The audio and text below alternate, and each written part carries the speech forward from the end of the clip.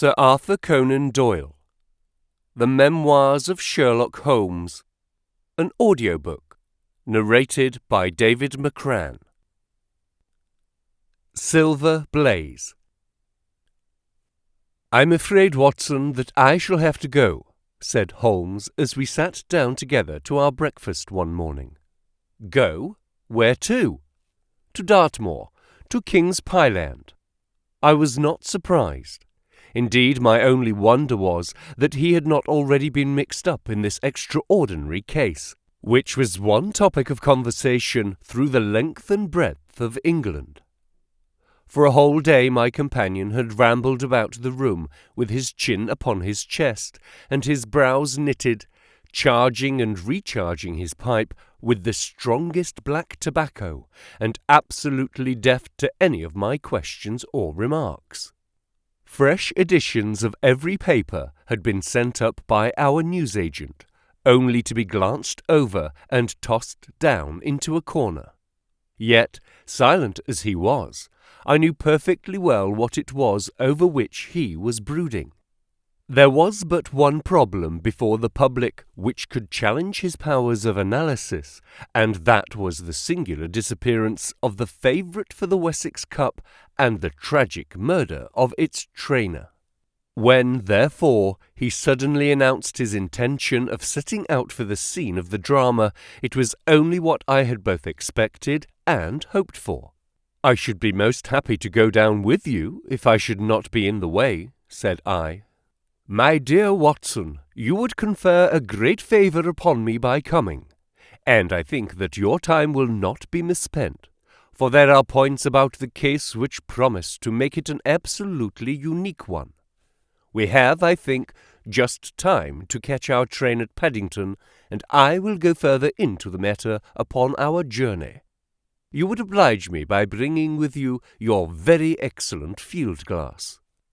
And so it happened that an hour or so later I found myself in the corner of a first-class carriage, flying along en route for Exeter, while Sherlock Holmes, with his sharp, eager face framed in his ear-flapped travelling cap, dipped rapidly into the bundle of fresh papers which he had procured at Paddington. We had left Reading far behind us before he thrust the last one of them under the seat and offered me his cigar-case.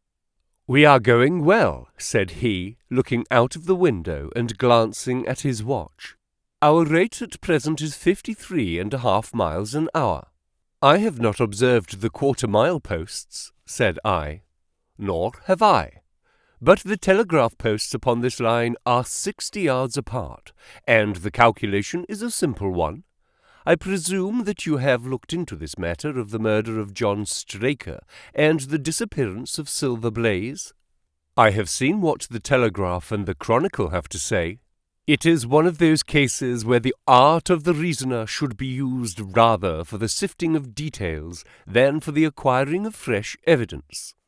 The tragedy has been so uncommon, so complete, and of such personal importance to so many people, that we are suffering from a plethora of surmise, conjecture, and hypothesis. The difficulty is to detach the framework of fact, of absolute undeniable fact, from the embellishments of theorists and reporters. Then, having established ourselves upon this sound basis, it is our duty to see what inferences may be drawn, and what are the special points upon which the whole mystery turns. On Tuesday evening I received telegrams from both Colonel Ross, the owner of the horse, and from Inspector Gregory, who is looking after the case, inviting my cooperation." "Tuesday evening?" I exclaimed. "And this is Thursday morning. Why didn't you go down yesterday?" "Because I made a blunder, my dear Watson, which is, I'm afraid, a more common occurrence than anyone would think who only knew me through your memoirs. The fact is that I could not believe it possible that the most remarkable horse in England could long remain concealed, especially in so sparsely inhabited a place as the north of Dartmoor.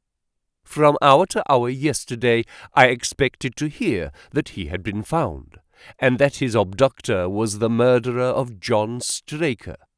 When, however, another morning had come, and I found that beyond the arrest of young Fitzroy Simpson, nothing had been done, I felt that it was time for me to take action.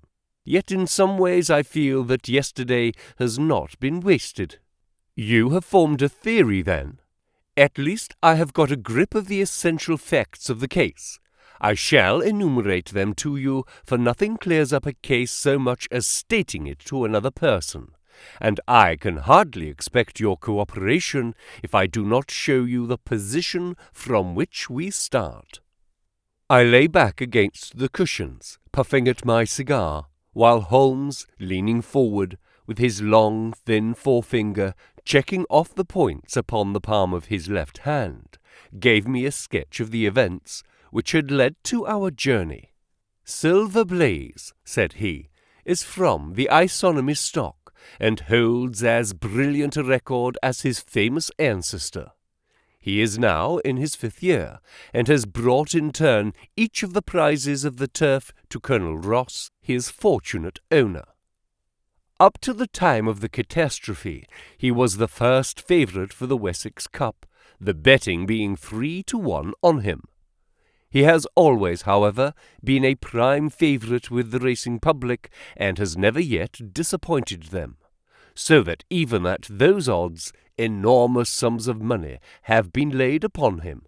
It is obvious, therefore, that there were many people who had the strongest interest in preventing Silver Blaze from being there at the fall of the flag next Tuesday.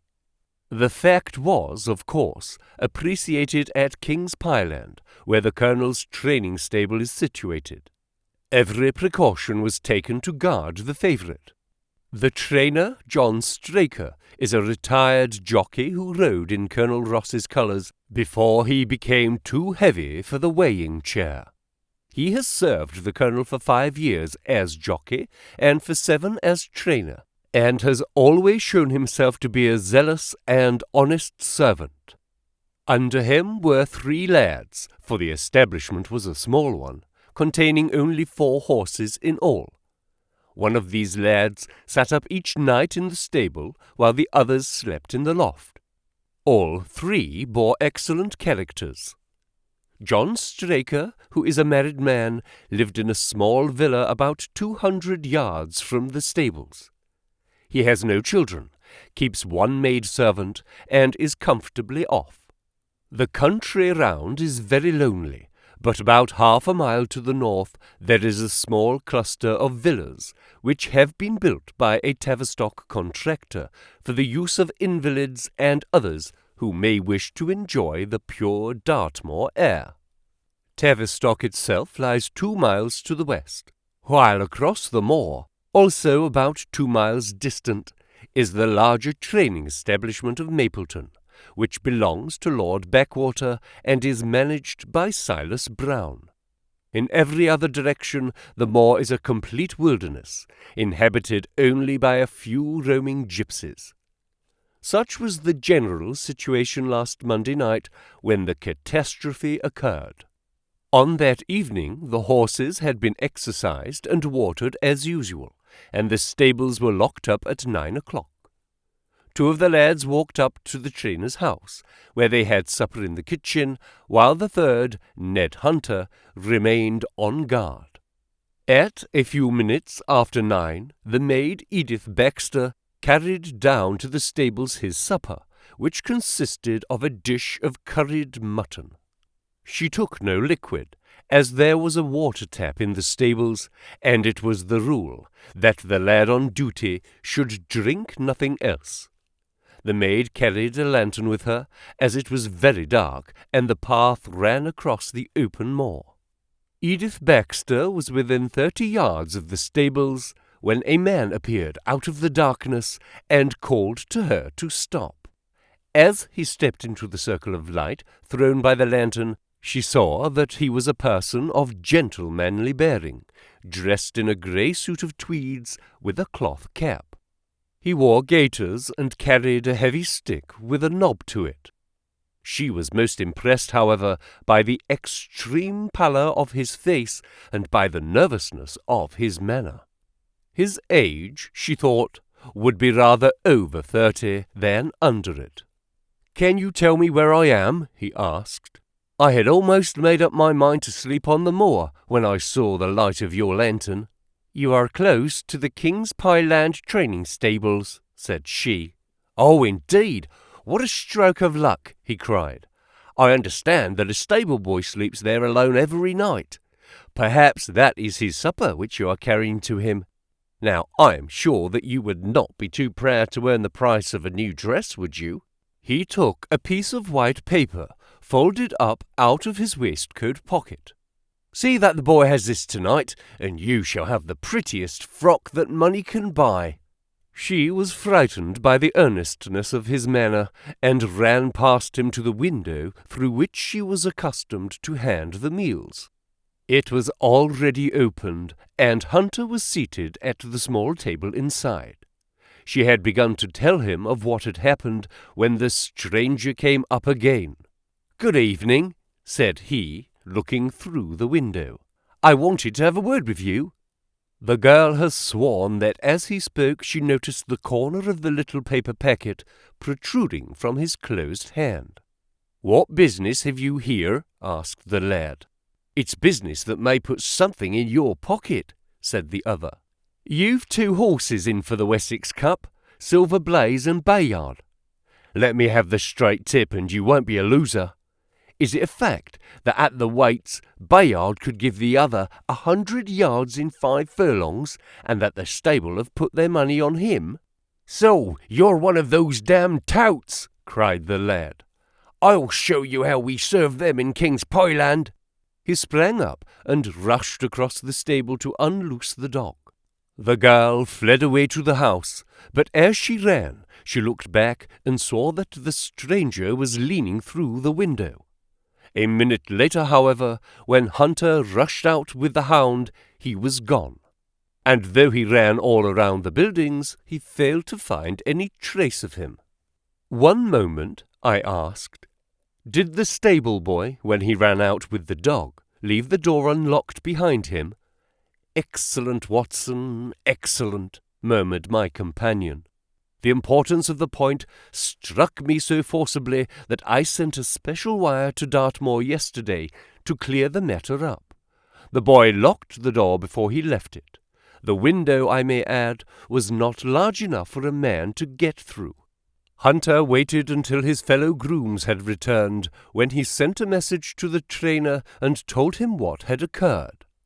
Straker was excited at hearing the account, although he does not seem to have quite realized its true significance.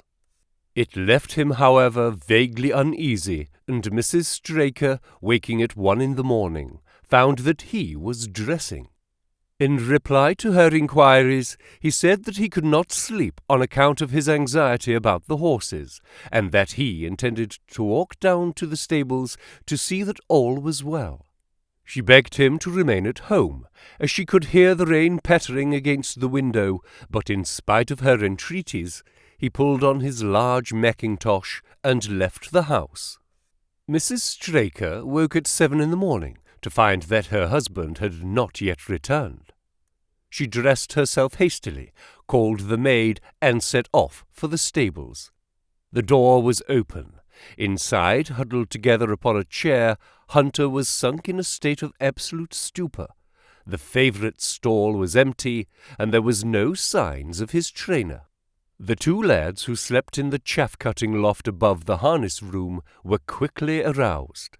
They had heard nothing during the night, for they are both sound sleepers. Hunter was obviously under the influence of some powerful drug, and as no sense could be got out of him, he was left to sleep it off, while the 2 lads and the 2 women ran out in search of the absentees. They still had hopes that the trainer had for some reason taken out the horse for early exercise, but on ascending the knoll near the house, from which all the neighbouring moors were visible, they not only could see no signs of the missing favourite, but they perceived something which warned them that they were in the presence of a tragedy. About a quarter of a mile from the stables, John Straker's overcoat was flapping from a furze bush. Immediately beyond, there was a bowl-shaped depression in the moor, and at the bottom of this was found the dead body of the unfortunate trainer. His head had been shattered by a savage blow from some heavy weapon, and he was wounded on the thigh, where there was a long, clean cut, inflicted evidently by some very sharp instrument. It was clear, however, that Straker had defended himself vigorously against his assailants, for in his right hand he held a small knife, which was clotted with blood up to the handle, while in his left he clasped a red and black silk cravat, which was recognized by the maid as having been worn on the preceding evening by the stranger who had visited the stables. Hunter, on recovering from his stupor, was also quite positive as to the ownership of the cravat. He was equally certain that the same stranger had, while standing at the window, drugged his curried mutton, and so deprived the stables of their watchman. As to the missing horse, there were abundant proofs in the mud which lay at the bottom of the fatal hollow that he had been there at the time of the struggle. But from that morning he has disappeared, and although a large reward has been offered, and all the gypsies of Dartmoor are on the alert, no news has come of him. Finally, an analysis has shown that the remains of his supper left by the stable lad contained an appreciable quantity of powdered opium, while the people at the house partook of the same dish on the same night without any ill effect. Those are the main facts of the case, stripped of all surmise and stated as boldly as possible. I shall now recapitulate what the police have done in the matter. Inspector Gregory, to whom the case has been committed, is an extremely competent officer. Were he gifted with imagination, he might rise to great heights in his profession. On his arrival, he promptly found and arrested the man upon whom suspicion naturally rested. There was little difficulty in finding him, for he inhabited one of those villas which I have mentioned. His name, it appears, was Fitzroy Simpson. He was a man of excellent birth and education, who had squandered a fortune upon the turf, and who lived now by doing a little quiet and genteel bookmaking in the sporting clubs of London. An examination of his betting book shows that bets to the amount of £5,000 had been registered by him against the favourite. On being arrested, he volunteered the statement that he had come down to Dartmoor in the hope of getting some information about the King's Pyland horses, and also about Desborough, the second favourite, which was in the charge of Silas Brown at the Mapleton stables. He did not attempt to deny that he had acted as described upon the evening before, but declared that he had no sinister designs, and had simply wished to obtain first-hand information. When confronted with his cravat, he turned very pale, and was utterly unable to account for its presence in the hand of the murdered man. His wet clothing showed that he had been out in the storm of the night before, and his stick, which was a Penang lawyer, weighted with lead, was just such a weapon as might, by repeated blows, have inflicted the terrible injuries to which the trainer had succumbed. On the other hand, there was no wound upon his person, while the state of Straker's knife would show that one at least of his assailants must bear his mark upon him. There, you have it all in a nutshell, Watson, and if you can give me any light, I shall be infinitely obliged to you. I had listened with the greatest interest to the statement which Holmes, with characteristic clearness, had laid before me. Though most of the facts were familiar to me, I had not sufficiently appreciated their relative importance, nor their connection to each other. Is it not possible, I suggested, that the incised wound upon Straker may have been caused by his own knife in the convulsive struggles which follow any brain injury? It is more than possible. It is probable, said Holmes. In that case, one of the main points in favour of the accused disappears. And yet, said I, even now I fail to understand what the theory of the police can be. I am afraid that whatever theory we state has very grave objections to it, returned my companion. The police imagine, I take it, that this Fitzroy Simpson, having drugged the lad, and having in some way obtained a duplicate key, opened the stable door and took out the horse, with the intention, apparently, of kidnapping him altogether. His bridle is missing, so that Simpson must have put this on. Then, having left the door open behind him, he was leading the horse away over the moor when he was either met or overtaken by the trainer. A row naturally ensued. Simpson beat out the trainer's brains with his heavy stick without receiving any injury from the small knife which Straker used in self-defence, and then the thief either led the horse on to some secret hiding place, or else it may have bolted during the struggle, and be now wandering out on the moors. That is the case as it appears to the police, and improbable as it is, all other explanations are more improbable still. However, I shall very quickly test the matter when I am once upon the spot, and until then I cannot really see how we can get much farther than our present position. It was evening before we reached the little town of Tavistock, which lies like the boss of a shield in the middle of the huge circle of Dartmoor. 2 gentlemen were awaiting us in the station. The one a tall fair man with lion-like hair and beard, and curiously penetrating light blue eyes. The other a small, alert person, very neat and dapper, in a frock coat and gaiters, with trim little side whiskers and an eyeglass. The latter was Colonel Ross, the well-known sportsman. The other, Inspector Gregory, a man who was rapidly making his name in the English detective service. "I am delighted that you have come down, Mr. Holmes," said the Colonel. "The Inspector here has done all that could possibly be suggested, but I wish to leave no stone unturned in trying to avenge poor Straker and in recovering my horse." "Have there been any fresh developments?" asked Holmes.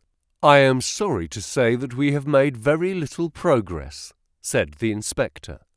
"We have an open carriage outside, and as you would no doubt like to see the place before the light fails, we might talk it over as we drive." A minute later, we were all seated in a comfortable landau, and were rattling through the quaint old Devonshire city. Inspector Gregory was full of his case, and poured out a stream of remarks, while Holmes threw in an occasional question or interjection. Colonel Ross leaned back with his arms folded and his hat tilted over his eyes, while I listened with interest to the dialogue of the 2 detectives. Gregory was formulating his theory, which was almost exactly what Holmes had foretold in the train. "The net is drawn pretty close round Fitzroy Simpson," he remarked, "and I believe myself that he is our man. At the same time I recognize that the evidence is purely circumstantial, and that some new development may upset it. How about Straker's knife?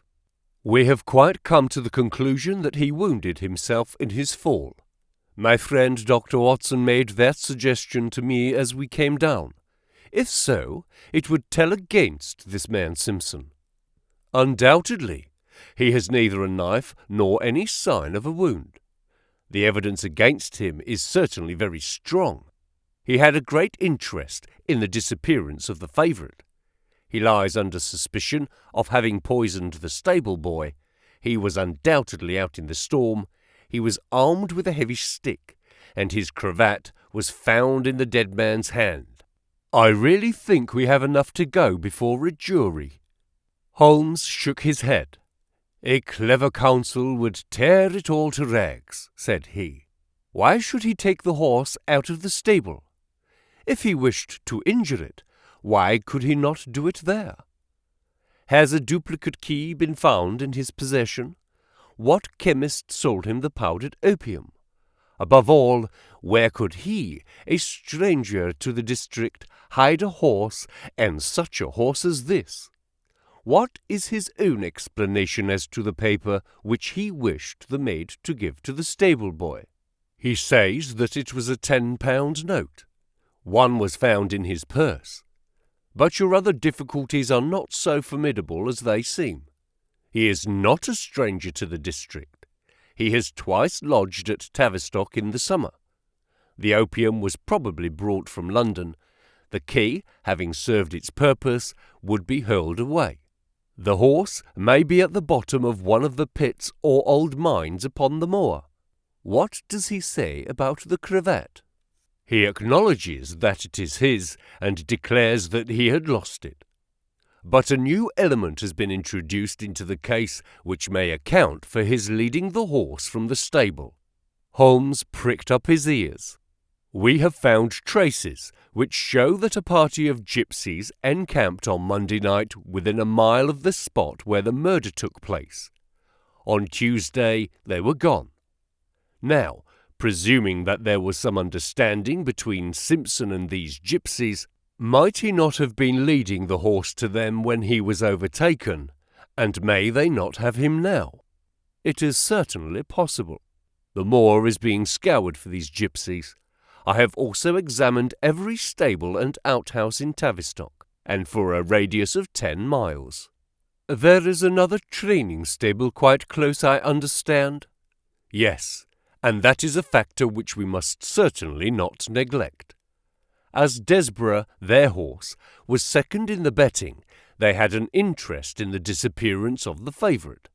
Silas Brown, the trainer, is known to have had large bets upon the event, and he was no friend to poor Straker.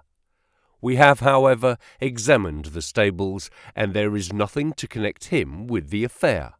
And nothing to connect this man Simpson with the interests of the Mapleton stables? Nothing at all. Holmes leaned back in the carriage, and the conversation ceased. A few minutes later, our driver pulled up at a neat little red brick villa with overhanging eaves, which stood by the road. Some distance off, across a paddock, lay a long grey-tiled outbuilding. In every direction, the low curves of the moor, bronze-coloured from the fading ferns, stretched away to the skyline, broken only by the steeples of Tavistock, and by a cluster of houses away to the west, which marked the Mapleton stables. We all sprang out with the exception of Holmes, who continued to lean back with his eyes fixed upon the sky in front of him, entirely absorbed in his own thoughts. It was only when I touched his arm that he roused himself with a violent start and stepped out of the carriage. "Excuse me," said he, turning to Colonel Ross, who had looked at him in some surprise. "I was daydreaming." There was a gleam in his eyes and a suppressed excitement in his manner which convinced me, used as I was to his ways, that his hand was upon a clue, though I could not imagine where he had found it. "Perhaps you would prefer at once to go to the scene of the crime, Mr. Holmes," said Gregory. "I think that I should prefer to stay here a little, and go into one or two questions of detail. Straker was brought back here, I presume?" "Yes, he lies upstairs. The inquest is tomorrow." "He has been in your service some years, Colonel Ross." "I have always found him an excellent servant." "I presume that you made an inventory of what he had in his pockets at the time of his death, Inspector?" "I have the things themselves in the sitting-room, if you would care to see them." "I should be very glad." We all filed into the front room and sat round the central table, while the inspector unlocked a square tin box and laid a small heap of things before us. There was a box of vestas, 2 inches of tallow candle, an ADP briar-root pipe, a pouch of sealskin with 1/2 ounce of long-cut Cavendish, a silver watch with a gold chain, 5 sovereigns in gold, an aluminium pencil case, a few papers, and an ivory-handled knife with a very delicate, inflexible blade marked Weiss & Co., London. "This is a very singular knife," said Holmes, lifting it up and examining it minutely. "I presume, as I see bloodstains upon it, that this is the one which was found in the dead man's grasp. Watson, this knife is surely in your line." "It is what we call a cataract knife," said I. "I thought so. A very delicate blade devised for very delicate work. A strange thing for a man to carry with him upon a rough expedition, especially as it would not shut in his pocket." "The tip was guarded by a disc of cork which we found beside his body," said the inspector. "His wife tells us that the knife had lain upon the dressing-table, and that he had picked it up as he left the room. It was a poor weapon, but perhaps the best that he could lay his hands on at the moment." "Very possible. How about these papers?" "3 of them are receipted hay dealers' accounts. One of them is a letter of instructions from Colonel Ross. This other is a milliner's account for £37.15, made out by Madame Lesure of Bond Street to William Derbyshire. Mrs. Straker tells us that Derbyshire was a friend of her husband's, and that occasionally his letters were addressed here." "Madame Derbyshire had somewhat expensive tastes," remarked Holmes, glancing down the account. 22 guineas is rather heavy for a single costume. However, there appears to be nothing more to learn, and we may now go down to the scene of the crime." As we emerged from the sitting-room, a woman, who had been waiting in the passage, took a step forward and laid her hand upon the inspector's sleeve. Her face was haggard and thin and eager, stamped with the print of a recent horror. "Have you got them? Have you found them?" she panted. "No, Mrs. Straker, but Mr. Holmes here has come from London to help us, and we shall do all that is possible." "Surely I met you in Plymouth at a garden party some little time ago, Mrs. Straker," said Holmes. "No, sir, you are mistaken." "Dear me! Why, I could have sworn to it. You wore a costume of dove-coloured silk with ostrich feather trimming." "I never had such a dress, sir," answered the lady. "Ah, that quite settles it," said Holmes, and with an apology he followed the inspector outside. A short walk across the moor took us to the hollow in which the body had been found. At the brink of it was the furze bush upon which the coat had been hung. "There was no wind that night, I understand," said Holmes. "None, but very heavy rain. In that case the overcoat was not blown against the furze bush, but placed there." "Yes, it was laid across the bush." "You fill me with interest. I perceive that the ground has been trampled up a good deal. No doubt many feet have been here since Monday night. A piece of matting has been laid here at the side, and we have all stood upon that. Excellent. In this bag I have one of the boots which Straker wore, one of Fitzroy Simpson's shoes, and a cast horseshoe of silver blaze." "My dear Inspector, you surpass yourself." Holmes took the bag, and, descending into the hollow, he pushed the matting into a more central position. Then, stretching himself upon his face and leaning his chin upon his hands, he made a careful study of the trampled mud in front of him. "Hullo," said he suddenly, "what's this?" It was a wax vesta half-burned, which was so coated with mud that it looked at first like a little chip of wood. "I cannot think how I came to overlook it," said the inspector, with an expression of annoyance. "It was invisible, buried in the mud. I only saw it because I was looking for it." "What? You expected to find it?" "I thought it not unlikely." He took the boots from the bag and compared the impressions of each of them with marks upon the ground. Then he clambered up to the rim of the hollow and crawled about among the ferns and bushes. "I'm afraid that there are no more tracks," said the inspector. "I have examined the ground very carefully for 100 yards in each direction." "Indeed," said Holmes, rising. "I should not have the impertinence to do it again after what you say, but I should like to take a little walk over the moor before it grows dark, that I may know my ground tomorrow, and I think that I shall put this horseshoe into my pocket for luck."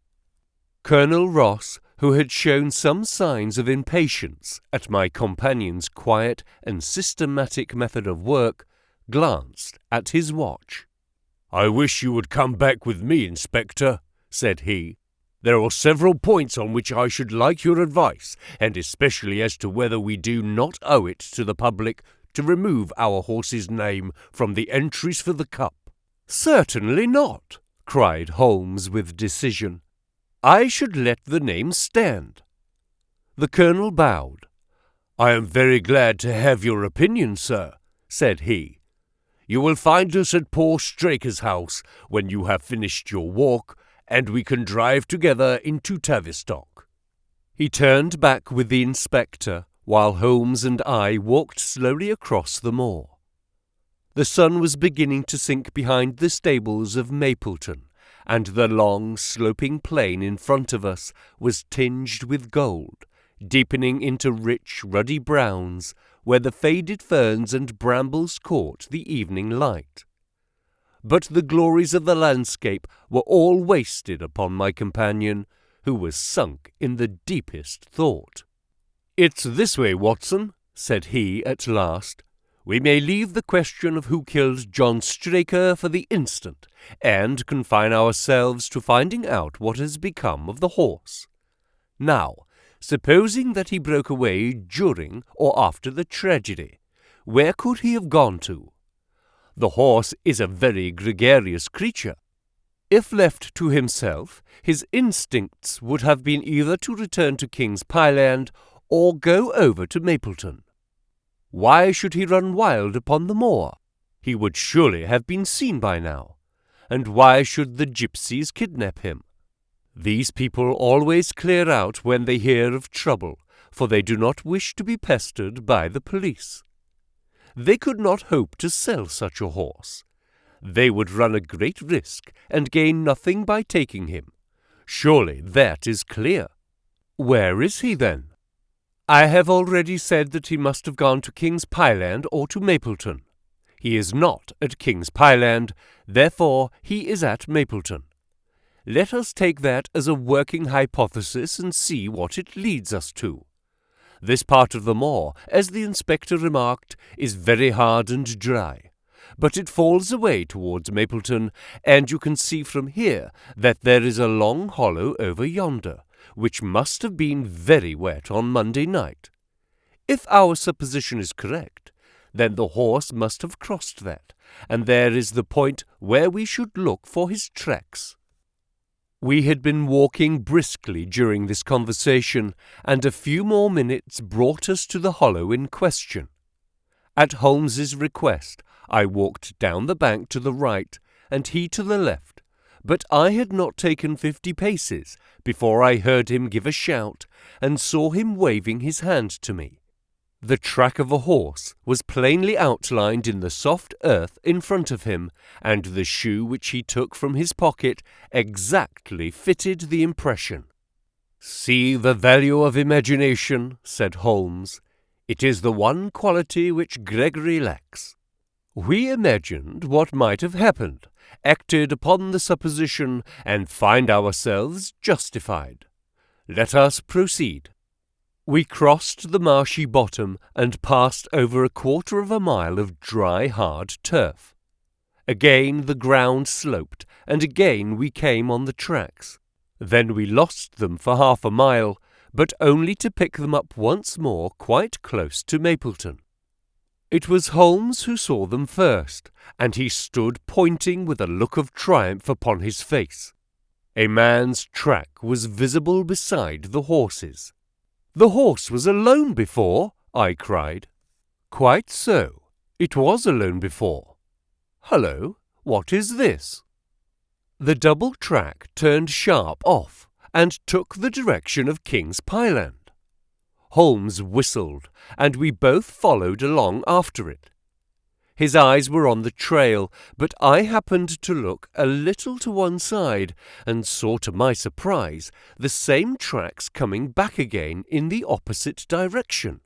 "One for you, Watson," said Holmes, when I pointed it out. "You have saved us a long walk, which would have brought us back on our own traces. Let us follow the return trek." We had not to go far. It ended at the paving of asphalt which led up to the gates of the Mapleton stables.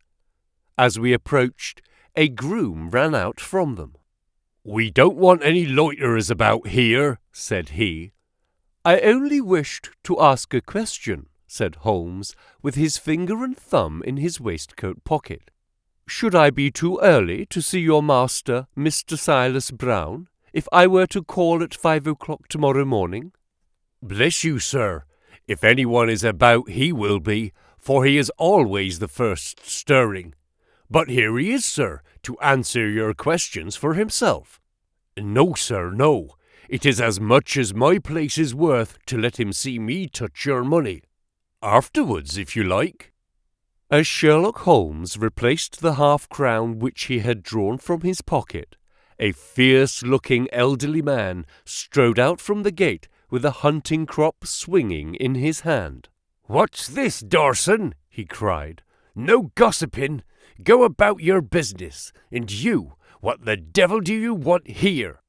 "10 minutes' talk with you, my good sir," said Holmes in the sweetest of voices.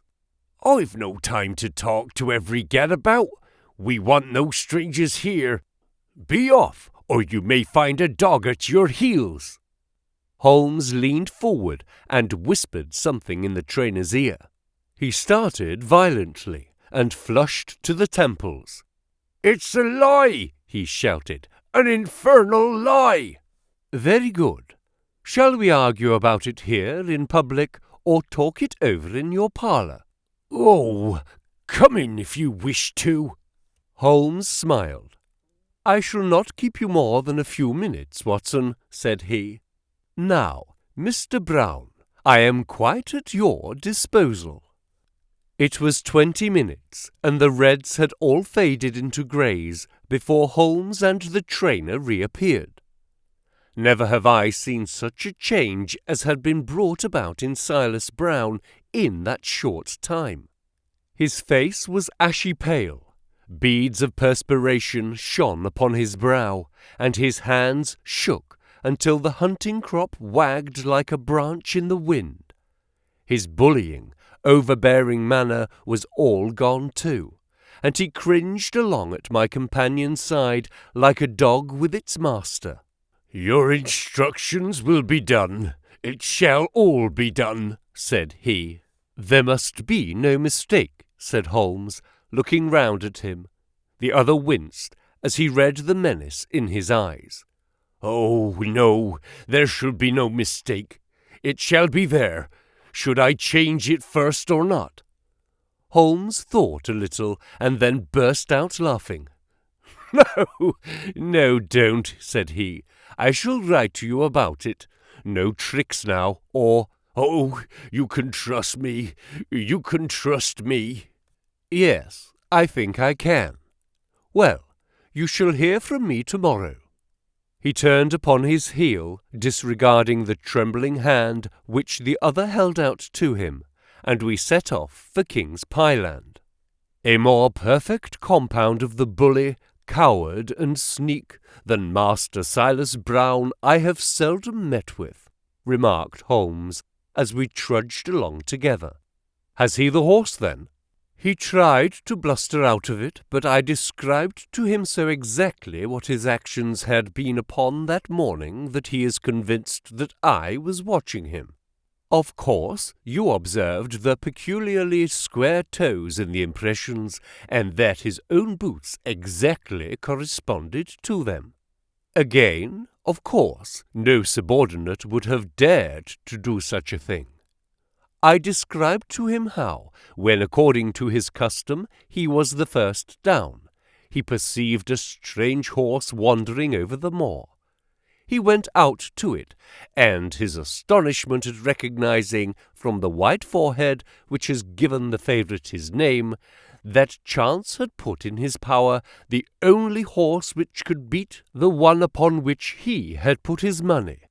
Then I described how his first impulse had been to lead him back to King's Pyland, and how the devil had shown him how he could hide the horse until the race was over, and how he had led it back and concealed it at Mapleton.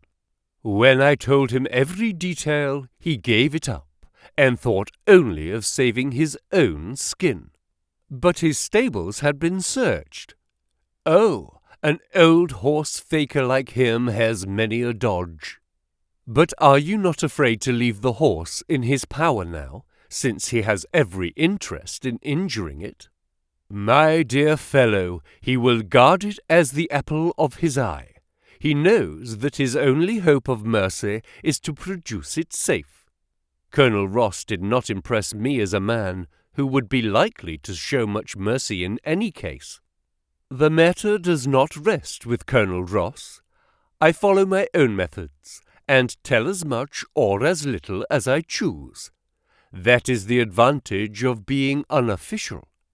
I don't know whether you observed it, Watson, but the Colonel's manner has been just a trifle cavalier to me. I am inclined now to have a little amusement at his expense. Say nothing to him about the horse. Certainly not without your permission. And of course this is all quite a minor point compared to the question of who killed John Straker, and you will devote yourself to that. On the contrary, we both go back to London by the night train. I was thunderstruck by my friend's words. We had only been a few hours in Devonshire, and that he should give up an investigation which he had begun so brilliantly was quite incomprehensible to me. Not a word more could I draw from him until we were back at the trainer's house. My friend and I returned to town by the night express, said Holmes. We have had a charming little breath of your beautiful Dartmoor air. The inspector opened his eyes, and the Colonel's lip curled in a sneer. So you despair of arresting the murderer of poor Straker? Said he. Holmes shrugged his shoulders. There are certainly grave difficulties in the way, said he. I have every hope, however, that your horse will start upon Tuesday, and I beg that you will have your jockey in readiness. Might I ask for a photograph of Mr. John Straker? The inspector took one from an envelope and handed it to him. My dear Gregory, you anticipate all my wants. If I might ask you to wait here for an instant, I have a question which I should like to put to the maid. I must say that I am rather disappointed in our London consultant, said Colonel Ross bluntly, as my friend left the room. I do not see that we are any further than when he came. At least you have his assurance that your horse will run, said I. Yes, I have his assurance, said the Colonel with a shrug of his shoulders. I should prefer to have the horse. I was about to make some reply in defence of my friend when he entered the room again. Now, gentlemen, said he, I am quite ready for Tavistock. As we stepped into the carriage, one of the stable lads held the door open for us. A sudden idea seemed to occur to Holmes, for he leaned forward and touched the lad upon the sleeve. You have a few sheep in the paddock, he said. Who attends to them? I do, sir. Have you noticed anything amiss with them of late?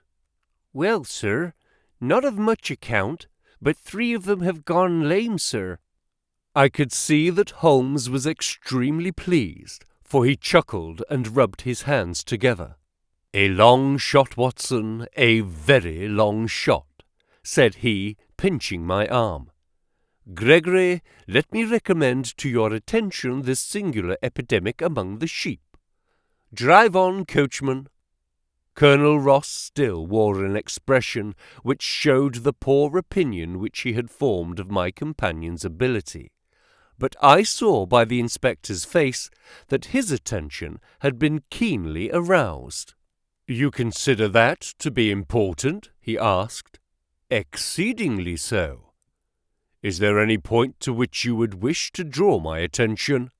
"To the curious incident of the dog in the night time." "The dog did nothing in the night time." "That was the curious incident," remarked Sherlock Holmes. 4 days later, Holmes and I were again in the train, bound for Winchester to see the race for the Wessex Cup. Colonel Ross met us by appointment outside the station, and we drove in his drag to the course beyond the town. His face was grave, and his manner was cold in the extreme. "I have seen nothing of my horse," said he. "I suppose that you would know him when you saw him?" asked Holmes. The colonel was very angry. "I have been on the turf for 20 years, and never asked such a question as that before," said he. "A child would know Silver Blaze with his white forehead and his mottled-off foreleg." "How's the betting?" "Well, that is the curious part of it.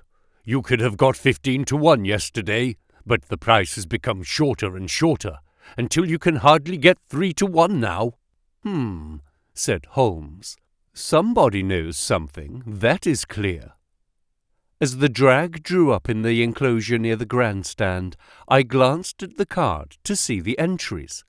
It ran, Wessex Plate, 50 sovereigns each, half-time, full-time, with 1,000 sovereigns added for 4 and 5-year-olds. Second, £300. Third, £200. New course, 1 mile and 5 furlongs. Number 1. Mr. Heath Newton's The Negro. Red cap, cinnamon jacket. Number 2. Colonel Wardlaw's Pugilist. Pink cap, blue and black jacket. 3. Lord Backwater's Desborough, yellow cap and sleeves. 4. Colonel Ross's Silver Blaze, black cap, red jacket. 5. Duke of Balmoral's Iris, yellow and black stripes. 6. Lord Singleford's Rasper, purple cap, black sleeves. "We scratched our other one and put all hopes on your word," said the colonel.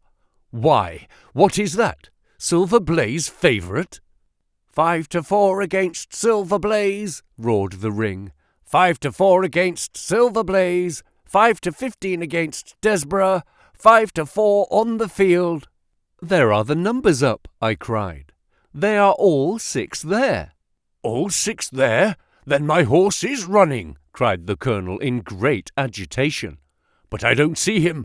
My colours have not passed." "Only 5 have passed. This must be he." As I spoke, a powerful bay horse swept out from the weighing enclosure and cantered past us, bearing on its back the well-known black and red of the colonel. "That's not my horse," cried the owner. "That beast has not a white hair upon its body. What is this that you have done, Mr. Holmes?" "Well, well, let us see how he gets on," said my friend imperturbably. For a few minutes he gazed through my field-glass. "Capital! An excellent start!" he cried suddenly. "There they are, coming round the curve." From our drag we had a superb view as they came up the straight.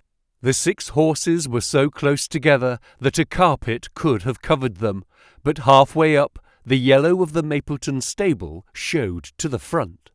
Before they reached us, however, Desborough's bolt was shot, and the colonel's horse, coming away with a rush, passed the post a good 6 lengths before its rival, the Duke of Balmoral's Iris, making a bad third. "It's my race anyhow," gasped the colonel, passing his hand over his eyes.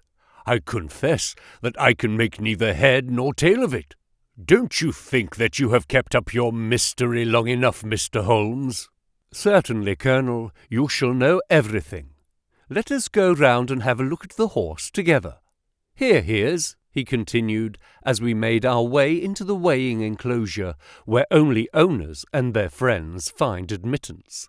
"You have only to wash his face and his legs in spirits of wine, and you will find that he is the same old Silver Blaze as ever." "You take my breath away." "I found him in the hands of a faker, and took the liberty of running him just as he was sent over." "My dear sir, you have done wonders. The horse looks very fit and well. It never went better in its life. I owe you 1,000 apologies for having doubted your ability. You have done me a great service by recovering my horse. You would do me a greater still if you could lay your hands on the murderer of John Straker." "I have done so," said Holmes quietly. The Colonel and I stared at him in amazement. "You have got him? Where is he then?" "He is here." "Here? Where?" "In my company at the present." The Colonel flushed angrily. "I quite recognize that I am under obligations to you, Mr. Holmes," said he, "but I must regard what you have just said as either a very bad joke or an insult." Sherlock Holmes laughed. "I assure you that I have not associated you with the crime, Colonel," said he. "The real murderer is standing immediately behind you." He stepped past and laid his hand upon the glossy neck of the thoroughbred. "The horse?" cried both the Colonel and myself.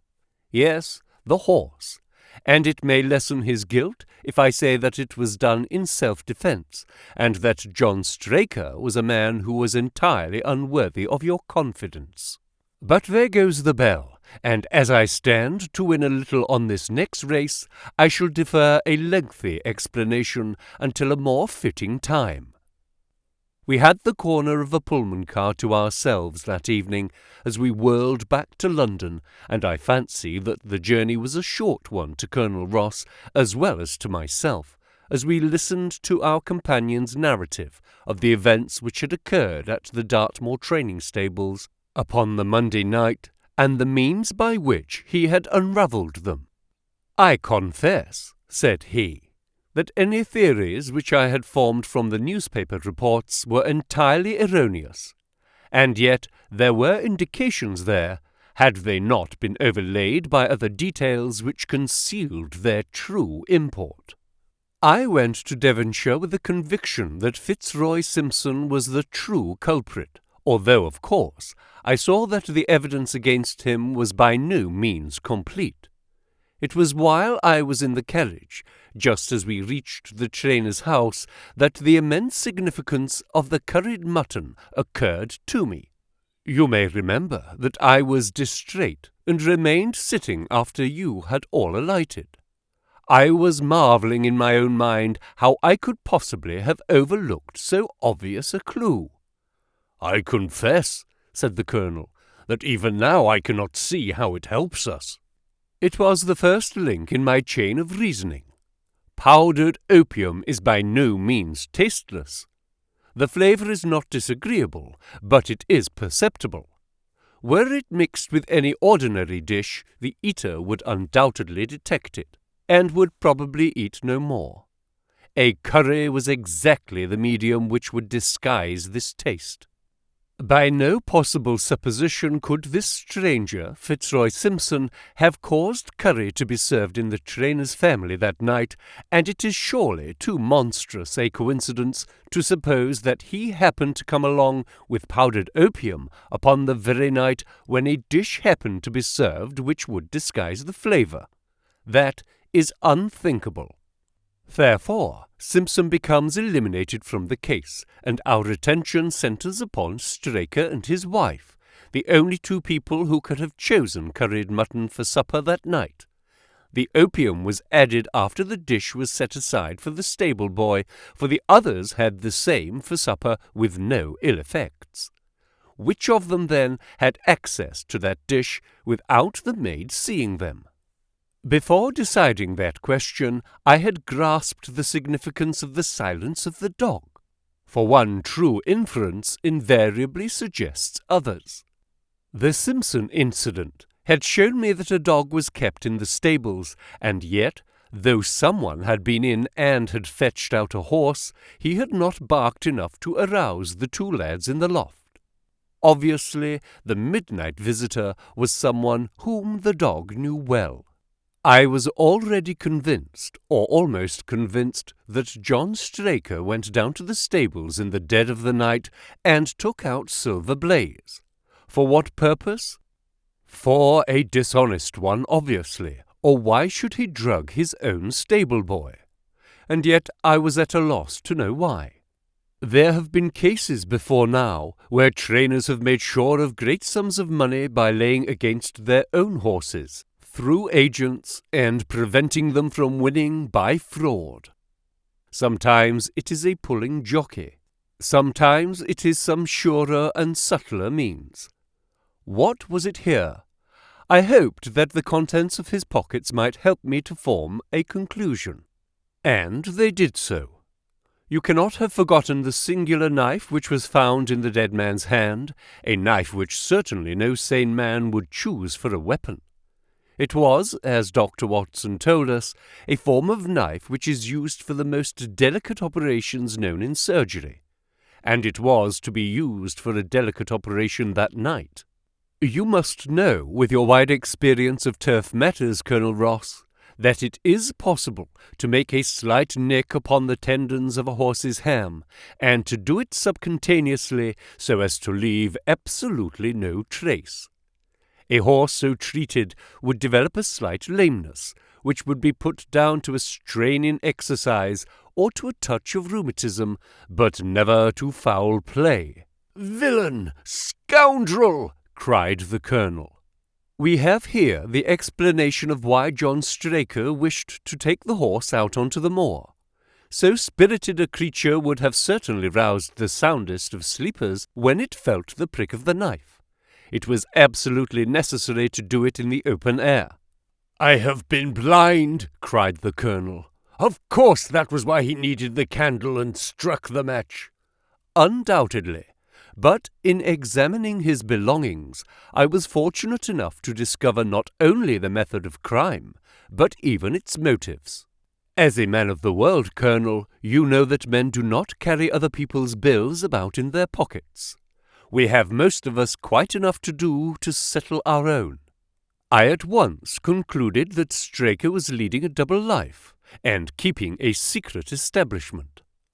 The nature of the bill showed that there was a lady in the case, and one who had expensive tastes. Liberal as you are with your servants, one can hardly expect that they can buy 20-guinea walking dresses for their ladies. I questioned Mrs. Straker as to the dress without her knowing it, and having satisfied myself that it had never reached her, I made a note of the milliner's address, and felt that by calling there with Straker's photograph, I could easily dispose of the mythical Derbyshire. From that time on, all was plain. Straker had led the horse to a hollow where his light would be invisible. Simpson, in his flight, had dropped his cravat, and Straker had picked it up, with some idea, perhaps, that he might use it in securing the horse's leg. Once in the hollow, he had got behind the horse and had struck a light. But the creature, frightened at the sudden glare, and with the strange instinct of animals feeling that some mischief was intended, had lashed out, and the steel shoe had struck Straker full on the forehead. He had already, in spite of the rain, taken off his overcoat in order to do his delicate task, and so, as he fell, his knife gashed his thigh. Do I make it clear? "Wonderful!" cried the Colonel. "Wonderful! You might have been there." My final shot was, I confess, a very long one. It struck me that so astute a man as Straker would not undertake this delicate tender nicking without a little practice. What could he practice on? My eyes fell upon the sheep, and I asked a question which, rather to my surprise, showed that my surmise was correct. When I returned to London, I called upon the milliner, who had recognized Straker as an excellent customer of the name of Derbyshire. who had a very dashing wife with a strong partiality for expensive dresses. I have no doubt that this woman had plunged him over head and ears in debt, and so led him into this miserable plot. "You have explained all but one thing," cried the Colonel. "Where was the horse?" "Ah, it bolted and was cared for by one of your neighbours. We must have an amnesty in that direction, I think. This is Clapham Junction, if I'm not mistaken, and we shall be in Victoria in less than 10 minutes. If you care to smoke a cigar in our rooms, Colonel, I shall be happy to give you any other details which might interest you." The Adventure of the Cardboard Box. In choosing a few typical cases which illustrate the remarkable mental qualities of my friend Sherlock Holmes, I have endeavoured, as far as possible, to select those which presented the minimum of sensationalism while offering a fair field for his talents. It is, however, unfortunately impossible entirely to separate the sensational from the criminal, and a chronicler is left in the dilemma that he must either sacrifice details which are essential to his statement, and so give a false impression of the problem, or he must use matter which chance, and not choice, has provided him with. With this short preface, I shall turn to my notes of what proved to be a strange, though a peculiarly terrible chain of events. It was a blazing hot day in August. Baker Street was like an oven, and the glare of the sunlight upon the yellow brickwork of the house across the road was painful to the eye. It was hard to believe that these were the same walls which loomed so gloomily through the fogs of winter. Our blinds were half drawn, and Holmes lay curled upon the sofa, reading and rereading a letter which he had received by the morning post. For myself, my term of service in India had trained me to stand heat better than cold, and a thermometer at 90 was no hardship. But the morning paper was uninteresting. Parliament had risen. Everybody was out of town, and I yearned for the glades of the New Forest or the shingle of Southsea. A depleted bank account had caused me to postpone my holiday, and as to my companion, neither the country nor the sea presented the slightest attraction to him. He loved to lie in the very centre of 5 millions of people, with his filaments stretching out and running through them, responsive to every little rumour or suspicion of unsolved crime. Appreciation of nature found no place among his many gifts, and his only change was when he turned his mind from the evil-doer of the town to track down his brother of the country. Finding that Holmes was too absorbed for conversation, I had tossed aside the barren paper, and leaning back in my chair, I fell into a brown study. Suddenly my companion's voice broke upon my thoughts. "You are right, Watson," said he. "It does seem a most preposterous way of settling a dispute." "Most preposterous?" I exclaimed, and then suddenly, realizing how he had echoed the inmost thought of my soul, I sat up in my chair and stared at him in blank amazement. "What is this, Holmes?" I cried. "This is beyond anything which I could have imagined." He laughed heartily at my perplexity. "Oh, you remember," he said, "that some little time ago when I read you the passage in one of Poe's sketches, in which a close reasoner follows the unspoken thoughts of his companion, you were inclined to treat the matter as a mere tour de force of the author.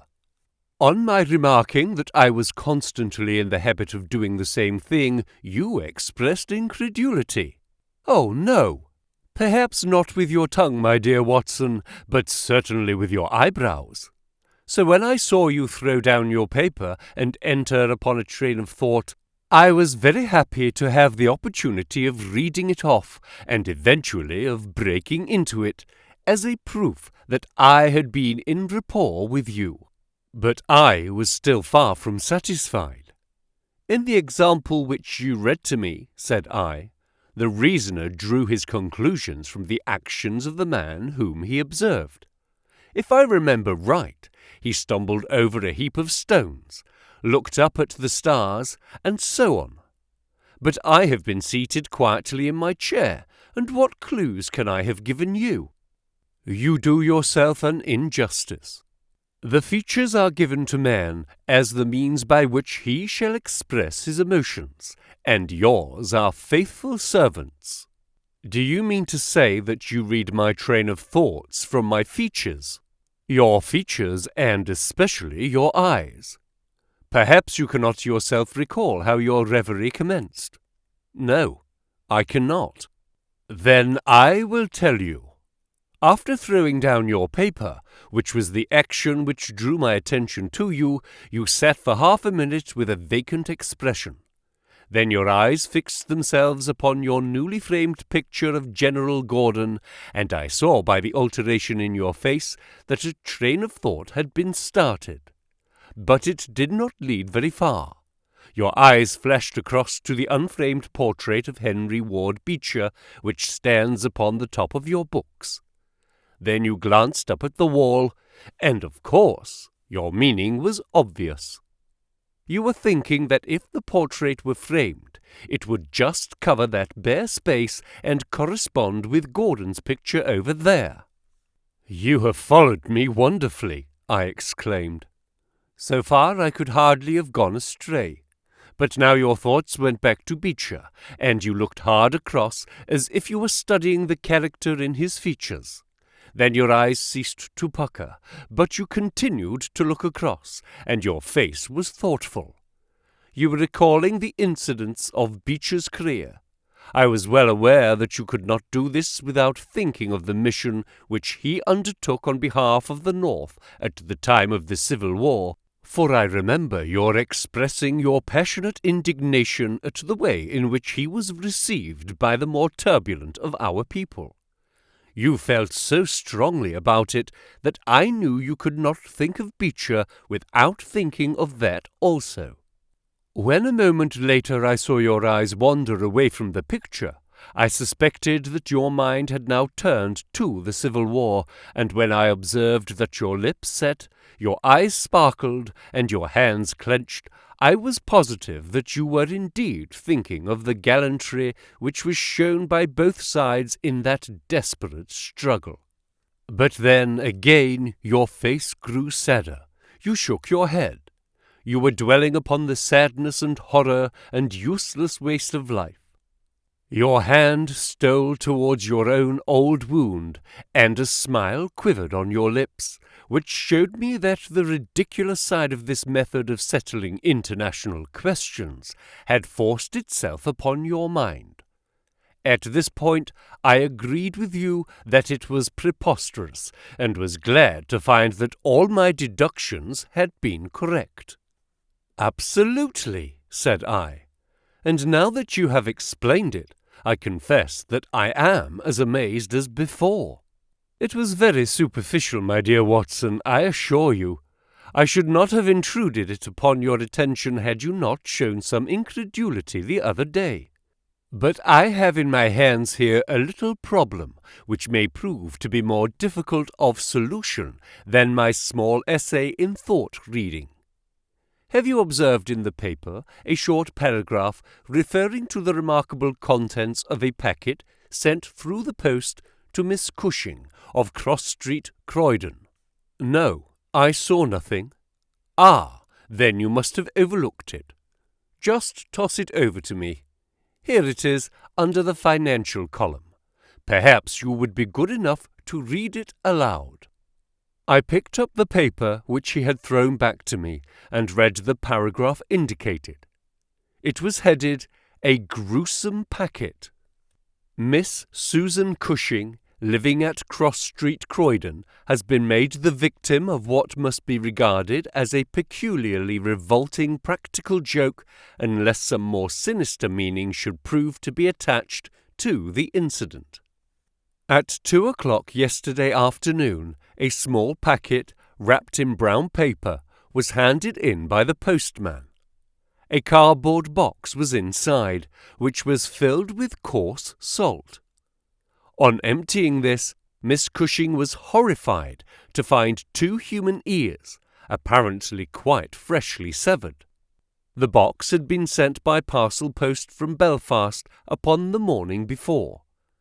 There is no indication as to the sender, and the matter is the more mysterious as Miss Cushing, who is a maiden lady of 50, has led a most retired life, and has so few acquaintances or correspondence that it is a rare event for her to receive anything through the post.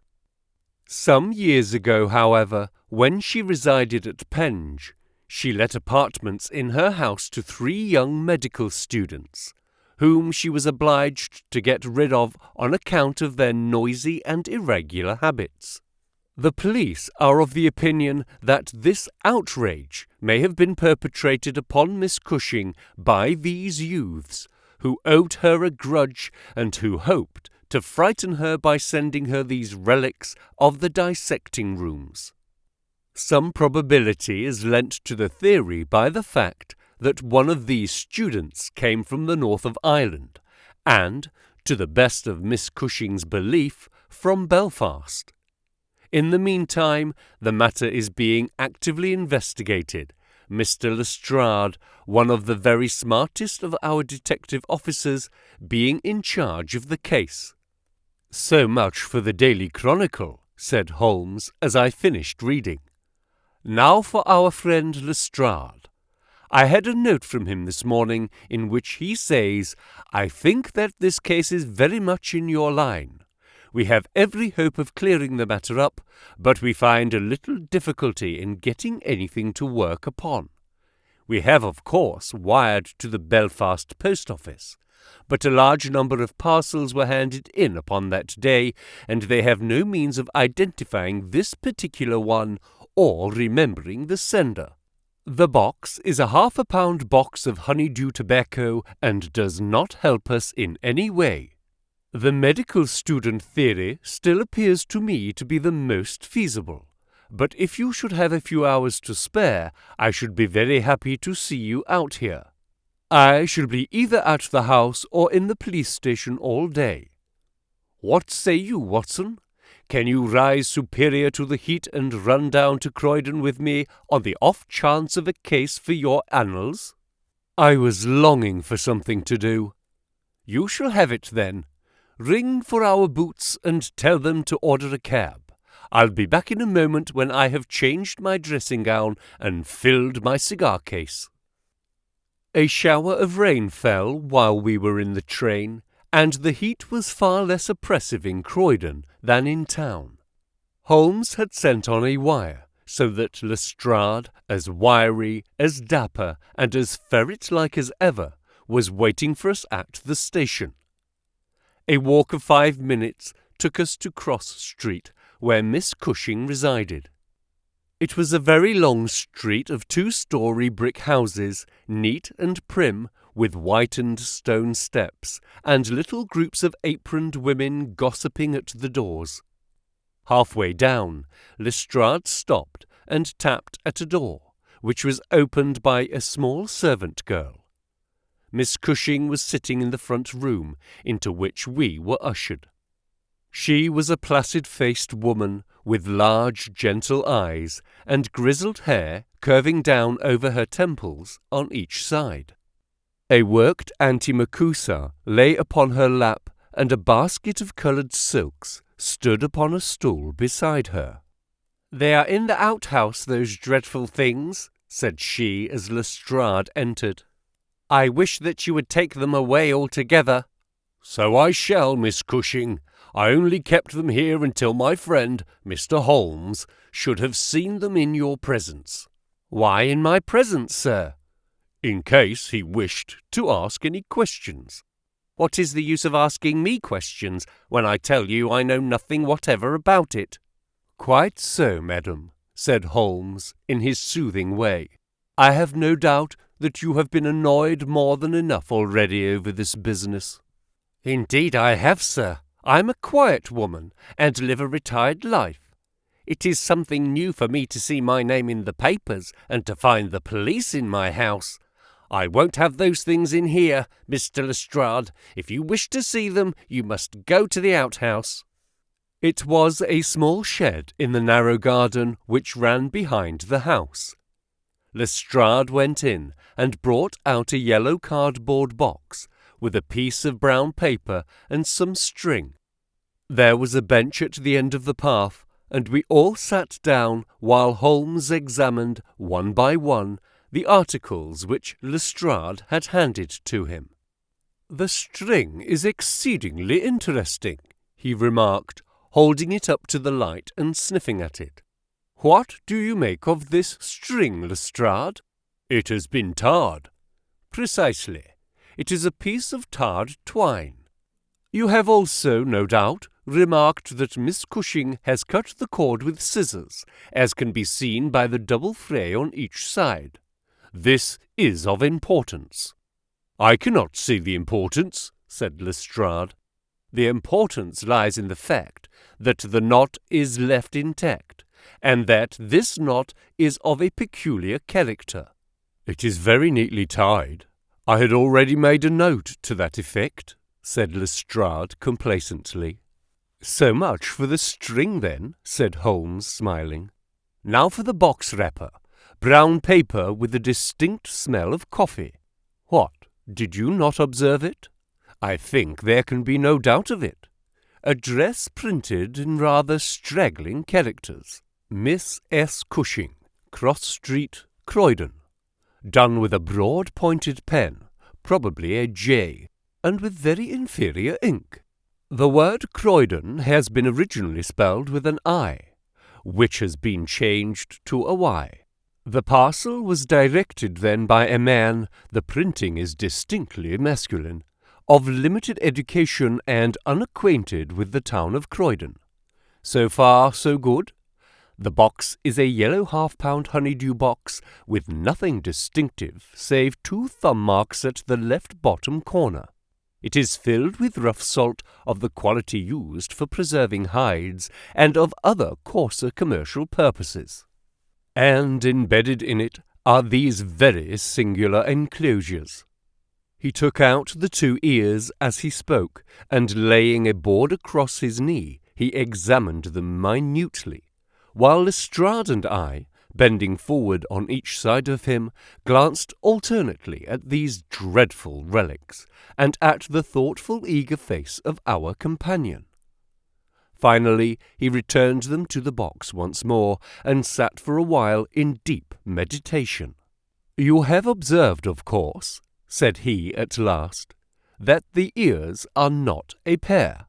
"Yes, I have noticed that. But if this were the practical joke of some students from the dissecting rooms, it would be as easy for them to send 2 odd ears as a pair." "Precisely. But this is not a practical joke." "You are sure of it?" "The presumption is strongly against it. Bodies in the dissecting rooms are injected with preservative fluid. These ears bear no signs of this. They are fresh, too. They have been cut off with a blunt instrument, which would hardly happen if a student had done it. Again, carbolic or rectified spirits would be the preservatives, which would suggest themselves to the medical mind. Certainly not rough salt. I repeat that there is no practical joke here, but that we are investigating a serious crime." A vague thrill ran through me as I listened to my companion's words and saw the stern gravity which had hardened his features. This brutal preliminary seemed to shadow forth some strange and inexplicable horror in the background. Lestrade, however, shook his head like a man who is only half convinced. "There are objections to the joke theory, no doubt," said he. "But there are much stronger reasons against the other. We know that this woman has led a most quiet and respectable life at Penge, and here for the last 20 years. She has hardly been away from her home for a day during that time. Why on earth, then, should any criminal send her the proofs of his guilt? Especially as, unless she is a most consummate actress, She understands quite as little of the matter as we do." "That is the problem which we have to solve," Holmes answered. "And for my part I shall set about it by presuming that my reasoning is correct, and that a double murder has been committed. One of these ears is a woman's, small, finely formed, and pierced for an earring. The other is a man's, sunburned, discoloured, and also pierced for an earring. These two people are presumably dead, or we should have heard their story before now. Today's Friday. The packet was posted on Thursday morning. The tragedy then occurred on Wednesday or Tuesday or earlier. If the two people were murdered, who but the murderer would have sent this sign of his work to Miss Cushing? We may take it that the sender of the packet is the man whom we want, but he must have some strong reason for sending Miss Cushing this packet. What the reason, then? It must have been to tell her that the deed was done, or to pain her, perhaps. But in that case she knows who it is. Does she know? I doubt it. If she knew, why would she call in the police? She might have buried the ears, and no one would have been the wiser. That is what she would have done if she had wished to shield the criminal. But if she does not wish to shield him, she would give his name. There is a tangle here which needs straightening out." He had been talking in a high, quick voice, staring blankly up over the garden fence, but now he sprang briskly to his feet and walked towards the house. "I have a few questions to ask Miss Cushing," said he. "In that case, I may leave you here," said Lestrade, "for I have another small business on hand. I think that I have nothing further to learn from Miss Cushing. You will find me at the police station." "We shall look in on our way to the train," answered Holmes. A moment later, he and I went back in the front room, where the impassive lady was still working quietly away at her antimacassar. She put it down on her lap as we entered, and looked at us with her frank, searching blue eyes. "I am convinced, sir," she said, "that this matter is a mistake, and that the parcel was never meant for me at all.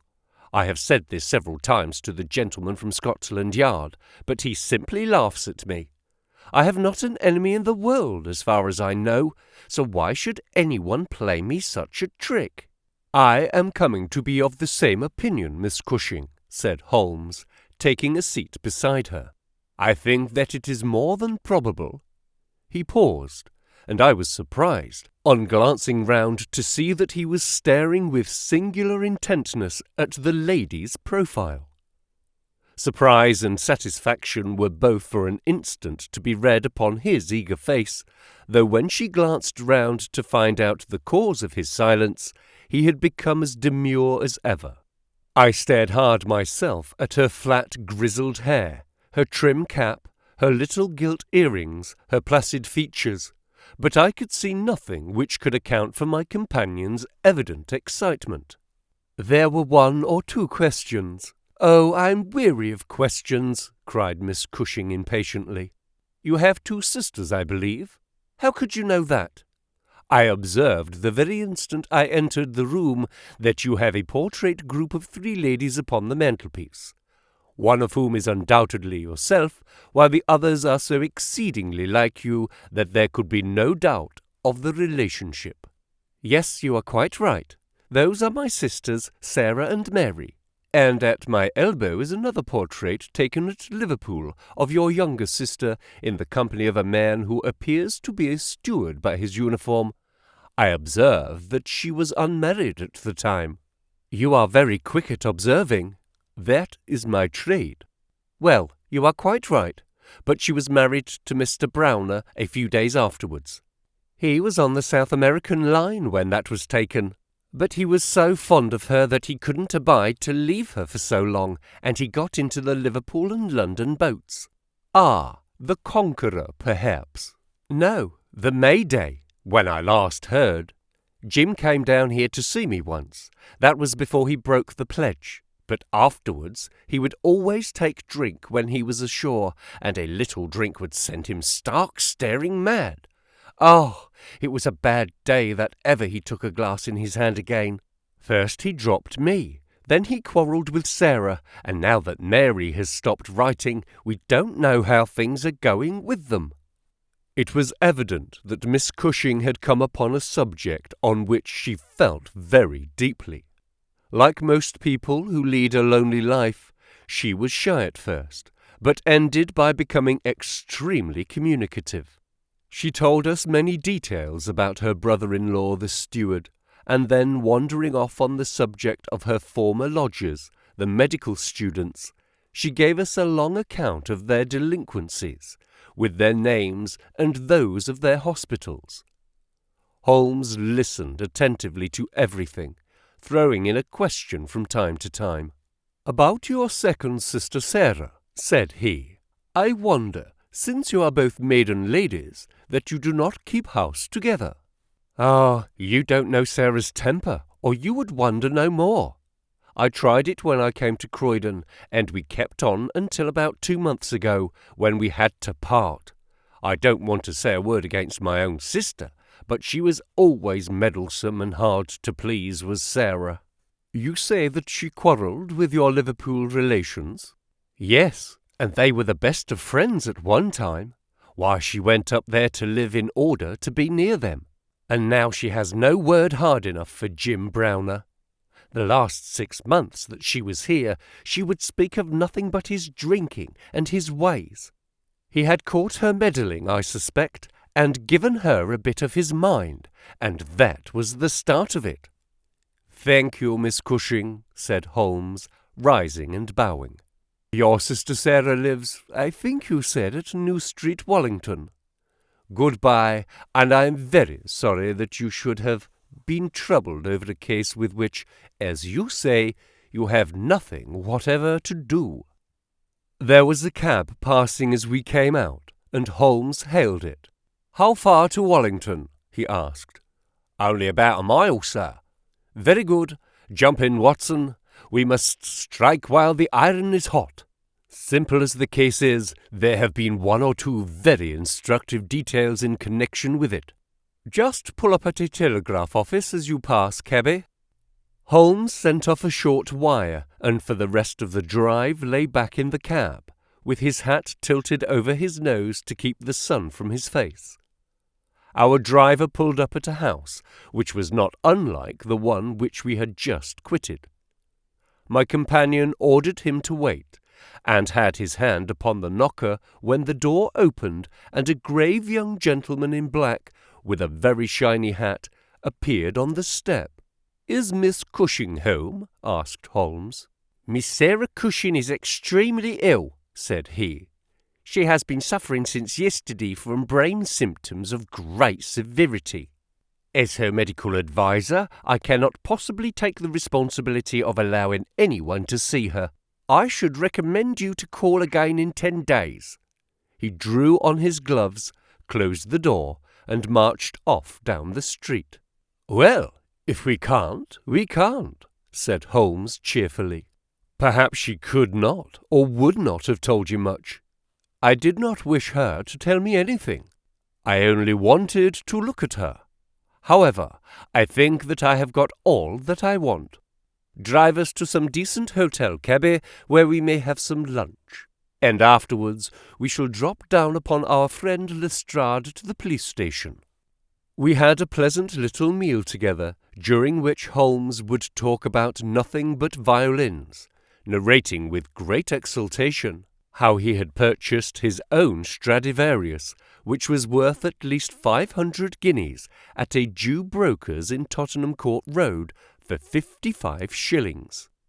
This led him to Paganini, and we sat for an hour over a bottle of claret, while he told me anecdote after anecdote of that extraordinary gentleman.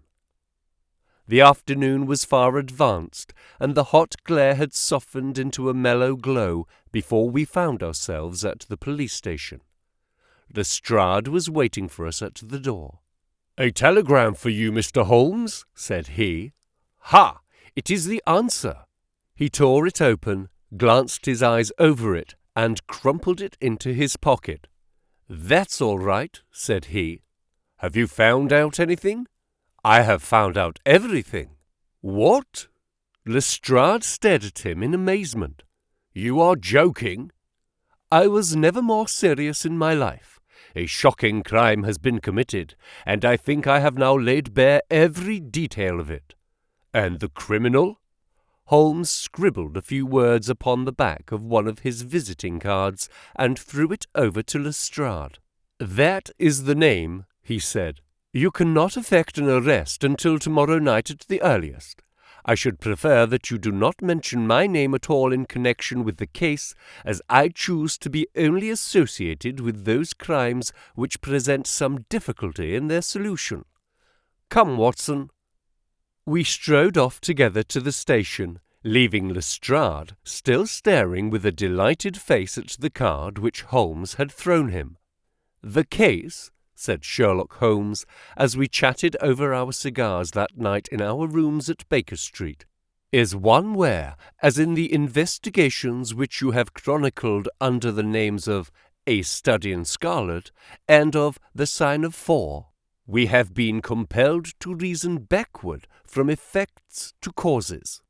I have written to Lestrade asking him to supply us with the details which are now wanting, and which he will only get after he has secured his man. That he may be safely trusted to do, for although he is absolutely devoid of reason, he is as tenacious as a bulldog when he once understands what he has to do, and, indeed, it is just this tenacity which has brought him to the top at Scotland Yard." "Your case is not complete, then?" I asked. "It is fairly complete in essentials. We know who the author of the revolting business is, although one of the victims still escapes us. Of course, you have formed your own conclusions." "I presume that this Jim Browner, the steward of a Liverpool boat, is the man whom you suspect." "Oh, it is more than a suspicion. And yet I cannot see anything save very vague indications." "On the contrary, to my mind nothing could be more clear. Let me run over the principal steps. We approached the case, you remember, with an absolutely blank mind, which is always an advantage. We had formed no theories. We were simply there to observe and to draw inferences from our observations. What did we see first? A very placid and respectable lady, who seemed quite innocent of any secret, and a portrait which showed me that she had 2 younger sisters. It instantly flashed across my mind that the box might have been meant for one of these. I set the idea aside as one which could be disproved or confirmed at our leisure. Then we went to the garden, as you remember, and we saw the very singular contents of the little yellow box. The string was of the quality which is used by sailmakers aboard ship, and at once a whiff of the sea was perceptible in our investigation. When I observed that the knot was one which is popular with sailors, that the parcel had been posted at a port, and the male ear was pierced for an earring, which is so much more common among sailors than landsmen, I was quite certain that all the actors in the tragedy were to be found among our seafaring classes. When I came to examine the address of the packet, I observed that it was to Miss S. Cushing. Now, the oldest sister would, of course, be Miss Cushing, and although her initial was S, it might belong to one of the others as well. In that case, we should have to commence our investigation from a fresh basis altogether. I therefore went into the house with the intention of clearing up this point. I was about to assure Miss Cushing that I was convinced that a mistake had been made when you may remember that I came suddenly to a stop. The fact was that I had just seen something which filled me with surprise and at the same time narrowed the field of our inquiry immensely. As a medical man, you are aware, Watson, that there is no part of the body which varies so much as the human ear. Each ear is as a rule quite distinctive and differs from all other ones. In last year's Anthropological Journal you will find 2 short monographs from my pen upon the subject. I had therefore examined the ears in the box with the eyes of an expert, and had carefully noted their anatomical peculiarities. Imagine my surprise, then, when on looking at Miss Cushing, I perceived that her ear corresponded exactly with the female ear which I had just inspected. The matter was entirely beyond coincidence.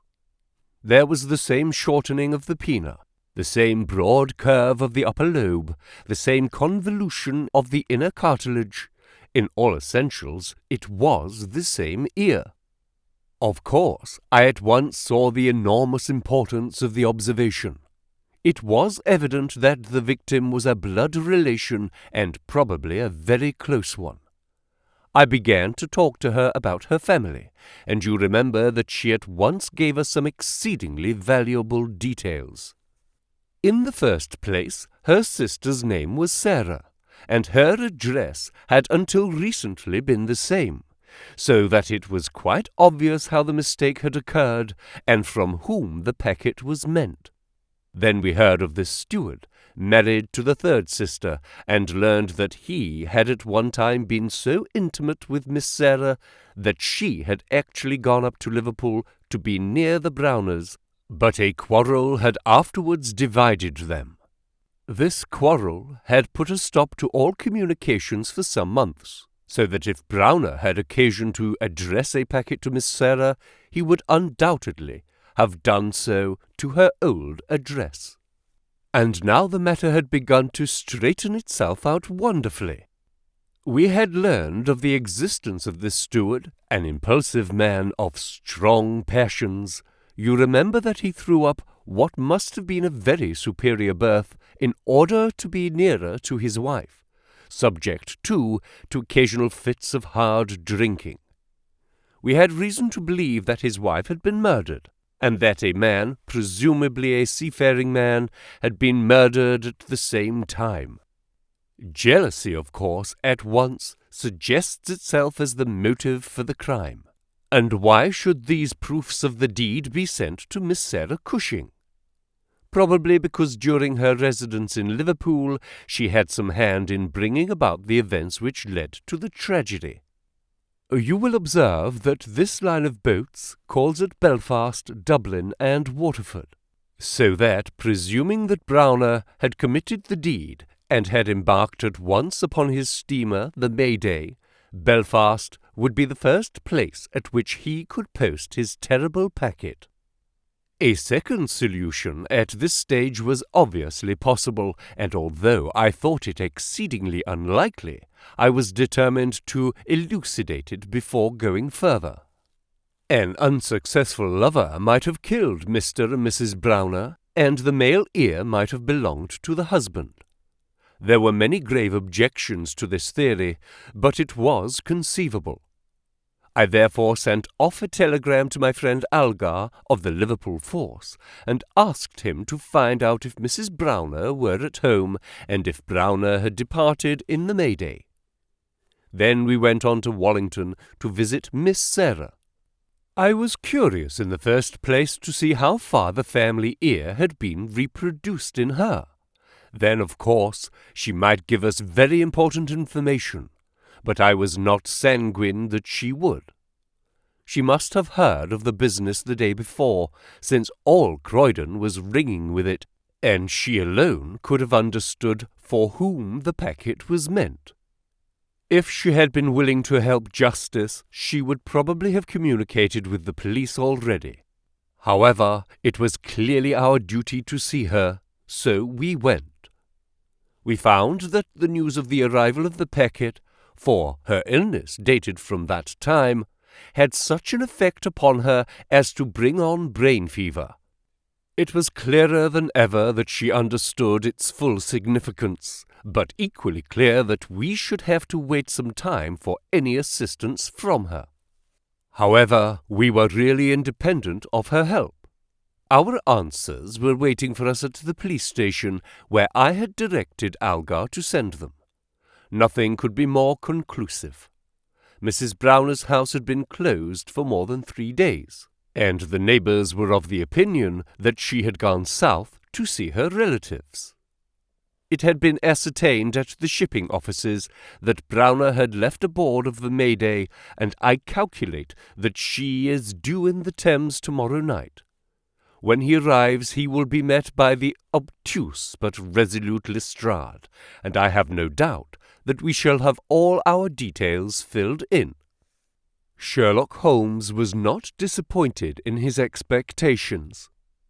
2 days later he received a bulky envelope, which contained a short note from the detective and a typewritten document which covered several pages of foolscap. "Lestrade has got him all right," said Holmes, glancing up at me.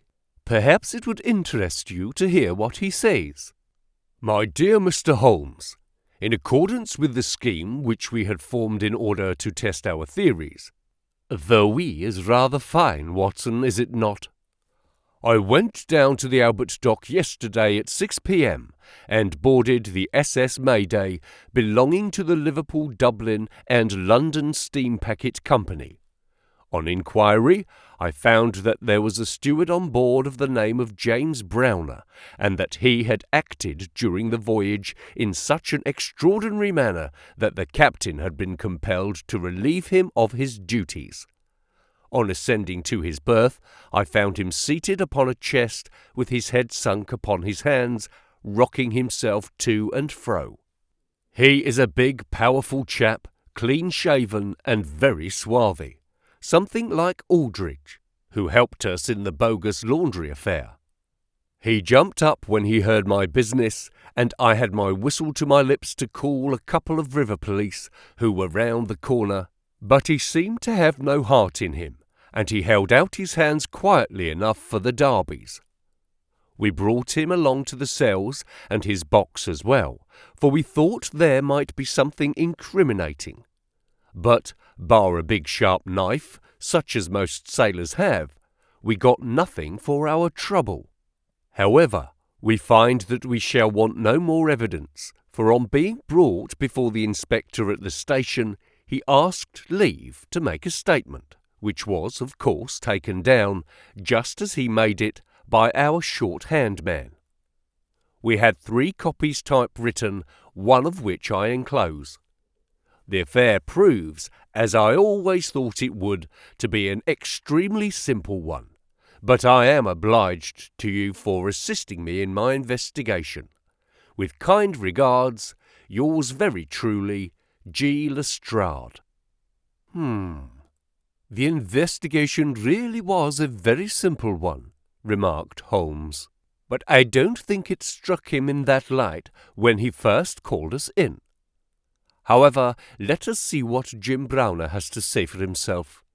This is his statement, as made before Inspector Montgomery at the Shadwell police station, and it has the advantage of being verbatim. Have I anything to say? Yes, I've a deal to say. I have to make a clean breast of it all. You can hang me, or you can leave me alone. I don't care a plug which you do. I tell you, I've not shut an eye in sleep since I did it, and I don't believe I ever will again until I get past all waking. Sometimes it's his face, but most generally it's hers. I'm never without one or the other before me. He looks frowning and black-like, but she has a kind of surprise upon her face. Aye, the white lamb, she might well be surprised when she read death on a face that had seldom looked anything but love upon her before. But it was Sarah's fault, and may the curse of a broken man put a blight on her and set the blood rotting in her veins. It's not that I want to clear myself. I know that I went back to drink, like the beast that I was. But she would have forgiven me. She would have stuck as close to me as a rope to a block if that woman had never darkened our door. For Sarah Cushing loved me. That's the root of the business.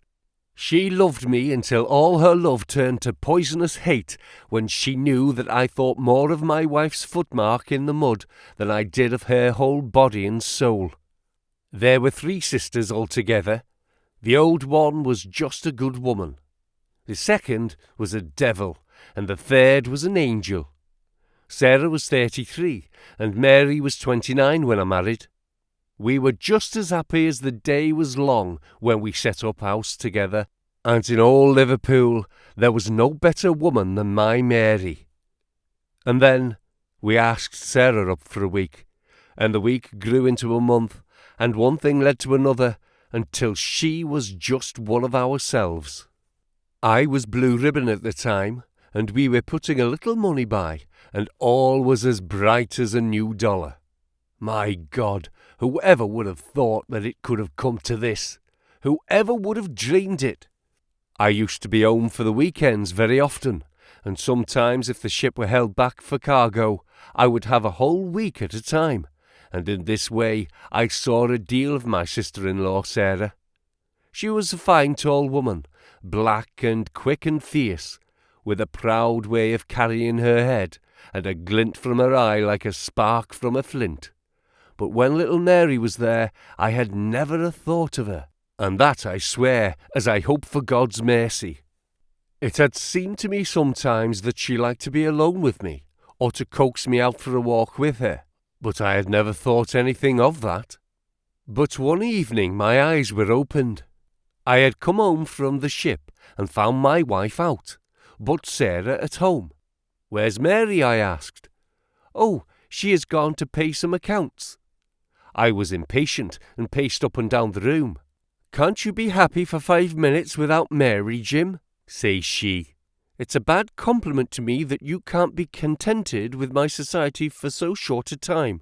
"That's all right, my lass," said I, putting out my hands towards her in a kindly way, but she had it in both hairs in an instant, and they burned as if they were in a fever. I looked into her eyes, and I read it all there. There was no need for her to speak, nor for me either. I frowned and drew my hand away.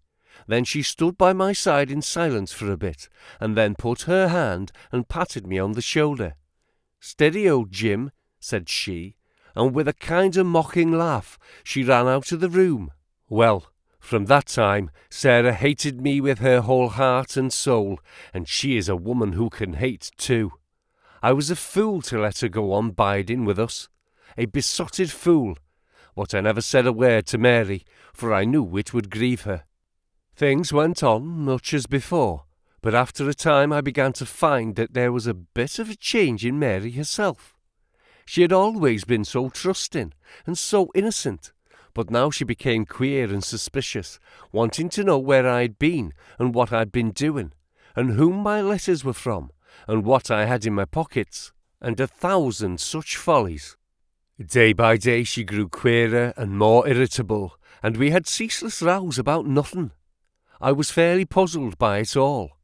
Sarah avoided me now, but she and Mary were just inseparable.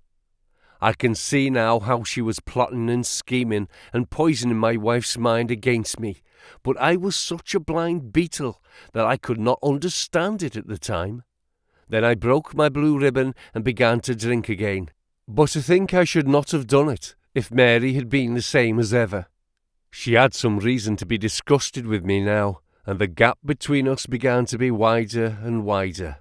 And then this Alec Fairbairn chipped in, and things became 1,000 times blacker. It was to see Sarah that he came to my house first, but soon it was to see us, for he was a man with winning ways, and he made friends wherever he went. He was a dashing, swaggering chap, smart and curled, who had seen half the world and could talk of what he had seen. He was good company, I won't deny it, and he had wonderful polite ways with him for a sailor man, so that I think there must have been a time when he knew more of the poop than the forecastle. For a month he was in and out of my house, and never once did it cross my mind that harm might come of his soft, tricky ways. And then at last something made me suspect, and from that day my peace was gone forever. It was only a little thing too. I had come into the parlour unexpected, and as I walked in at the door I saw a light of welcome on my wife's face. But as she saw who it was, it faded again, and she turned away with a look of disappointment. That was enough for me. There was no one but Alec Fairbairn whose step she could have mistaken for mine. If I could have seen him then, I should have killed him. for I've always been like a madman when my temper gets loose. Mary saw the devil's light in my eyes, and she ran forward with her hands on my sleeve. "Don't, Jim, don't," says she. "Where's Sarah?" I asked. "In the kitchen," says she. "Sarah," says I as I went in, "this man Fairbairn is never to darken my door again." "Why not?" says she. "Because I order it." "Oh," says she, "if my friends are not good enough for this house, then I'm not good enough for it either." "You can do what you like," says I, "but if Fairbairn shows his face here again, I'll send you one of his ears for a keepsake." She was frightened by my face, I think, for she never answered a word, and the same evening she left my house. Well, I don't know whether it was pure devilry on the part of this woman, or whether she thought that she could turn me against my wife by encouraging her to misbehave.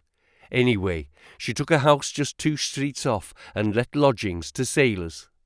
Fairbairn used to stay there, and Mary would go round to have tea with her sister and him. How often she went I don't know, but I followed her one day, and as I broke in at the door, Fairbairn got away over the back garden wall, like the cowardly skunk that he was. I swore to my wife that I would kill her if I found her in his company again, and I led her back with me, sobbing and trembling, and as white as a piece of paper. There was no trace of love between us any longer. I could see that she hated me and feared me, and when the thought of it drove me to drink, then she despised me as well. Well, Sarah found that she could not make a living in Liverpool, so she went back, as I understand, to live with her sister in Croydon, and things jogged on much as the same as ever at home. And then came this last week, and all the misery and ruin. It was in this way.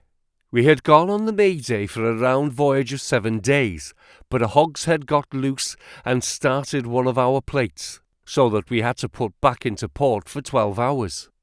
I left the ship and came home, thinking what a surprise it would be for my wife, and hoping that maybe she would be glad to see me so soon. The thought was in my head as I turned into my own street, and at that moment a cab passed me, and there she was, sitting by the side of Fairbairn, the two chatting and laughing, with never a thought for me as I stood watching them from the footpath. I tell you, and I give you my word for it, that from that moment I was not my own master, and it was all like a dim dream when I look back on it. I had been drinking hard of late, and the two things together fairly turned my brain. There's something throbbing in my head now, like a docker's hammer, but that morning I seemed to have all Niagara whizzing and buzzing in my ears. Well, I took to my heels and ran after the cab. I had a heavy oak stick in my hand, and I tell you I saw red from the first. But as I ran I got cunning too, and hung back a little to see them without being seen. They pulled up soon at the railway station. There was a good crowd round the booking office, so I got quite close to them without being seen. They took tickets for New Brighton, so did I, but I got in 3 carriages behind them. When we reached it, they walked along the parade, and I was never more than 100 yards from them. At last I saw them hire a boat and start for a row, for it was a very hot day, and they thought, no doubt, that it would be cooler on the water. It was just as if they had been given into my hands. There was a bit of a haze, and you could not see more than a few 100 yards. I hired a boat for myself, and I pulled after them. I could see the blur of their craft, but they were going nearly as fast as I, and they must have been a long mile from the shore before I caught them up. The haze was like a curtain all around us, and there were we 3 in the middle of it. My God, shall I ever forget their faces when they saw who was in the boat that was closing in upon them? She screamed out, he swore like a madman, and jabbed at me with an oar, for he must have seen death in my eyes. I got past it, and got one in with me stick, that crushed his head like an egg. I would have spared her, perhaps, for all my madness, but she threw her arms around him, crying out to him and calling him Alec. I struck again, and she lay stretched beside him. I was like a wild beast then that had tasted blood. If Sarah had been there, by the Lord she would have joined them. I pulled out my knife, and, well, there, I've said enough. It gave me a kind of savage joy when I thought how Sarah would feel when she had such signs as these of what her meddling had brought about. Then I tied the bodies into the boat, stove a plank, and stood by until they had sunk. I knew very well that the owner would think that they had lost their bearings in the haze, and had drifted off out to sea. I cleaned myself up, got back to land, and joined my ship, without a soul having a suspicion of what had passed. That night I made up the packet for Sarah Cushing, and next day I sent it from Belfast. There, you have the whole truth of it. You can hang me, or do what you like with me, but you cannot punish me as I have been punished already. I cannot shut my eyes, but I see those two faces staring at me as they stared when my boat broke through the haze. I killed them quick, but they are killing me slow, and if I have another night of it, I shall be either mad or dead before morning. You won't put me alone into a cell, sir. For pity's sake don't, and may you be treated in your day of agony as you treat me now." "What is the meaning of it, Watson?" said Holmes solemnly, as he laid down the paper. "What object is served by this circle of misery and violence and fear? It must tend to some end, or else our universe is ruled by chance, which is unthinkable. But what end? There is the great standing perennial problem to which human reason is as far from an answer as ever." The Adventure of the Yellow Face. In publishing these short sketches based upon the numerous cases in which my companions' singular gifts had made us the listeners to, and eventually the actors in, some strange drama, it is only natural that I should dwell rather upon his successes than upon his failures. And this is not so much for the sake of his reputation, for indeed it was when he was at his wit's end that his energy and his versatility were most admirable, but because where he failed it happened too often that no one else succeeded, and that the tale was left forever without a conclusion. Now and again, however, it chanced that even when he erred, the truth was still discovered. I have noted some half-dozen cases of the kind, of which the affair of the second stain, and that which I am now about to recount, are the two which present the strongest features of interest. Sherlock Holmes was a man who seldom took exercise for exercise's sake. Few men were capable of greater muscular effort, and he was undoubtedly one of the finest boxers of his weight that I have ever seen. But he looked upon aimless bodily exertion as a waste of energy, and he seldom bestirred himself save when there was some professional object to be served.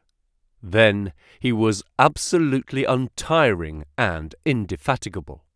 That he should have kept himself in training under such circumstances is remarkable, but his diet was usually of the sparest, and his habits were simple to the verge of austerity.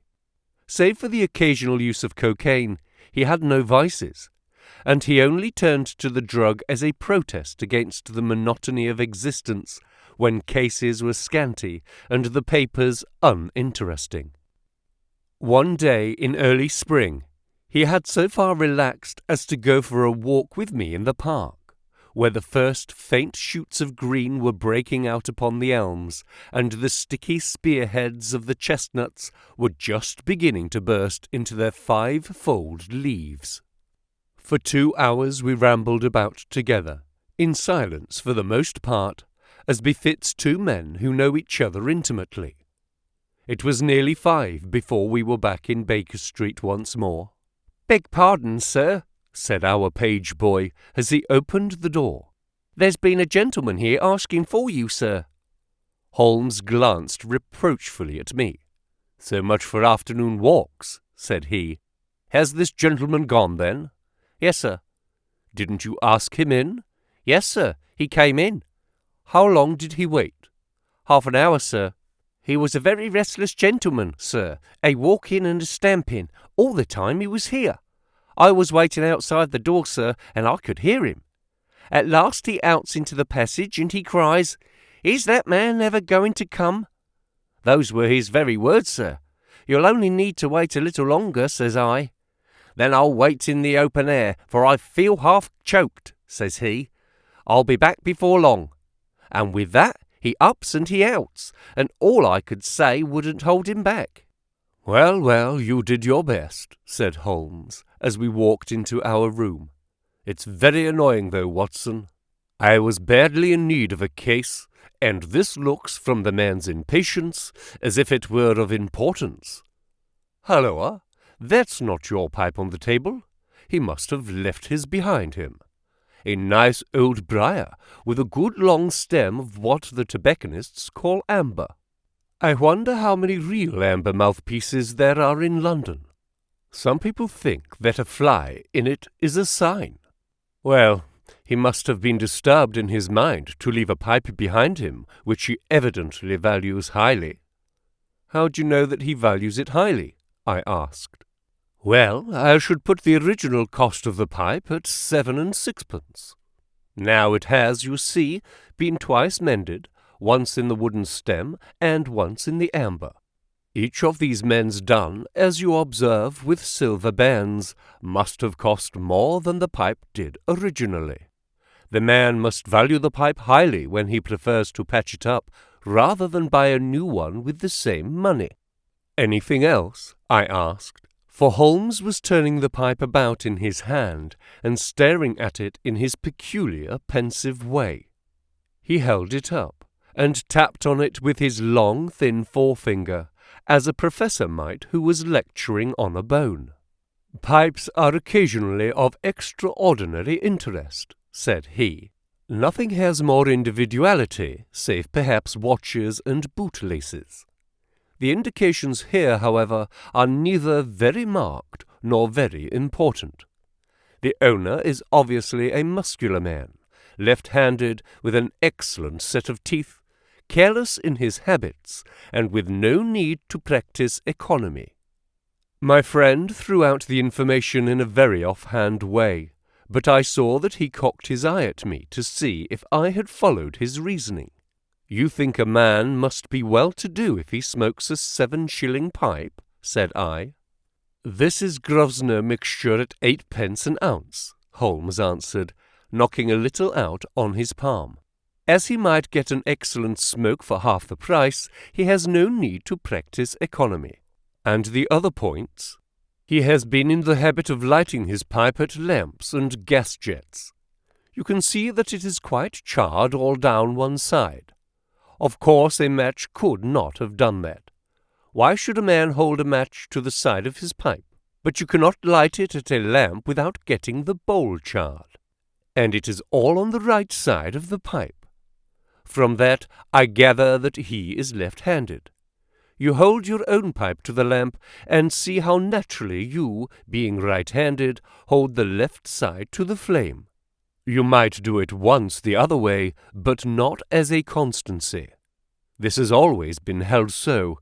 Then he has bitten through his amber. It takes a muscular, energetic fellow, and one with a good set of teeth to do that. But if I am not mistaken, I hear him upon the stair. So we shall have something more interesting than his pipe to study." An instant later our door opened, and a tall young man entered the room. He was well but quietly dressed in a dark grey suit, and carried a brown wide-awake in his hand. I should have put him at about 30, though he was really some years older. "I beg your pardon," said he, with some embarrassment. "I suppose I should have knocked. Yes, of course I should have knocked. The fact is that I'm a little upset, and you must put it all down to that." He passed his hand over his forehead like a man who is half dazed, and then fell rather than sat down upon a chair. "I can see that you have not slept for a night or two," said Holmes in his easy, genial way. "That tries a man's nerves more than work, and more even than pleasure. May I ask how I can help you?" "I wanted your advice, sir. I don't know what to do, and my whole life seems to have gone to pieces." "You wish to employ me as a consulting detective?" "Not only that. I want your opinion as a judicious man, as a man of the world. I want to know what I ought to do next. I hope to God you'll be able to tell me." He spoke in little sharp, jerky outbursts, and it seemed to me that to speak at all was very painful to him, and that his will all through was overriding his inclinations. "It's a very delicate thing," said he. "One does not like to speak of one's domestic affairs to strangers. It seems dreadful to discuss the conduct of one's wife with two men whom I have never seen before. It's horrible to have to do it, but I've got to the end of my tether, and I must have advice." "My dear Mr. Grant Munro," began Holmes. Our visitor sprang from his chair. "What?" he cried. "You know my name?"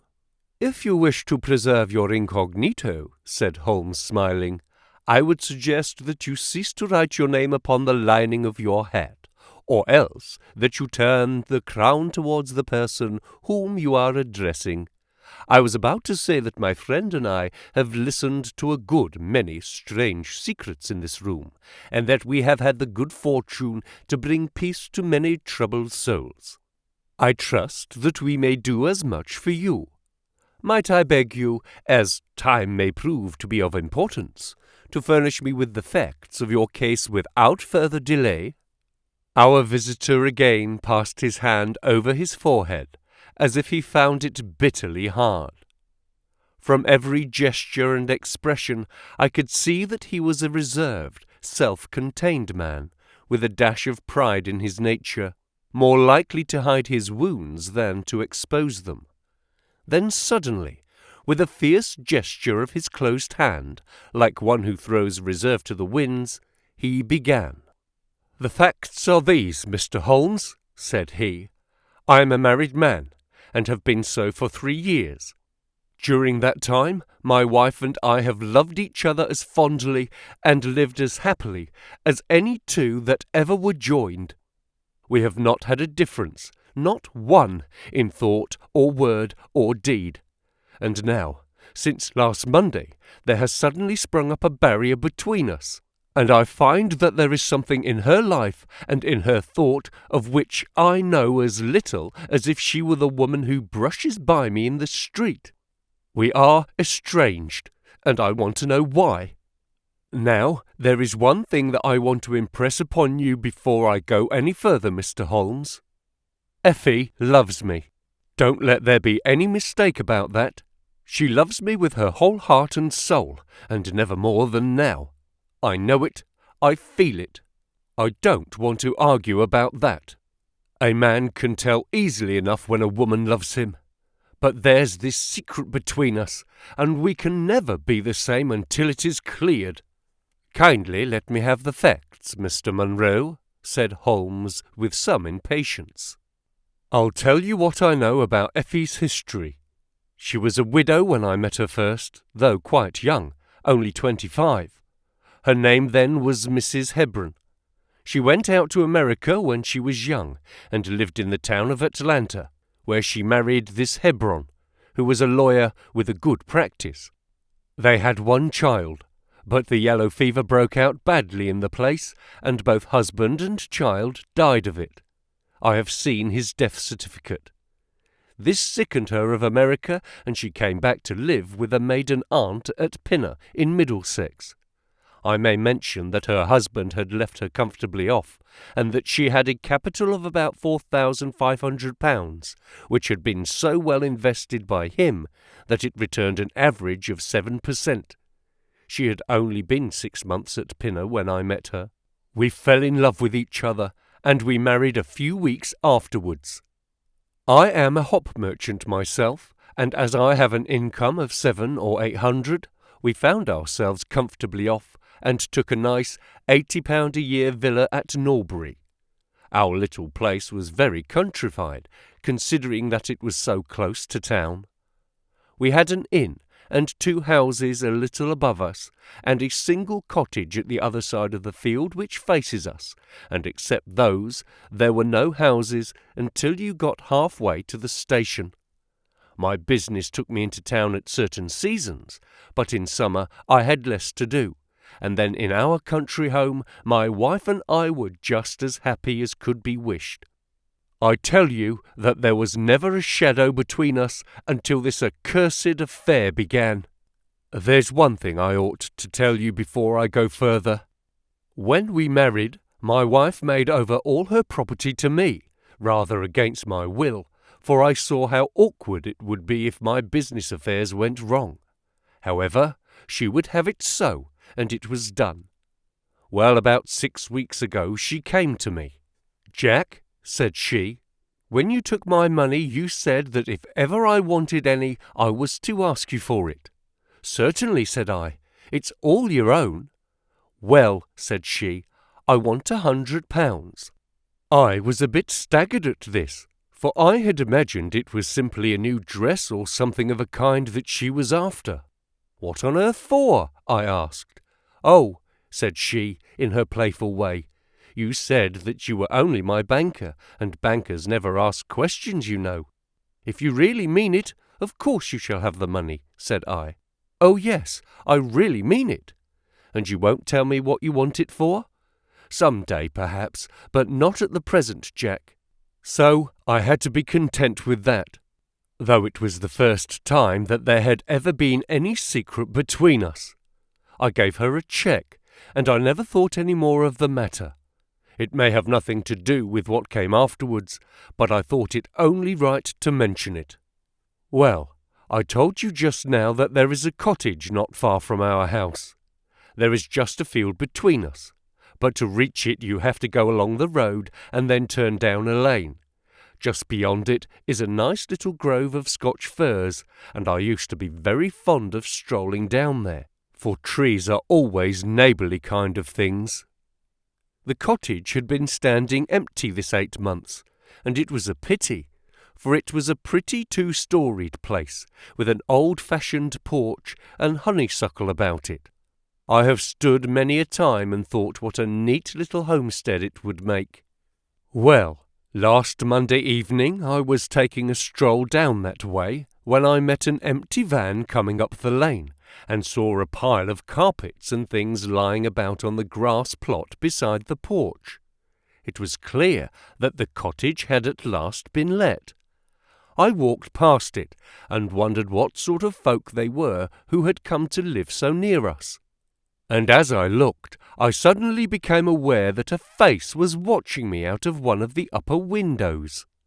I don't know what there was about that face, Mr. Holmes, but it seemed to send a chill right down my back.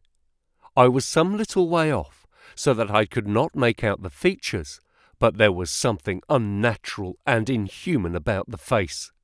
That was the impression that I had, and I moved quickly towards to get a nearer view of the person who was watching me. But as I did so, the face suddenly disappeared, so suddenly that it seemed to have been plucked away into the darkness of the room. I stood for 5 minutes, thinking the business over, and trying to analyse my impressions. I could not tell if the face were that of a man or a woman. It had been too far from me for that. But its colour was what had impressed me most. It was of a livid chalky white, and with something set and rigid about it which was shockingly unnatural. So disturbed was I that I determined to see a little more of the new inmates of the cottage. I approached and knocked at the door, which was instantly opened by a tall, gaunt woman with a harsh, forbidding face. "What may you be wanting?" she asked, in a northern accent. "I am your neighbour over yonder," said I, nodding towards my house. "I see that you have only just moved in, so I thought that if I could be of any help to you in any—" "I will just ask ye when we want ye," she said, and shut the door in my face. Annoyed at the churlish rebuff, I turned my back and walked home. All evening, though I tried to think of other things, my mind would still turn to the apparition at the window and the rudeness of the woman.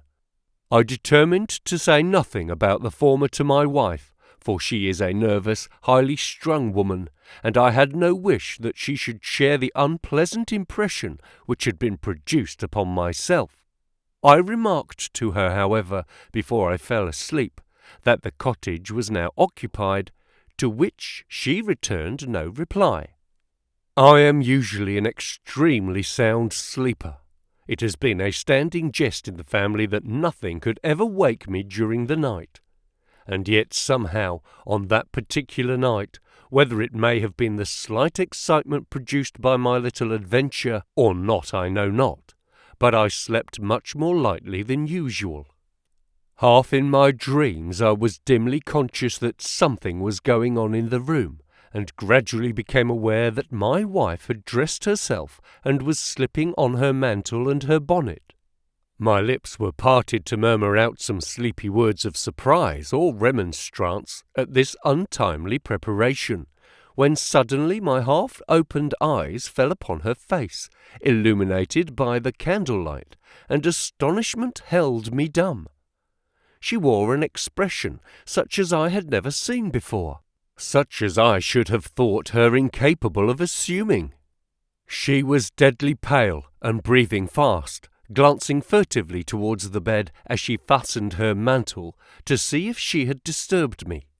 Then, thinking that I was still asleep, she slipped noiselessly from the room, and an instant later I heard a sharp creaking which could only come from the hinges of the front door.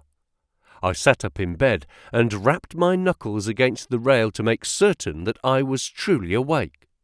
Then I took my watch from under my pillow. It was 3 in the morning.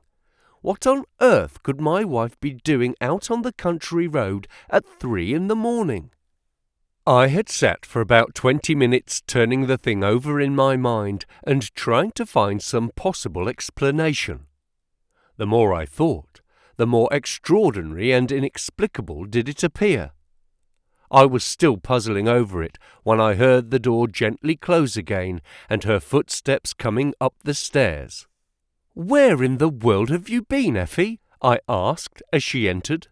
She gave a violent start and a kind of gasping cry when I spoke, and that cry and start troubled me more than all the rest, for there was something indescribably guilty about them.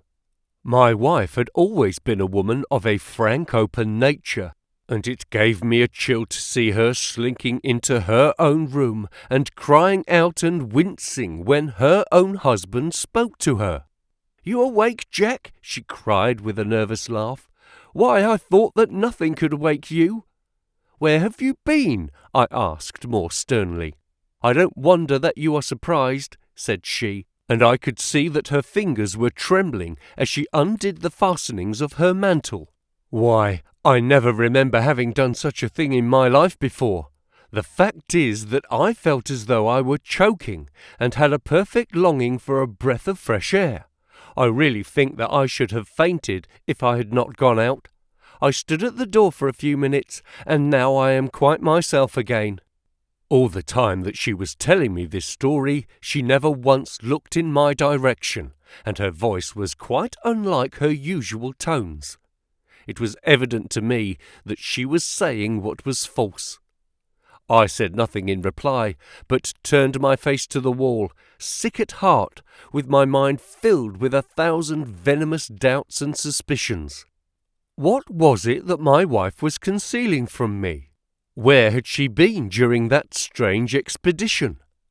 I felt that I should have no peace until I knew, and yet I shrank from asking her again after once she had told me what was false.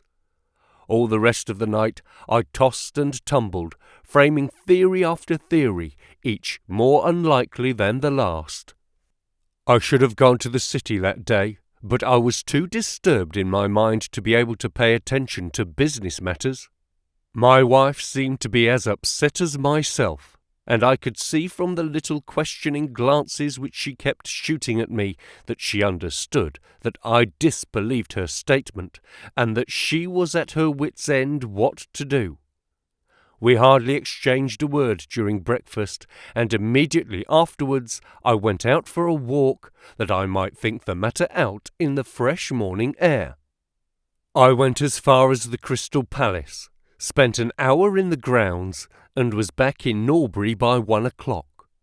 It happened that my way took me past the cottage, and I stopped for an instant to look at the windows, and to see if I could catch a glimpse of the strange face which had looked out at me on the day before. As I stood there, imagine my surprise, Mr. Holmes, when the door suddenly opened, and my wife walked out. I was struck dumb with astonishment at the sight of her, but my emotions were nothing to those which showed themselves upon her face when our eyes met.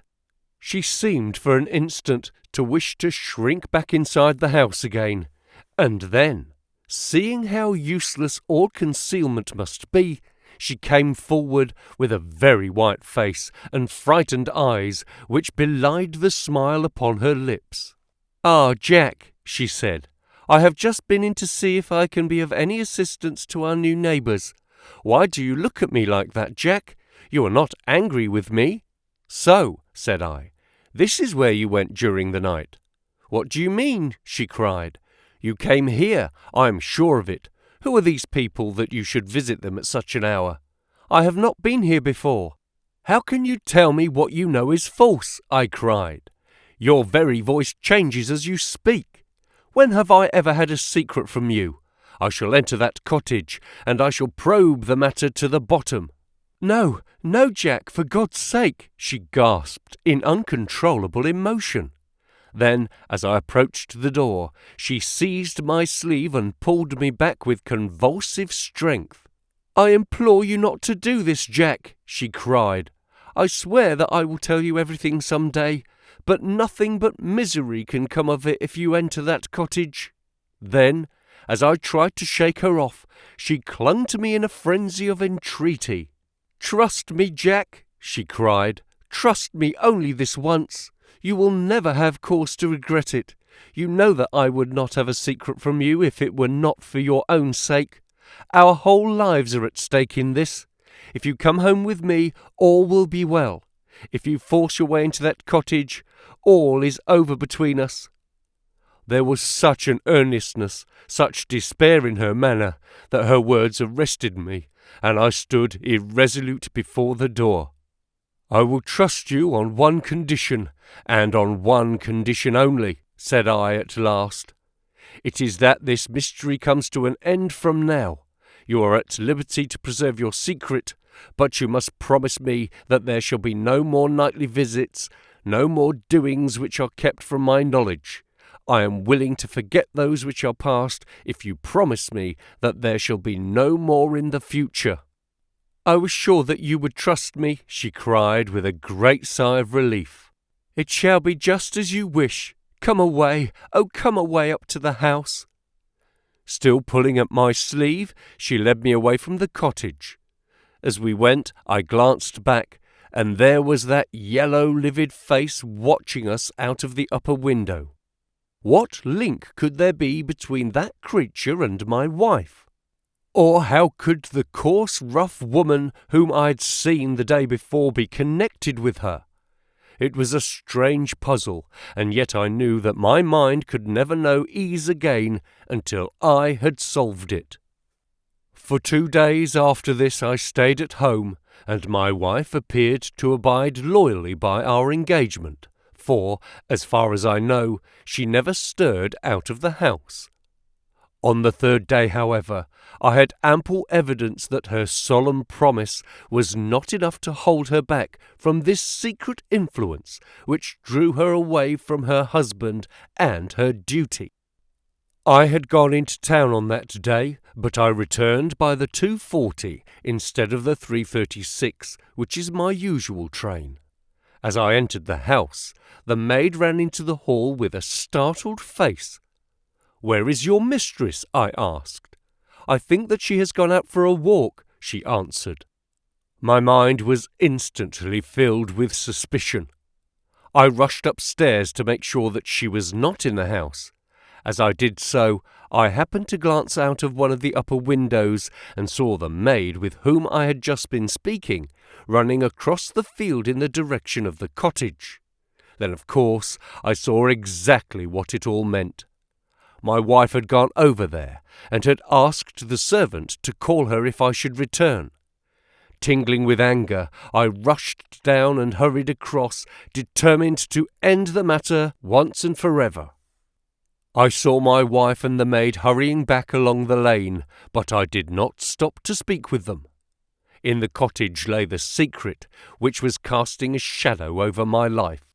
I vowed that, come what might, it should be a secret no longer.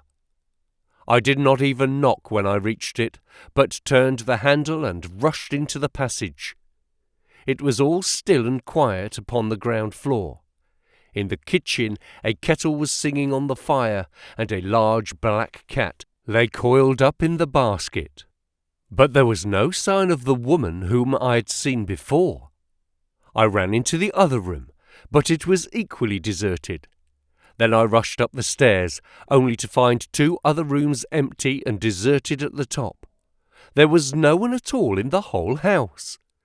The furniture and pictures were of the most common and vulgar description, save in the one chamber at the window of which I had seen the strange face. That was comfortable and elegant, and all my suspicions rose into a fierce, bitter flame when I saw that on the mantelpiece stood a copy of a full-length photograph of my wife, which had been taken, at my request, only 3 months ago. I stayed long enough to make certain that the house was absolutely empty. Then I left it, feeling a weight at my heart such as I had never had before. My wife came out into the hall as I entered my house, but I was too hurt and angry to speak with her, and pushing past her, I made my way into my study. She followed me, however, before I could close the door. "I'm sorry that I broke my promise, Jack," said she, "but if you knew all the circumstances, I'm sure that you would forgive me." "Tell me everything, then," said I. "I cannot, Jack, I cannot," she cried. "Until you tell me who it is that has been living in that cottage, and who it is to whom you have given that photograph, there can never be any confidence between us," said I, and breaking away from her, I left the house. That was yesterday, Mr. Holmes, and I have not seen her since, nor do I know anything more about this strange business. It is the first shadow that has come between us, and it has so shaken me that I do not know what I should do for the best. Suddenly this morning it occurred to me that you were the man to advise me, so I hurried to you now, and I place myself unreservedly in your hands. If there is any point which I have not made clear, pray question me about it. But above all, tell me quickly what am I to do, for this misery is more than I can bear." Holmes and I had listened with the utmost interest to this extraordinary statement, which had been delivered in the jerky, broken fashion of a man who is under the influence of extreme emotions. My companion sat silent for some time, with his chin upon his hand, lost in thought. "Tell me," said he at last, "could you swear that this was a man's face that you saw at the window?" "Each time I saw it, I was some distance away from it, so that it is impossible for me to say. You appear, however, to be disagreeably impressed by it. It seemed to be of an unnatural colour, and to have a strange rigidity about the features. When I approached it, it vanished with a jerk. How long is it since your wife asked you for £100? "Nearly 2 months. "Have you ever seen a photograph of the first husband?" "No. There was a great fire at Atlanta very shortly after his death, and all her papers were destroyed. And yet she had a certificate of death. You say that you saw it?" "Yes. She got a duplicate after the fire." Did you ever meet anyone who knew her in America? No. Did she ever talk of revisiting the place? No. Or get letters from it? No. Thank you. I should like to think over the matter a little now. If the cottage is now permanently deserted, we may have some difficulty. If, on the other hand, as I fancy is more likely, the inmates were warned of your coming, and left before you entered yesterday, then they may be back now, and we should clear it all up easily. Let me advise you, then, to return to Norbury, and to examine the windows of the cottage again. If you have reason to believe that it is inhabited, do not force your way in, but send a wire to my friend and me. We shall be with you within an hour of receiving it, and we shall then very soon get to the bottom of the business. And if it is still empty? In that case I shall come out tomorrow and talk it over with you. Goodbye, and above all, do not fret until you know that you really have a cause for it. I am afraid that this is a bad business, Watson, said my companion, as he returned after accompanying Mr. Grant Munro to the door. What do you make of it? It had an ugly sound, I answered. Yes, there's blackmail in it, or I'm much mistaken. And who is the blackmailer? Well, it must be the creature who lives in the only comfortable room in the place, and has her photograph above his fireplace. Upon my word, Watson, there is something very attractive about that livid face at the window, and I would not have missed the case for the world. You have a theory? Yes, a provisional one, but I shall be surprised if it does not turn out to be correct. This woman's first husband is in that cottage. Why do you think so? How else can we explain her frenzied anxiety that her second one should not enter it? The facts, as I read them, are something like this. This woman was married in America. Her husband developed some hateful qualities. Or shall we say that he contracted some loathsome disease and became a leper or an imbecile? She flies from him at last, returns to England, changes her name, and starts her life, as she thinks, afresh. She has been married 3 years, and believes that her position is quite secure, having shown her husband the death certificate of some man whose name she has assumed, when suddenly her whereabouts is discovered by her first husband, or we may suppose by some unscrupulous woman who has attached herself to the invalid. They write to the wife, and threaten to come and expose her. She asks for £100, and endeavours to buy them off. They come in spite of it, and when the husband mentions casually to the wife that there are newcomers in the cottage, she knows in some way that they are her pursuers. She waits until her husband is asleep, and then rushes down to endeavour to persuade them to leave her in peace. Having no success, she goes again next morning, and her husband meets her, as he has told us, as she comes out. She promises him then not to go there again, but 2 days afterwards the hope of getting rid of those dreadful neighbours was too strong for her, and she made another attempt, taking down with her the photograph which had probably been demanded from her. In the midst of this interview the maid rushed in to say that the master had come home, on which the wife, knowing that he would come straight down to the cottage, hurried the inmates out at the back door into the grove of fir trees, probably, which was mentioned as standing near. In this way he found the place deserted. I shall be very much surprised, however, if it is still so when he reconnoitres this evening. What do you think of my theory? It is all surmise, but at least it covers all the facts. When new facts come to our knowledge which cannot be covered by it, it will be time enough to reconsider it. We can do nothing more until we have a message from our friend at Norbury. But we had not a very long time to wait for that. It came just as we had finished our tea. The cottage is still tenanted, it said. Have seen the face again at the window, will meet the 7 o'clock train, and will take no steps until you arrive.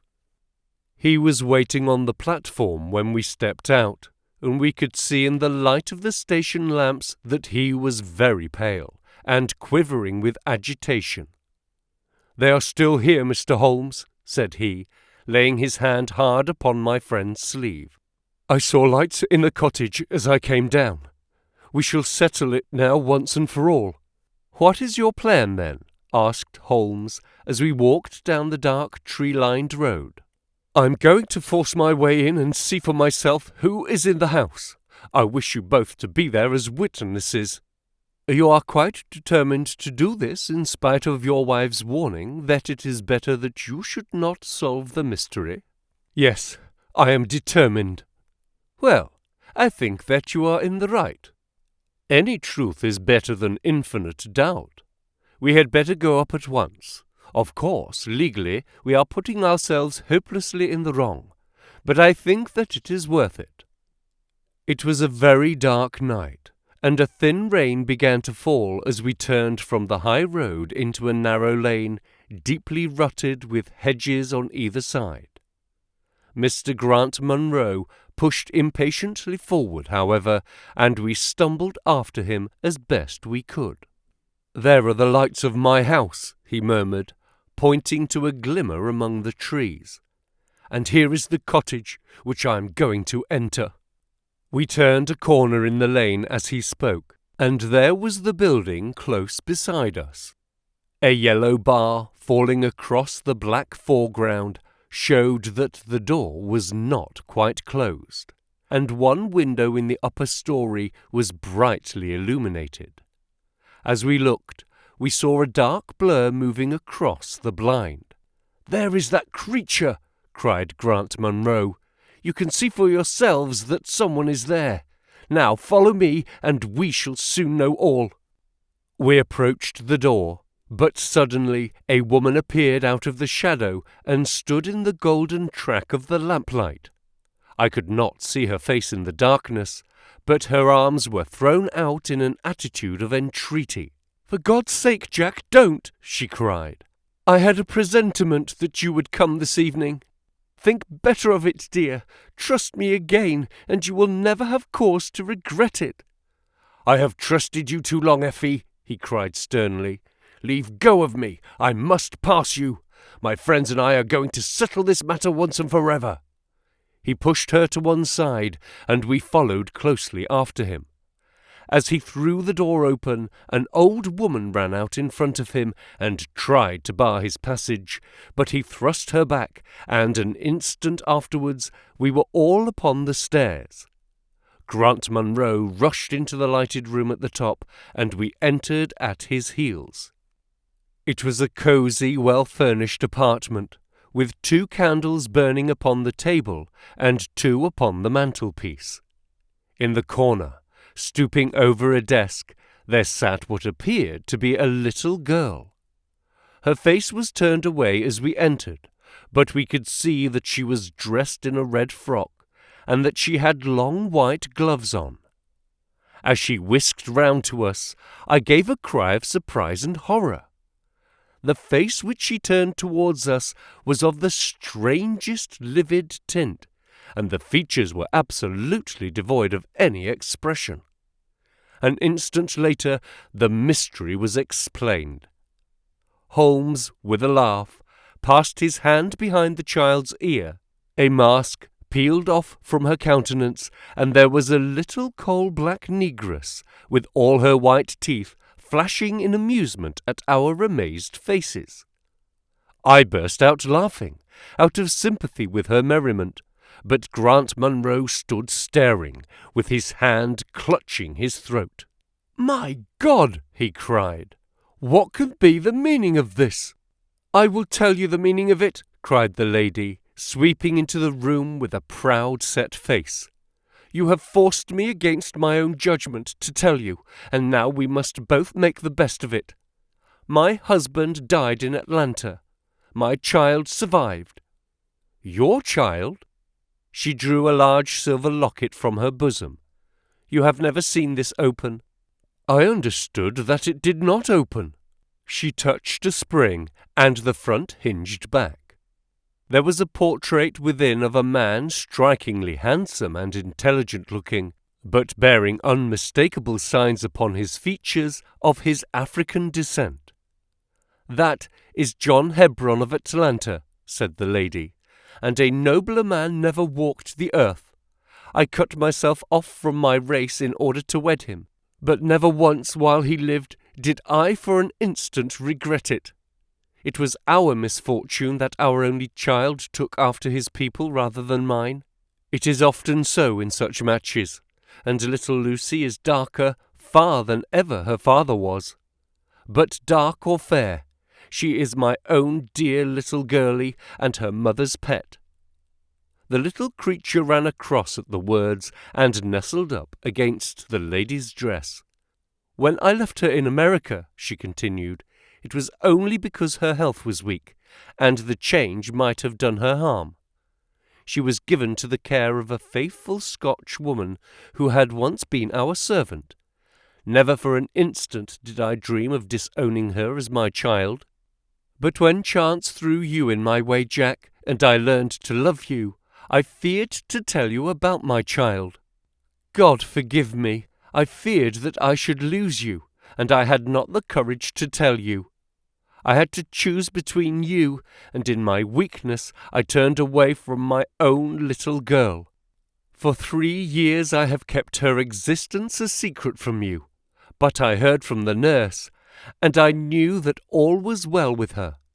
At last, however, there came an overwhelming desire to see the child once more. I struggled against it, but in vain. Though I knew the danger, I was determined to have the child over, if it were but for a few weeks.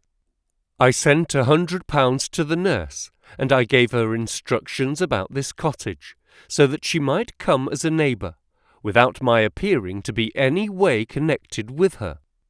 I pushed my precautions so far as to order her to keep the child in the house during the daytime, and to cover up her little face and hands so that even those who might see her at the window should not gossip about there being a black child in the neighbourhood.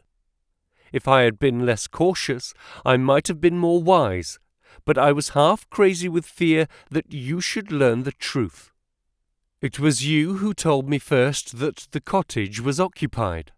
I should have waited for the morning, but I could not sleep for excitement, and so at last I slipped out, knowing how difficult it is to awake you. But you saw me go, and that was the beginning of my troubles.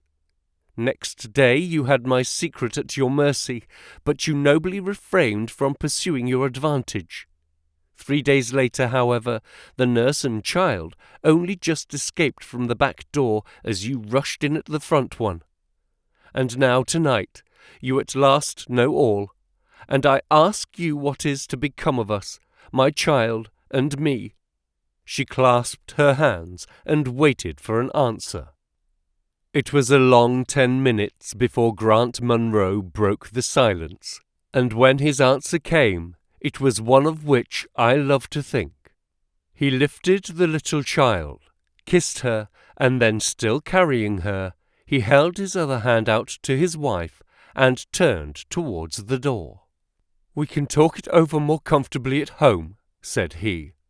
"I am not a very good man, Effie, but I think that I am a better one than you have given me credit for being."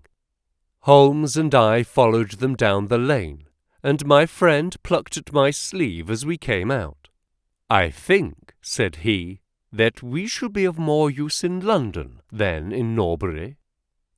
Not another word did he say of the case until late that night, when he was turning away with his lighted candle for his bedroom.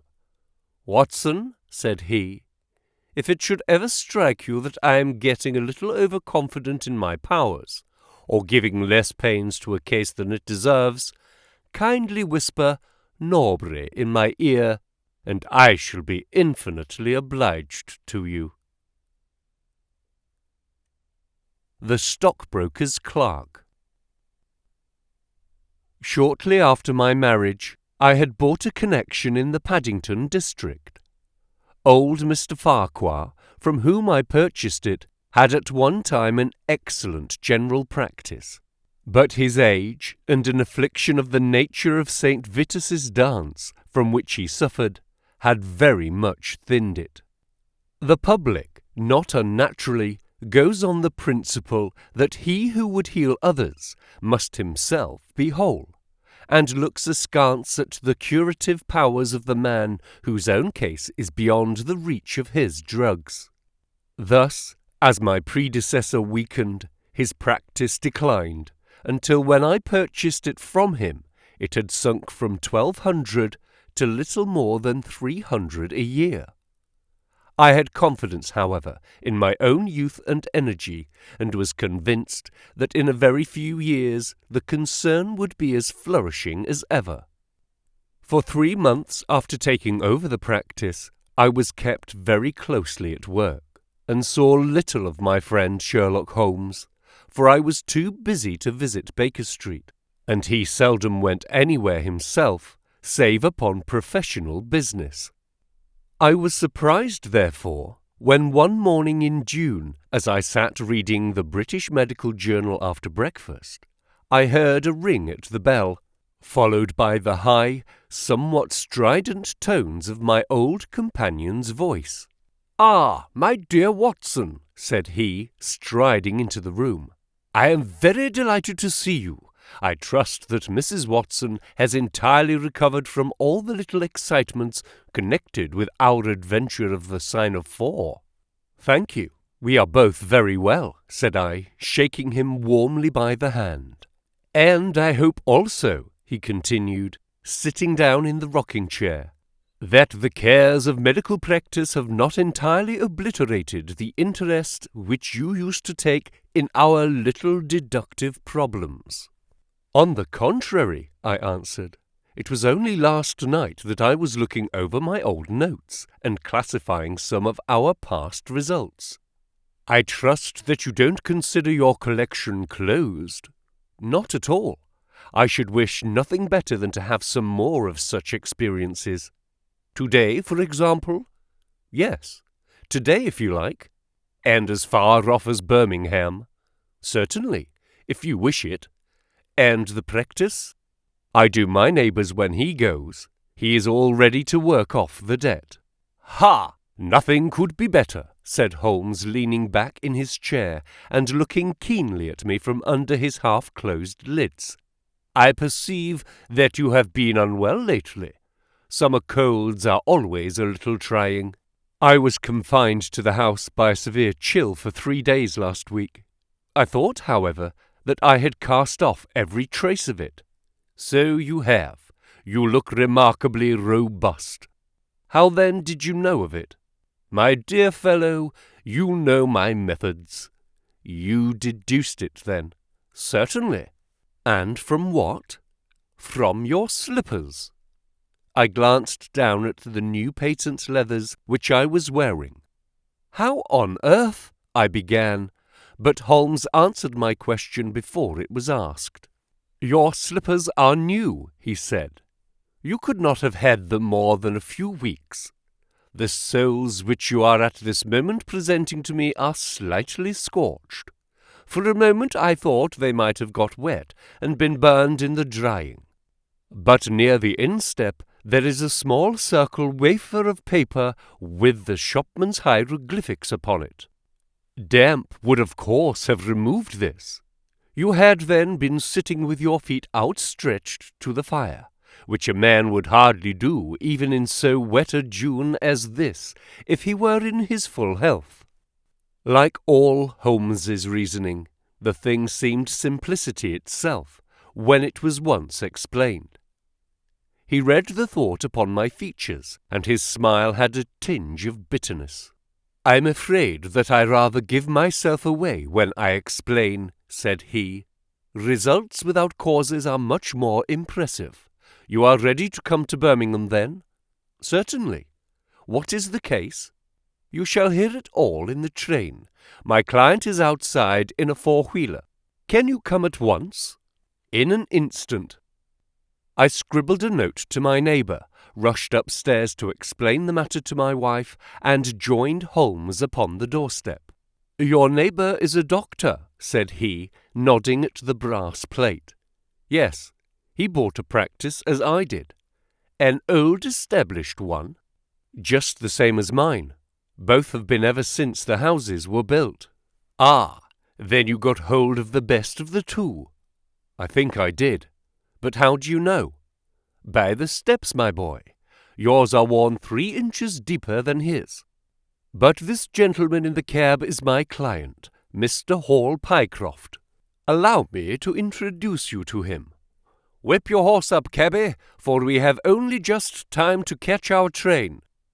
The man whom I found myself facing was a well-built, fresh-complexioned young fellow, with a frank, honest face and a slight, crisp, yellow moustache. He wore a very shiny top hat and a neat suit of sober black, which made him look what he was, a smart young city man of the class who have been labelled cockneys, but who gives us our crack volunteer regiments and who turn out more fine athletes and sportsmen than any body of men in these islands. His round, ruddy face was naturally full of cheeriness, but the corners of his mouth seemed to me to be pulled down in a half-comical distress. It was not, however, until we were all in a first-class carriage and well started upon our journey to Birmingham that I was able to learn what the trouble was which had driven him to Sherlock Holmes. "We have a clear run of 70 minutes, Holmes remarked. "I want you, Mr. Hall Pycroft, to tell my friend your very interesting experience exactly as you have told it to me, or with more detail if possible. It will be of use to me to hear the succession of events again. It is a case, Watson, which may prove to have something in it, or may prove to have nothing, but which at least presents the unusual and autre features which are as dear to you as they are to me. Now, Mr. Pycroft, I shall not interrupt you again." Our young companion looked at me with a twinkle in his eye.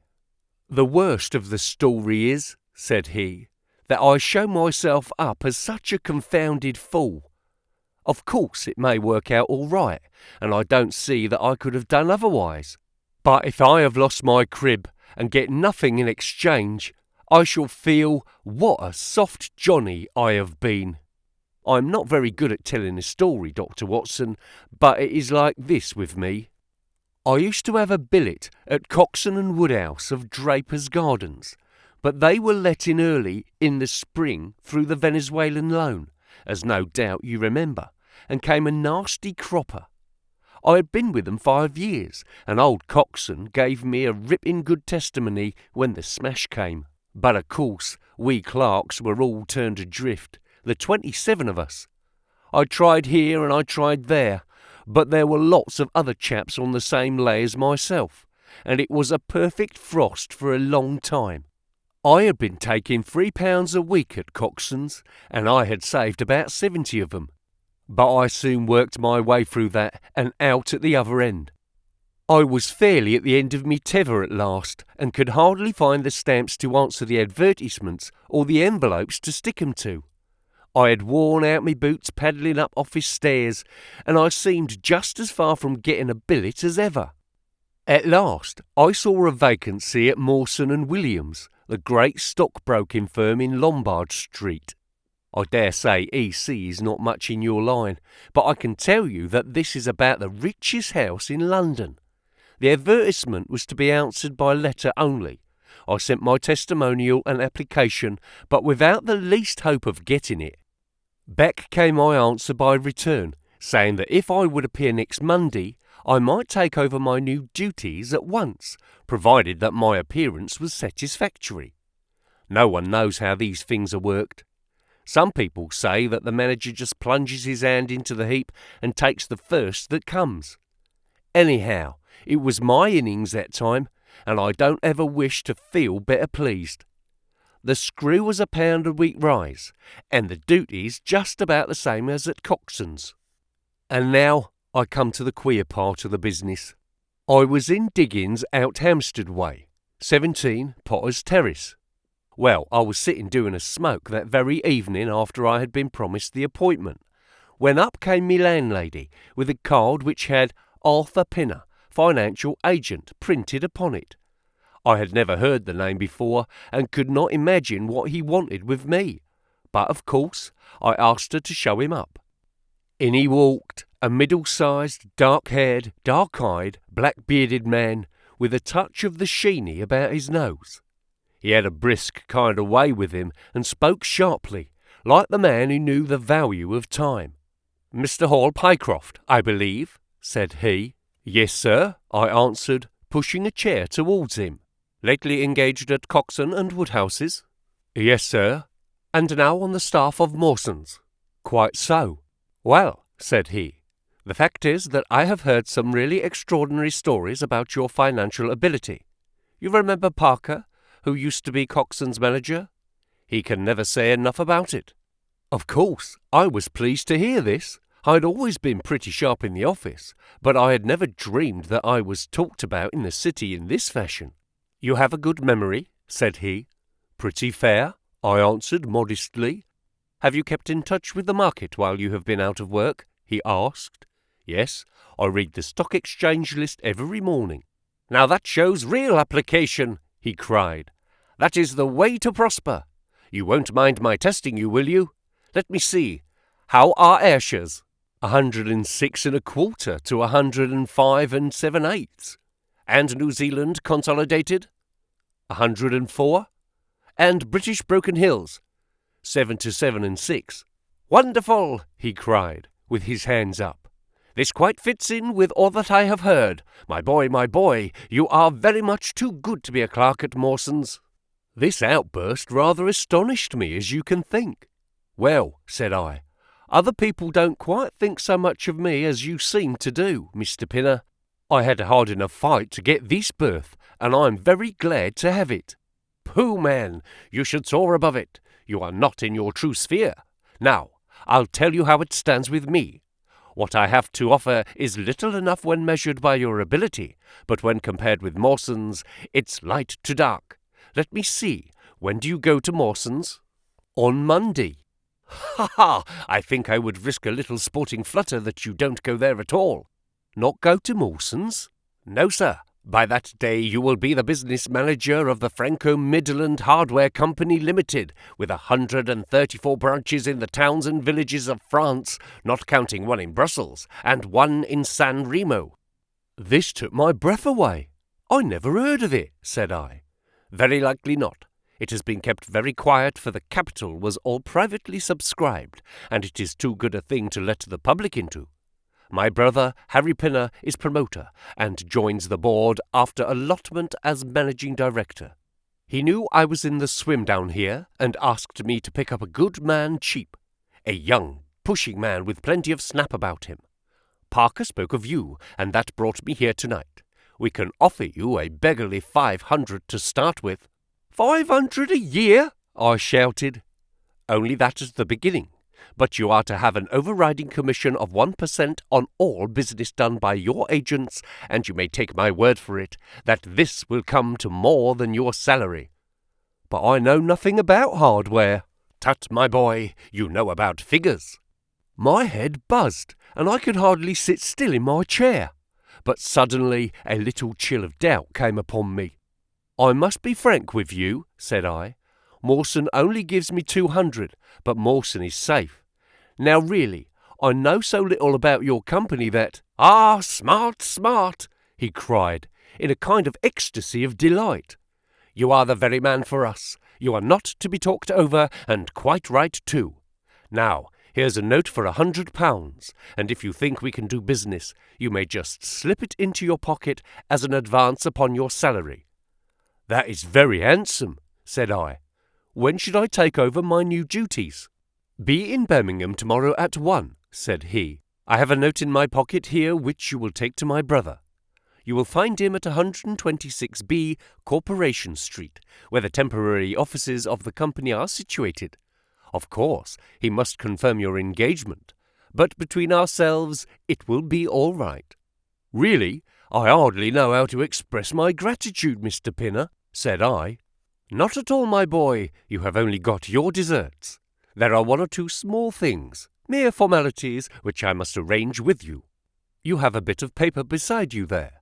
Kindly write upon it, 'I am perfectly willing to act as business manager to the Franco-Midland Hardware Company Limited at a minimum salary of £500. I did as he asked, and he put the paper in his pocket. "There is one other detail," said he. "What do you intend to do about Mawson's?" I had forgotten all about Mawson's in my joy. "I'll write and resign," said I. "Precisely what I don't want you to do. I had a row over you with Mawson's manager. I had gone up to ask him about you, and he was very offensive, accused me of coaxing you away from the service of the firm, and that sort of thing. At last I fairly lost my temper. 'If you want good men, you should pay them a good price,' said I. 'He would rather have our small price than your big one,' said he. 'I'll lay you a fiver,' said I, 'that when he has my offer you'll never so much as hear from him again.' 'Done,' said he. 'We picked him out of the gutter, and he won't leave us so easily.' Those were his very words." "The impotent scoundrel!" I cried. "I've never so much as seen him in my life. Why should I consider him in any way? I shall certainly not write if you would rather I didn't." "Good, that's a promise," said he, rising from his chair. "Well, I'm delighted to have got so good a man for my brother. Here's your advance of £100, and here is the letter. Make a note of the address, 126B Corporation Street, and remember that 1 o'clock tomorrow is your appointment. Good night, and may you have all the fortune that you deserve." That's just about all that passed between us, as near as I can remember. You can imagine, Dr. Watson, how pleased I was at such an extraordinary bit of good fortune. I sat up half the night hugging myself over it, and the next day I was off to Birmingham, in a train that would take me in plenty of time for my appointment. I took my things to a hotel in New Street, and then I made my way to the address which had been given me. It was a quarter of an hour before my time, but I thought that would make no difference. 126B was a passage between two large shops, which led to a winding stone stair from which there were many flats, let as offices to companies, all professional men. The names of the occupants were painted at the bottom on the wall, but there was no such name as the Franco-Midland Hardware Company Limited. I stood for a few minutes with my heart in my boots, wondering whether the whole thing was an elaborate hoax or not, when up came a man and addressed me. He was very like the chap I had seen the night before, the same figure and voice, but he was clean-shaven and his hair was lighter. "Are you Mr. Hall Pycroft?" he asked. "Yes," said I. "Oh, I was expecting you, but you are a trifle before your time. I had a note from my brother this morning in which he sang your praises very loudly. I was just looking for the offices when you came. We have not got our name up yet, for we only secured these temporary premises last week. Come up with me and we will talk the matter over." I followed him to the top of a very lofty stair, and there, right under the slates, were a couple of empty, dusty little rooms, uncarpeted and uncurtained, into which he led me. I had thought of a great office with shining tables and rows of clerks, such as I was used to, and I dare say I stared rather straight at the two deal chairs and one little table, which, with a ledger and a waste-paper basket, made up the whole furniture. "Don't be disheartened, Mr. Pycroft," said my new acquaintance, seeing the length of my face. "Rome was not built in a day, and we have lots of money at our backs, though we don't cut much dash yet in offices. Pray sit down and let me have your letter." I gave it to him, and he read it over very carefully. "You seem to have made a vast impression upon my brother Arthur," said he, "and I know that he is a pretty shrewd judge. He swears by London, you know, and I by Birmingham, but this time I shall follow his advice. Pray, consider yourself definitely engaged." "What are my duties?" I asked. You will eventually manage the great depot in Paris, which will pour a flood of English crockery into the shops of 134 agents in France.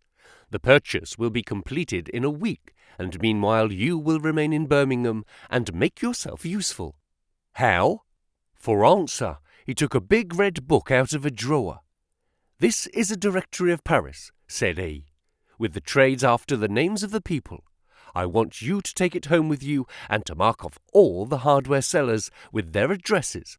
It would be of the greatest use to me to have them.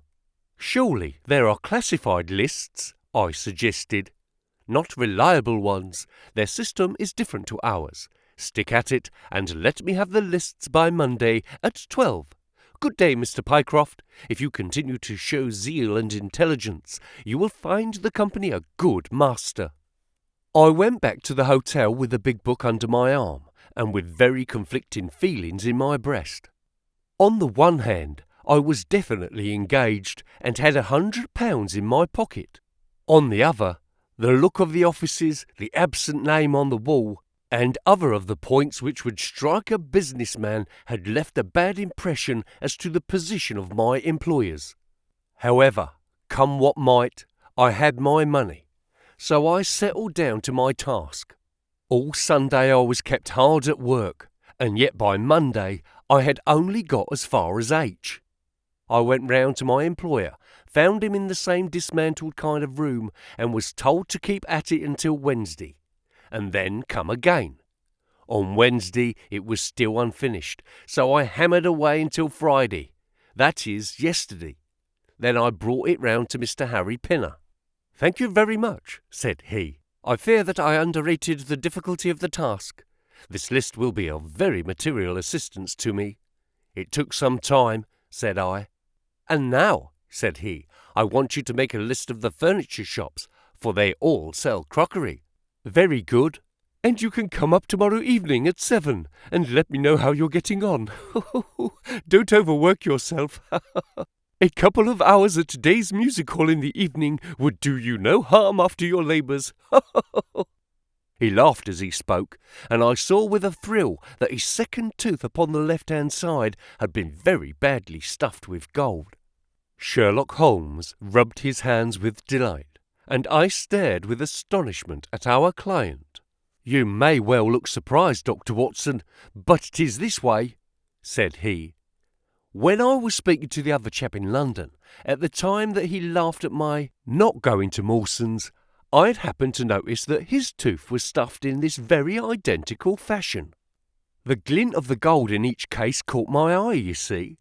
When I put that with the voice and figure being the same, and only those things altered which might be changed by a razor or a wig, I could not doubt that it was the same man. Of course, you expect two brothers to be alike, but not that they should have the same tooth stuffed in the same way." He bowed me out, and I found myself in the street, hardly knowing whether I was on my head or my heels.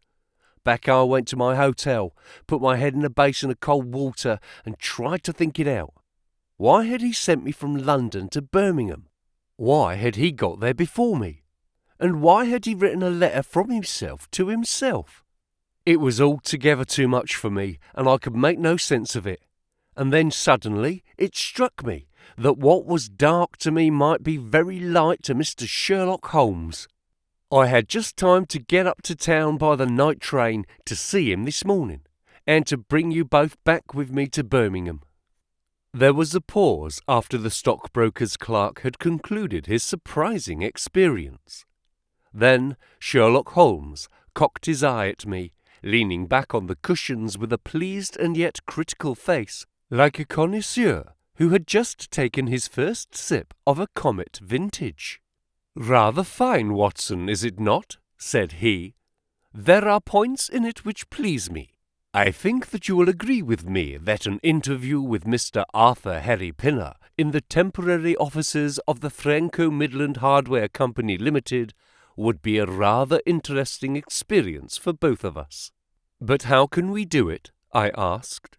"Oh, easily enough," said Hall Pycroft cheerily.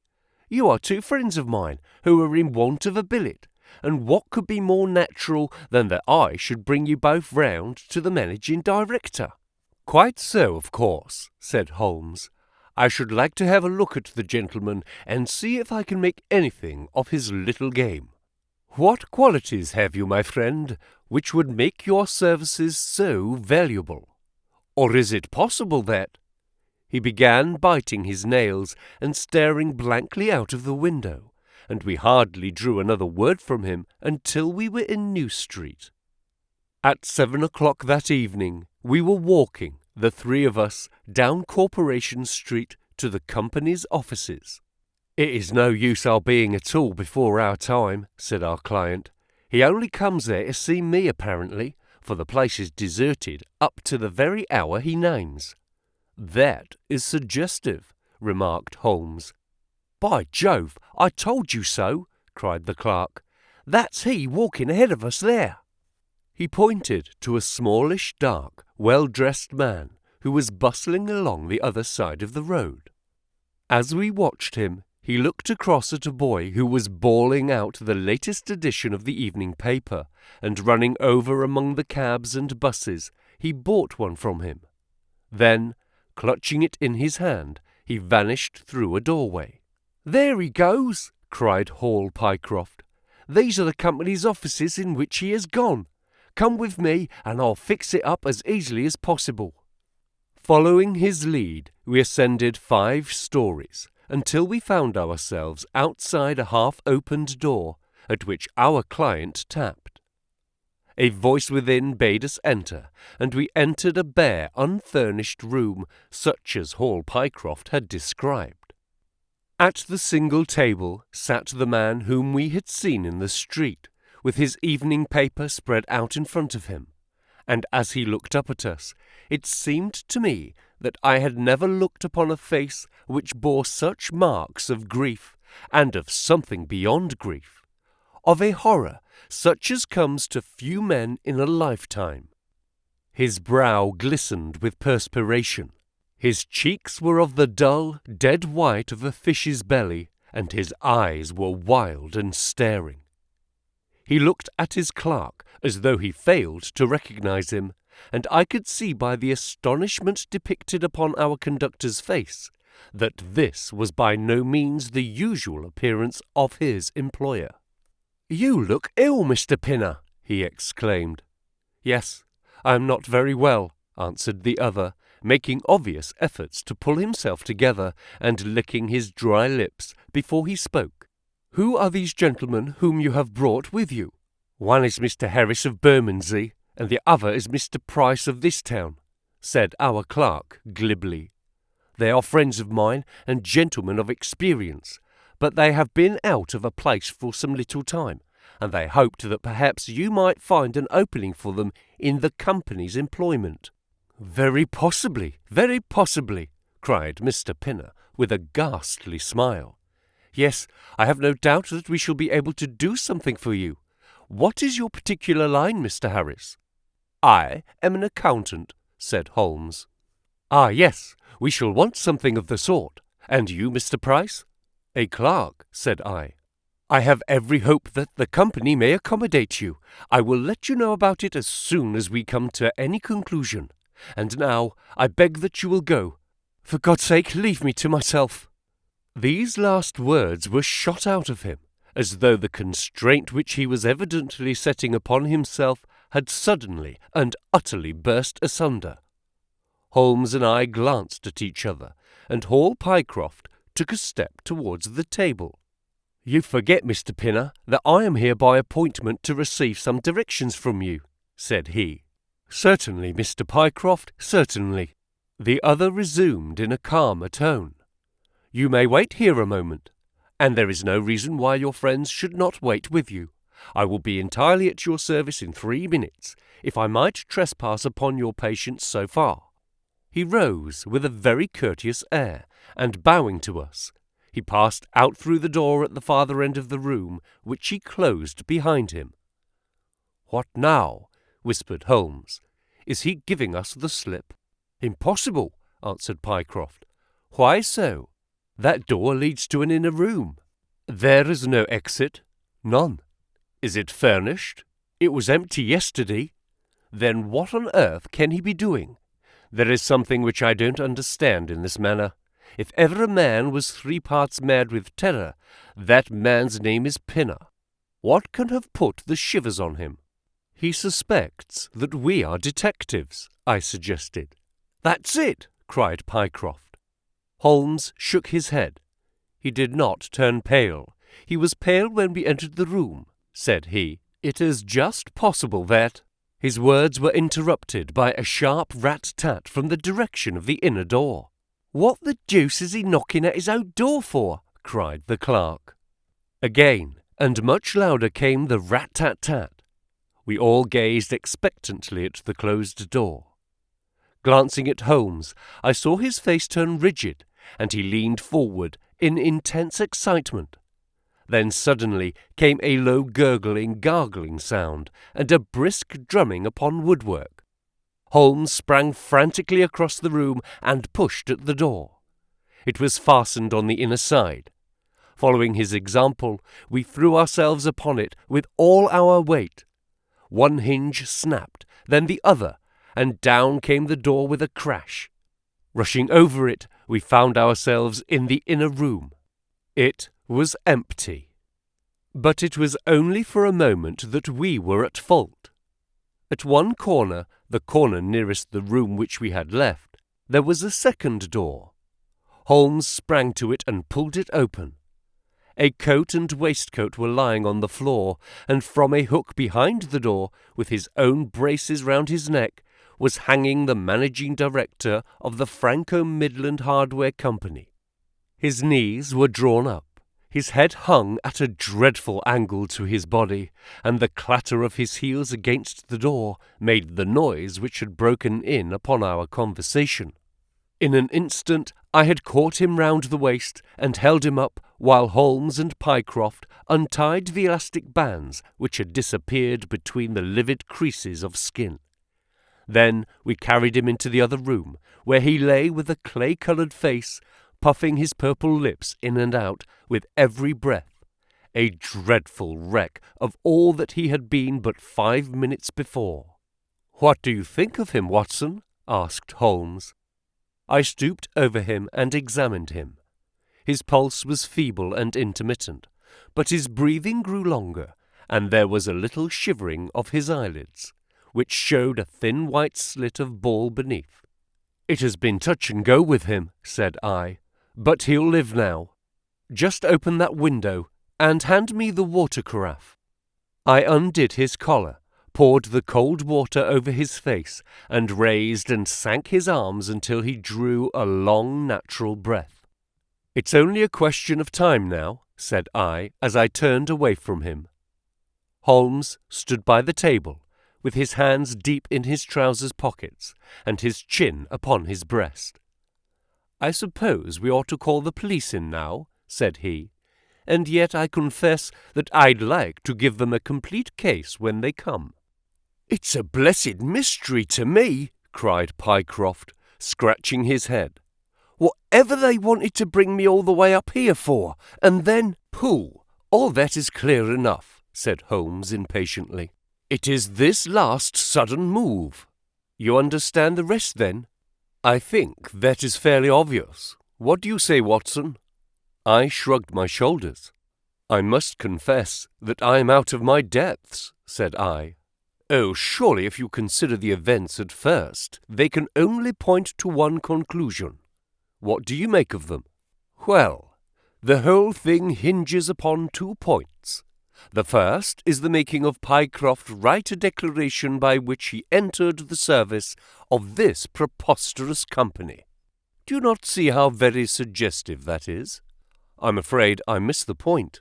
"Well, why did they want him to do it? Not as a business matter, for these arrangements are usually verbal, and there was no earthly business reason why this should be an exception. Don't you see, my young friend, that they were very anxious to obtain a specimen of your handwriting, and had no other way of doing it? And why? Quite so, why? When we answer that, we have made some progress with our little problem. Why? There can be only one adequate reason. Someone wanted to learn to imitate your writing and had to procure a specimen of it first. And now, if we pass on to the second point, we find that each throws light upon the other. That point is the request made by Pinner that you should not resign your place, but should leave the manager of this important business in the full expectation that a Mr. Hall Pycroft, whom he had never seen, was about to enter the office upon the Monday morning. "My God!" cried our client. "What a blind beetle I've been! Now, you see the point about the handwriting? Suppose that someone turned up in your place who wrote a completely different hand from that in which you had applied for the vacancy. Of course the game would have been up. But in the interval the rogue had learned to imitate you, and his position was therefore secure, as I presume that nobody in the office had ever set eyes upon you." "Not a soul," groaned Hall Pycroft. "Very good. Of course, it was of the utmost importance to prevent you from thinking better of it, and also to keep you from coming into contact with anyone who might tell you that your double was at work in Mawson's office. Therefore, they gave you a handsome advance on your salary, and ran you off to the Midlands, where they gave you enough work to do to prevent your going to London, where you might have burst their little game up. That is all plain enough. But why should this man pretend to be his own brother?" "Well, that is pretty clear also. There are evidently only two of them in it. The other is impersonating you at the office. This one acted as your engager, and then found that he could not find you an employer without admitting a third person into his plot. That he was most unwilling to do. He changed his appearance as far as he could, and trusted that the likeness, which you could not fail to observe, would be put down to a family resemblance. But for the happy chance of the gold stuffing, your suspicions would probably never have been aroused." Hall Pycroft shook his clinched hands in the air. "Good Lord!" he cried. "While I have been fooled in this way, what has this other Hall Pycroft been doing at Mawson's? What should we do, Mr. Holmes? Tell me what to do." "We must wire to Mawson's. They shut at 12 on Saturdays." "Never mind. There may be some doorkeeper or attendant." "Oh, yes, they keep a permanent guard there on account of the value of the securities that they hold. I remember hearing it talked of in the city." "Very good. We shall wire to him and see if all is well, and if a clerk of your name is working there. That is clear enough. But what is not so clear is why at the sight of us one of the rogues should instantly walk out of the room and hang himself." "The paper!" croaked a voice behind us. The man was sitting up, blanched and ghastly, with returning reason in his eyes, and hands which rubbed nervously at the broad red band which still encircled his throat. "The paper, of course!" yelled Holmes, in a paroxysm of excitement. "Idiot that I was! I thought so much of our visit that the paper never entered my head for an instant. To be sure, the secret must be there." He flattened it out upon the table, and a cry of triumph burst from his lips. "Look at this, Watson," he cried. "It is a London paper, an early edition of the Evening Standard. Here is what we want. Look at the headlines. Crime in the City. Murder at Mawson and Williams. Gigantic attempted robbery. Capture of the criminal. Here, Watson, we are all equally anxious to hear it, so kindly read it aloud to us." It appeared from its position in the paper to have been the one event of importance in town, and the account of it ran in this way. A desperate attempt at robbery, culminating in the death of one man and the capture of the criminal, occurred this afternoon in the city. For some time back, Mawson and Williams, the famous financial house, have been the guardians of securities which amount in the aggregate to a sum of considerably over £1 million sterling. So conscious was the manager of the responsibility which devolved upon him in consequence of the great interests at stake, that safes of the very latest construction have been employed, and an armed watchman has been left day and night in the building. It appears that last week a new clerk named Hall Pycroft was engaged by the firm. This person appears to have been none other than Beddington, the famous forger and cracksmith, who, with his brother, had only recently emerged from a 5-year spell of penal servitude. By some means, which are not yet clear, he succeeded in winning, under a false name, this official position in the office, which he utilized in order to obtain mouldings of various locks, and a thorough knowledge of the position of the strong rooms and the safes. It is customary at Mawson's for the clerks to leave at midday on Saturday. Sergeant Tewson, of the City Police, was somewhat surprised, therefore, to see a gentleman with a carpet bag come down the steps at 20 minutes past 1. His suspicions being aroused, the sergeant followed the man, and with the aid of Constable Pollock succeeded, after a most desperate resistance, in arresting him. It was at once clear that a daring and gigantic robbery had been committed. Nearly £100,000 worth of American railway bonds, with a large amount of scrip in other mines and companies, was discovered in the bag. On examining the premises, the body of the unfortunate watchman was found doubled up and thrust into the largest of the safes, where it would not have been discovered until Monday morning, had it not been for the prompt action of Sergeant Tewson. The man's skull had been shattered by a blow from a poker delivered from behind. There could be no doubt that Beddington had obtained entrance by pretending that he had left something behind him, and having murdered the watchman, rapidly rifled the large safe, and then made off with his booty. His brother, who usually works with him, has not appeared in this job as far as can at present be ascertained, although the police are making energetic inquiries as to his whereabouts. Well, we may save the police some little trouble in that direction, said Holmes, glancing at the haggard figure huddled up by the window. Human nature is a strange mixture, Watson. You see that even a villain and a murderer can inspire such affection that his brother turns to suicide when he learns that his neck is forfeited. However, we have no choice as to our action. The doctor and I will remain on guard, Mr. Pycroft, if you will have the kindness to step out for the police. The Gloria Scott. I have some papers here, said my friend Sherlock Holmes, as we sat one winter's night on either side of the fire, which I really think, Watson, that it should be worth your while to glance over. These are the documents in the extraordinary case of the Gloria Scott, and this is the message which struck Justice of the Peace Trevor dead with horror when he read it. He had picked up from a drawer a little tarnished cylinder, and, undoing the tape, he handed me a short note scrawled upon a half-sheet of slate-grey paper. The supply of game for London is going steadily up, it ran.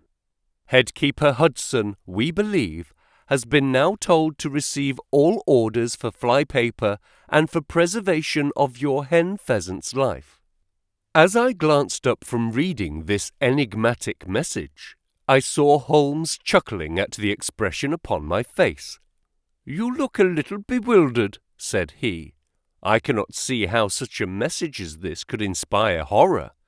It seems to me to be rather grotesque than otherwise." "Very likely.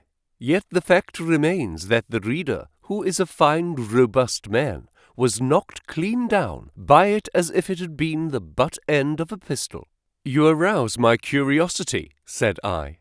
"But why did you say just now that there were very particular reasons why I should study this case?" "Because it was the first in which I was ever engaged." I had often endeavoured to elicit from my companion what had first turned his mind in the direction of criminal research, but had never caught him before in a communicative humour. Now he sat forward in his armchair and spread out the documents upon his knees. Then he lit his pipe and sat for some time smoking and turning them over. "You never heard me talk of Victor Trevor?" he asked. "He was the only friend I made during the 2 years I was at college. I was never a very sociable fellow, Watson, always rather fond of moping in my rooms and working out my own little methods of thought, so that I never mixed much with the men of my year. Bar fencing and boxing, I had few athletic tastes, and then my line of study was quite distinct from that of the other fellows, so that we had no points of contact at all. Trevor was the only man I knew, and that only through the accident of his bull terrier freezing onto my ankle one morning as I went down to chapel. It was a prosaic way of forming a friendship, but it was effective. I was laid by the heels for 10 days, but Trevor used to come in to inquire after me. At first it was only a minute's chat, but soon his visits lengthened, and before the end of the term we were close friends. He was a hearty, full-blooded fellow, full of spirits and energy, the very opposite to me in most respects. But we had some subjects in common, and it was a bond of union when I found that he was as friendless as I. Finally, he invited me down to his father's place at Donnithorpe in Norfolk, and I accepted his hospitality for a month of the long vacation. Old Trevor was evidently a man of some wealth and consideration, a J.P. and a landed proprietor. Donnithorpe is a little hamlet just to the north of Langmere in the country of the Broads. The house was an old-fashioned, widespread, oak-beamed brick building with a fine lime-lined avenue leading up to it. There was excellent wild duck shooting in the fens, remarkably good fishing, a small but select library, taken over, as I understood, from a former occupant, and a tolerable cook, so that he would be a fastidious man who could not put in a pleasant month there. Trevor Senior was a widower, and my friend his only son. There had been a daughter, I heard, but she had died of diphtheria while on a visit to Birmingham. The father interested me extremely. He was a man of little culture, but with a considerable amount of rude strength, both physically and mentally. He knew hardly any books, but he had travelled far, had seen much of the world, and had remembered all that he had learned. In person, he was a thick-set, burly man, with a shock of grizzled hair, a brown, weather-beaten face, and blue eyes which were keen to the verge of fierceness. Yet he had a reputation for kindness and charity on the countryside, and was noted for the leniency of his sentences from the bench. One evening, shortly after my arrival, we were sitting over a glass of port after dinner, when young Trevor began to talk about those habits of observation and inference which I had already formed into a system, although I had not yet appreciated the part which they were to play in my life. The old man evidently thought that his son was exaggerating in his description of 1 or 2 trivial feats which I had performed. "Oh, come now, Mr. Holmes," said he, laughing good-humouredly. "I am an excellent subject if you can deduce anything from me." "I fear there is not very much," I answered. "I might suggest that you have gone about in fear of some personal attack within the last 12 months. The laugh faded from his lips, and he stared at me in great surprise. "Well, that's true enough," said he. "You know, Victor," turning to his son, "when we broke up that poaching gang, they swore to knife us, and Sir Edward Holly has actually been attacked. I've always been on my guard since then, though I have no idea how you know it." "You have a very handsome stick," I answered. "By the inscription, I observed that you had not had it more than a year. But you have taken some pains to bore the head of it and pour melted lead into the hole so as to make it a formidable weapon. I argued that you would not take such precautions unless you had some danger to fear." "Anything else?" he asked, smiling. "You have boxed a good deal in your youth."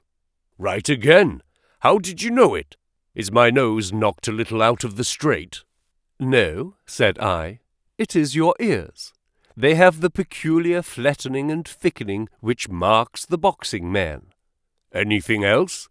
"You have done a good deal of digging by your callosities." "Made all my money at the gold fields." "You have been in New Zealand." "Right again."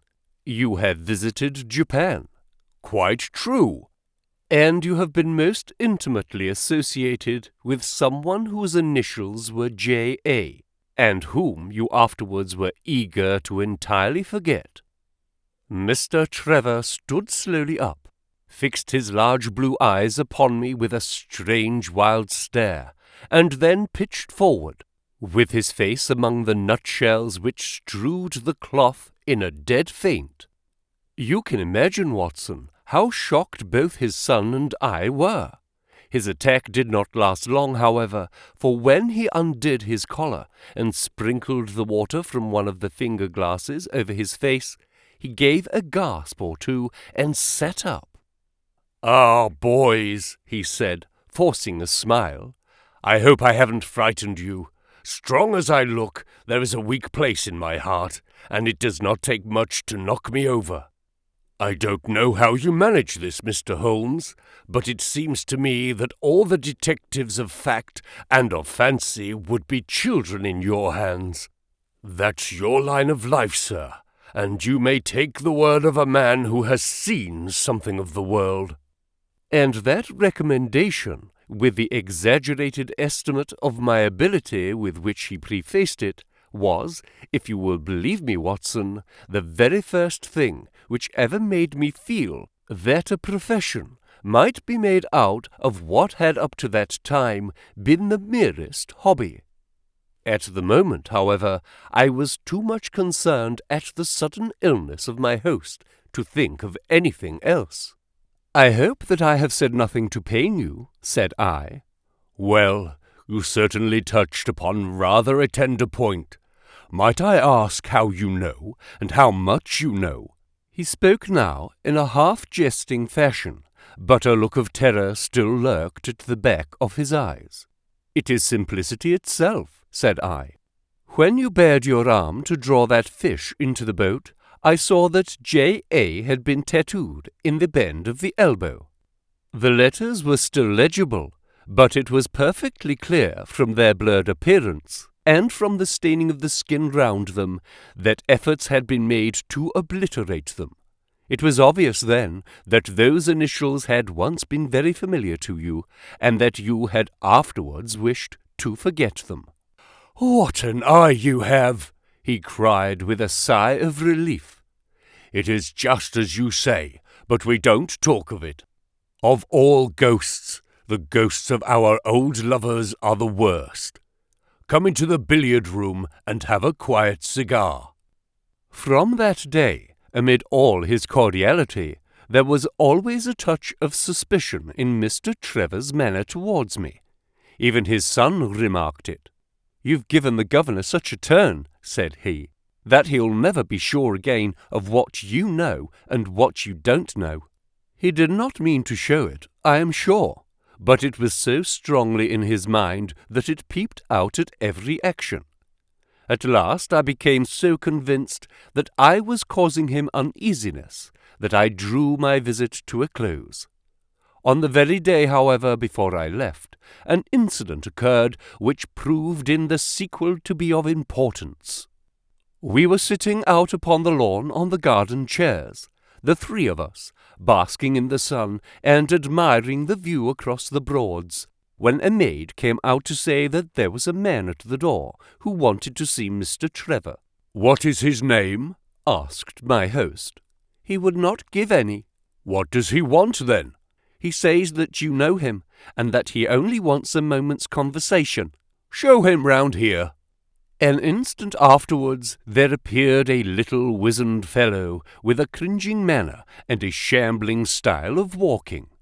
He wore an open jacket, with a splotch of tar on the sleeve, a red and black check shirt, dungaree trousers, and heavy boots badly worn.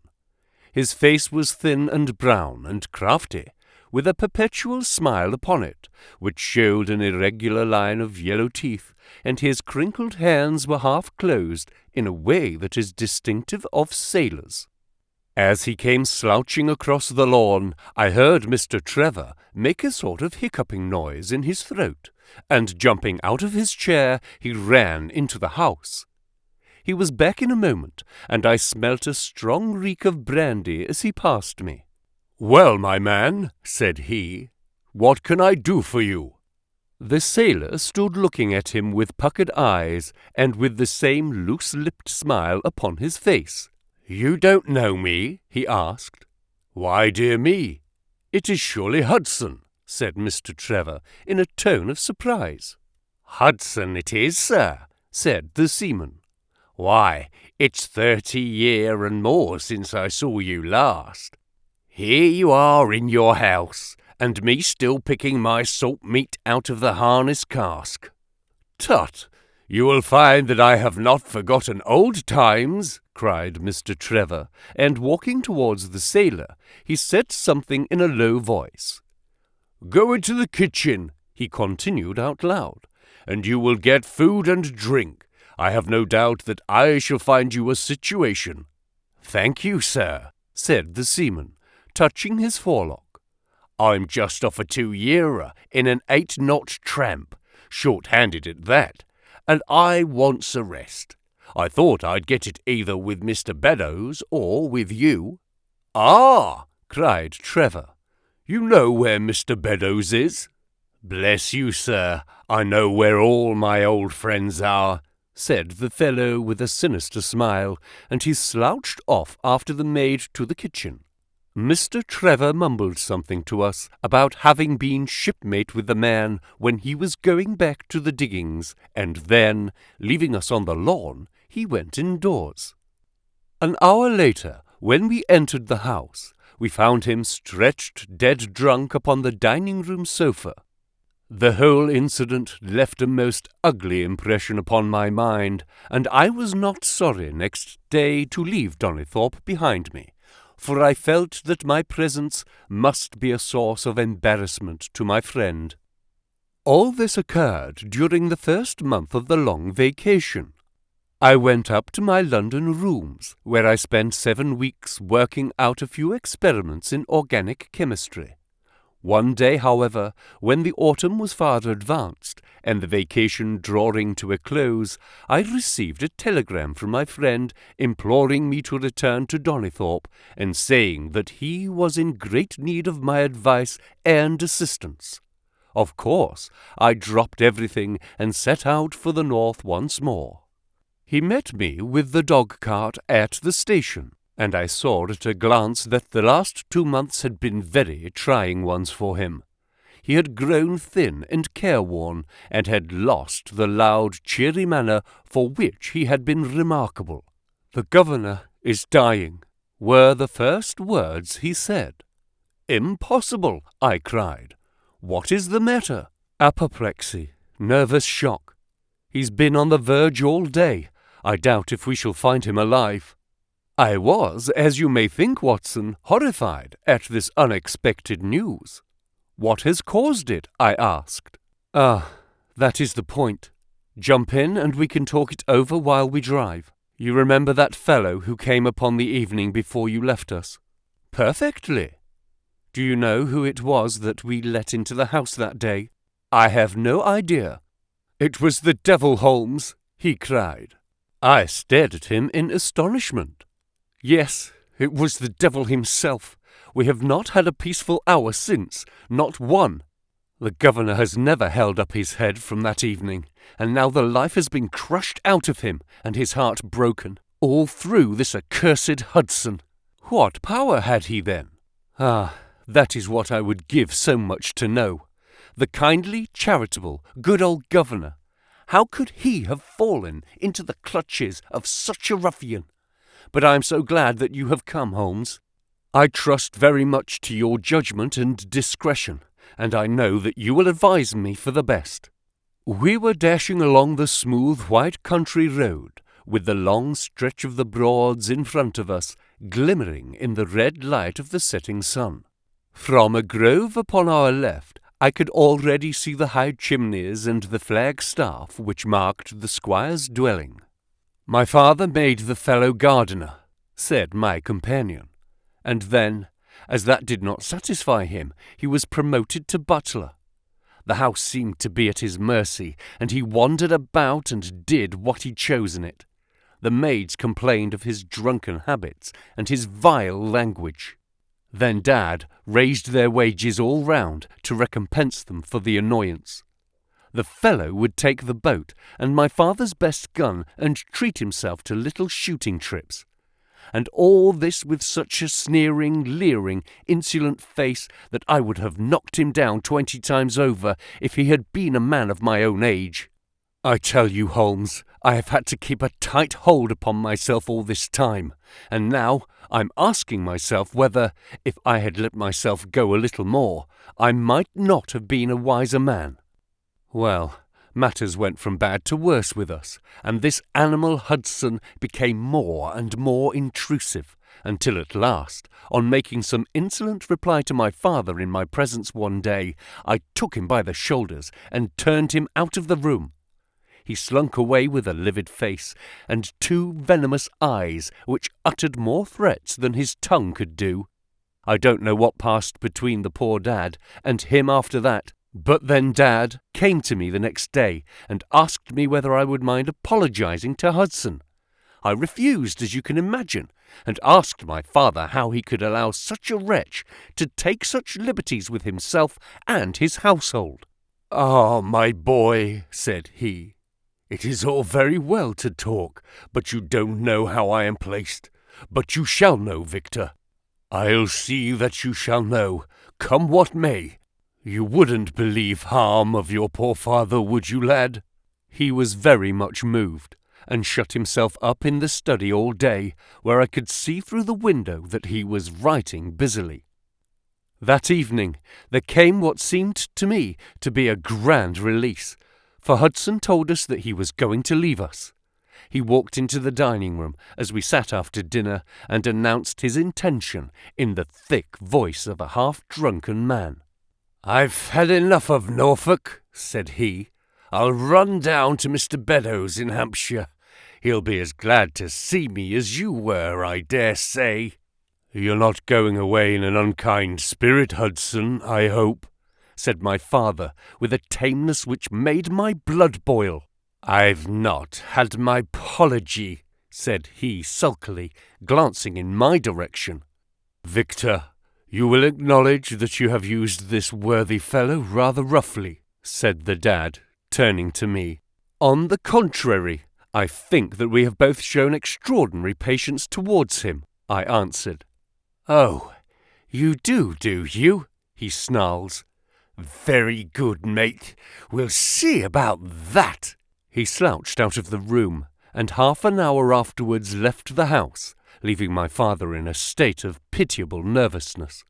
Night after night I heard him pacing his room, and it was just as he was recovering his confidence that the blow did at last fall.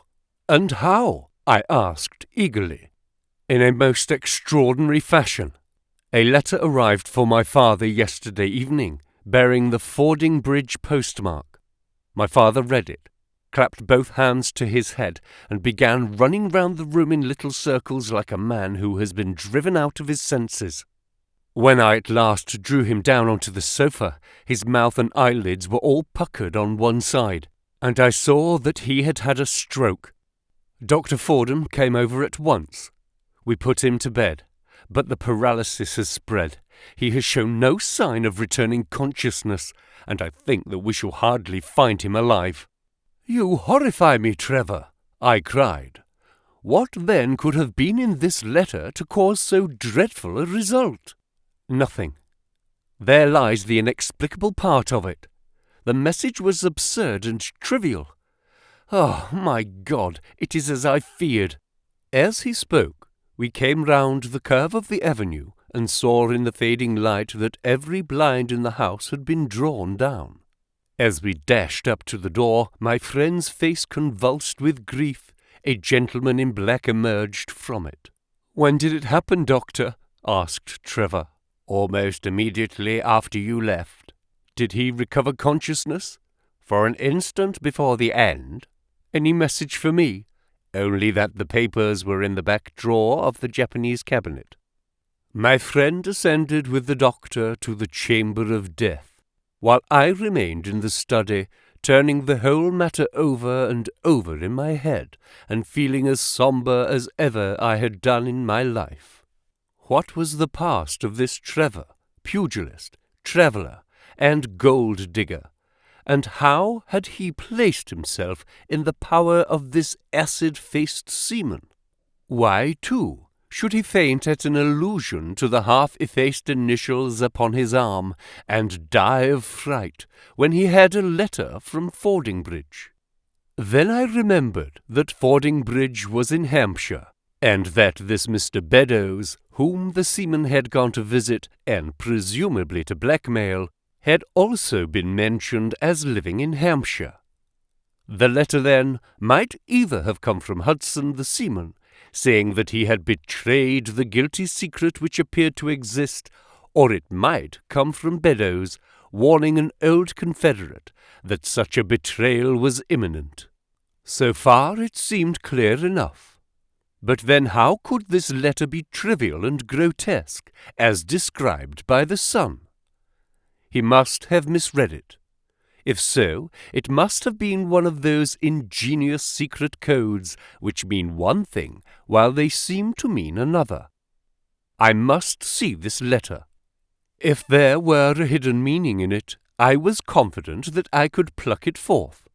For an hour I sat pondering over it in the gloom, until at last a weeping maid brought in a lamp, and close at her heels came my friend Trevor, pale but composed, with these very papers which lie upon my knee held in his grasp.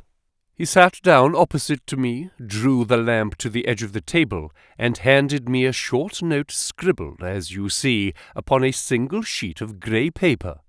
"The supply of game for London is going steadily up," it ran. "Headkeeper Hudson, we believe, has been now told to receive all orders for flypaper and for preservation of your hen pheasant's life." I dare say my face looked as bewildered as yours did just now when first I read this message. Then I reread it very carefully. It was evidently, as I had thought, and some secret meaning must lie buried in this strange combination of words. Or could it be that there was a prearranged significance to such phrases as flypaper and hen pheasant? Such a meaning would be arbitrary, and could not be deduced in any way, and yet I was loath to believe that this was the case, and the presence of the word Hudson seemed to show that the subject of the message was, as I had guessed, and that it was from Beddoes rather than the sailor.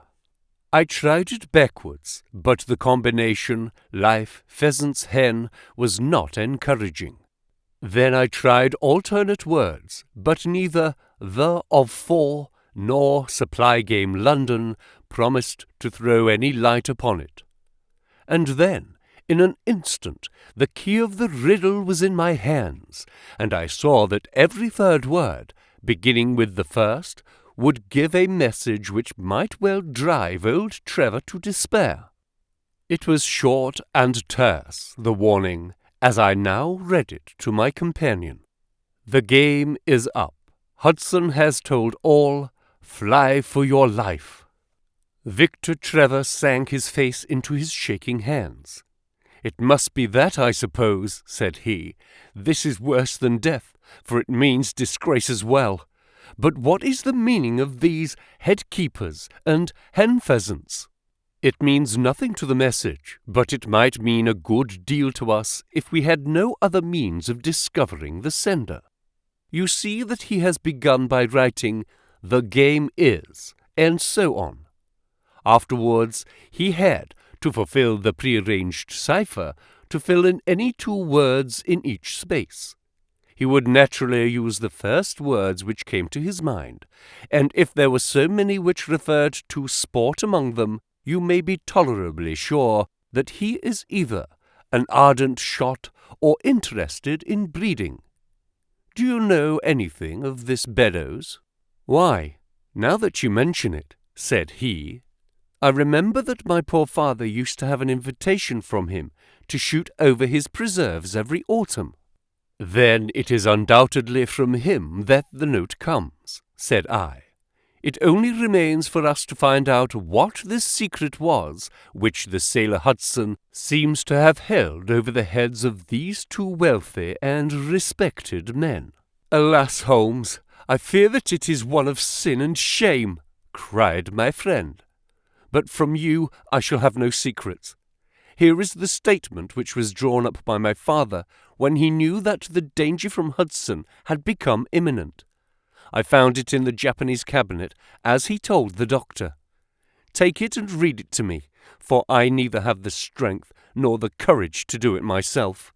These are the very papers, Watson, which he handed to me, and I will read them to you as I read them in the old study that night to him.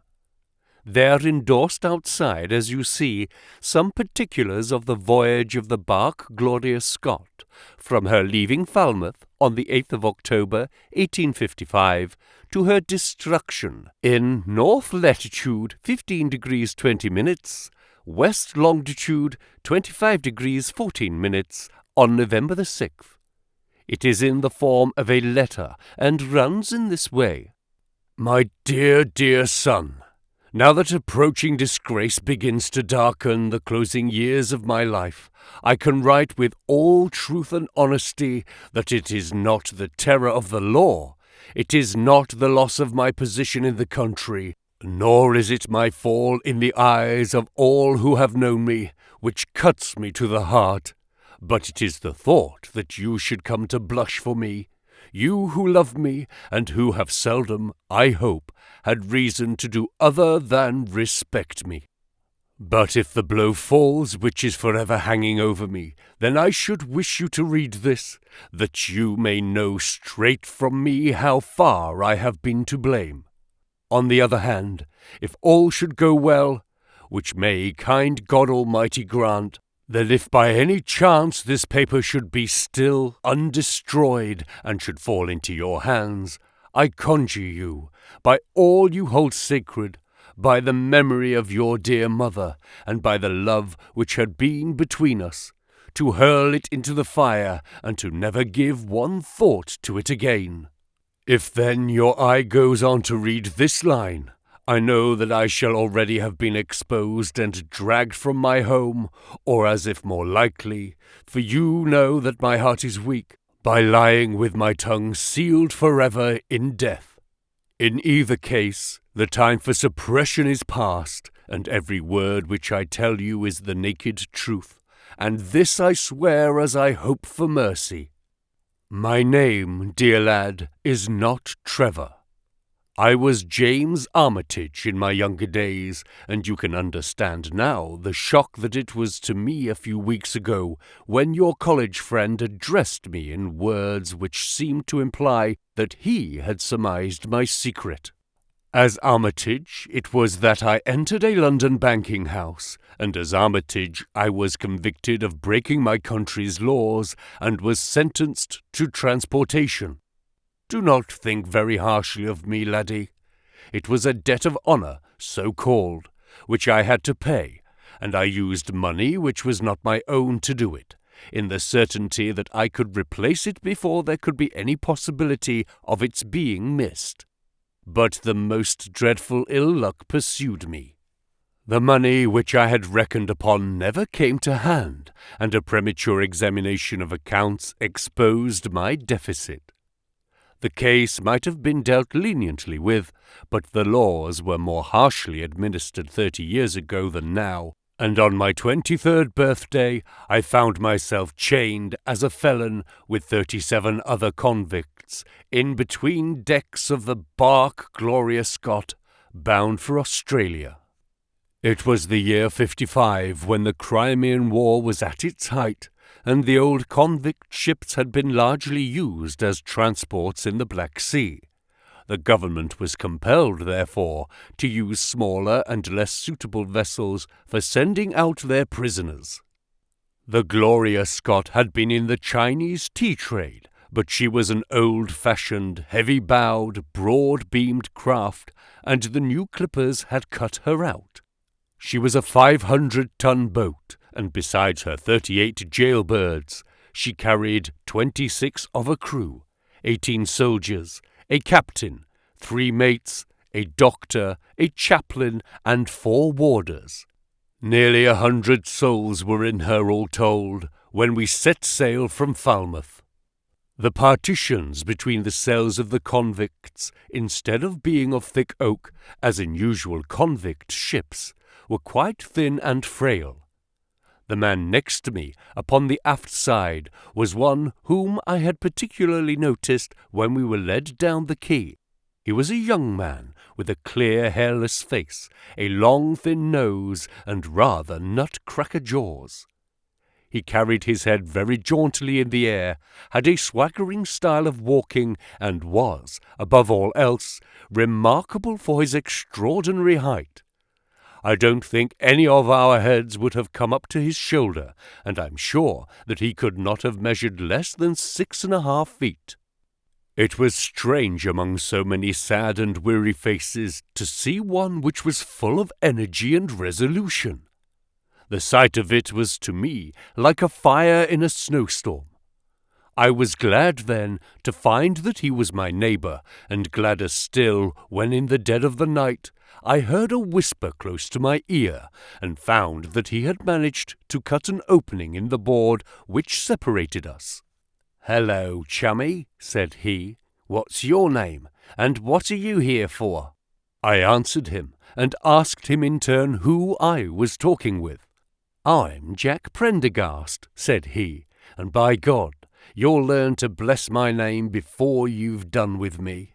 I remember hearing of his case, for it was one which had made an immense sensation throughout the country some time before my own arrest.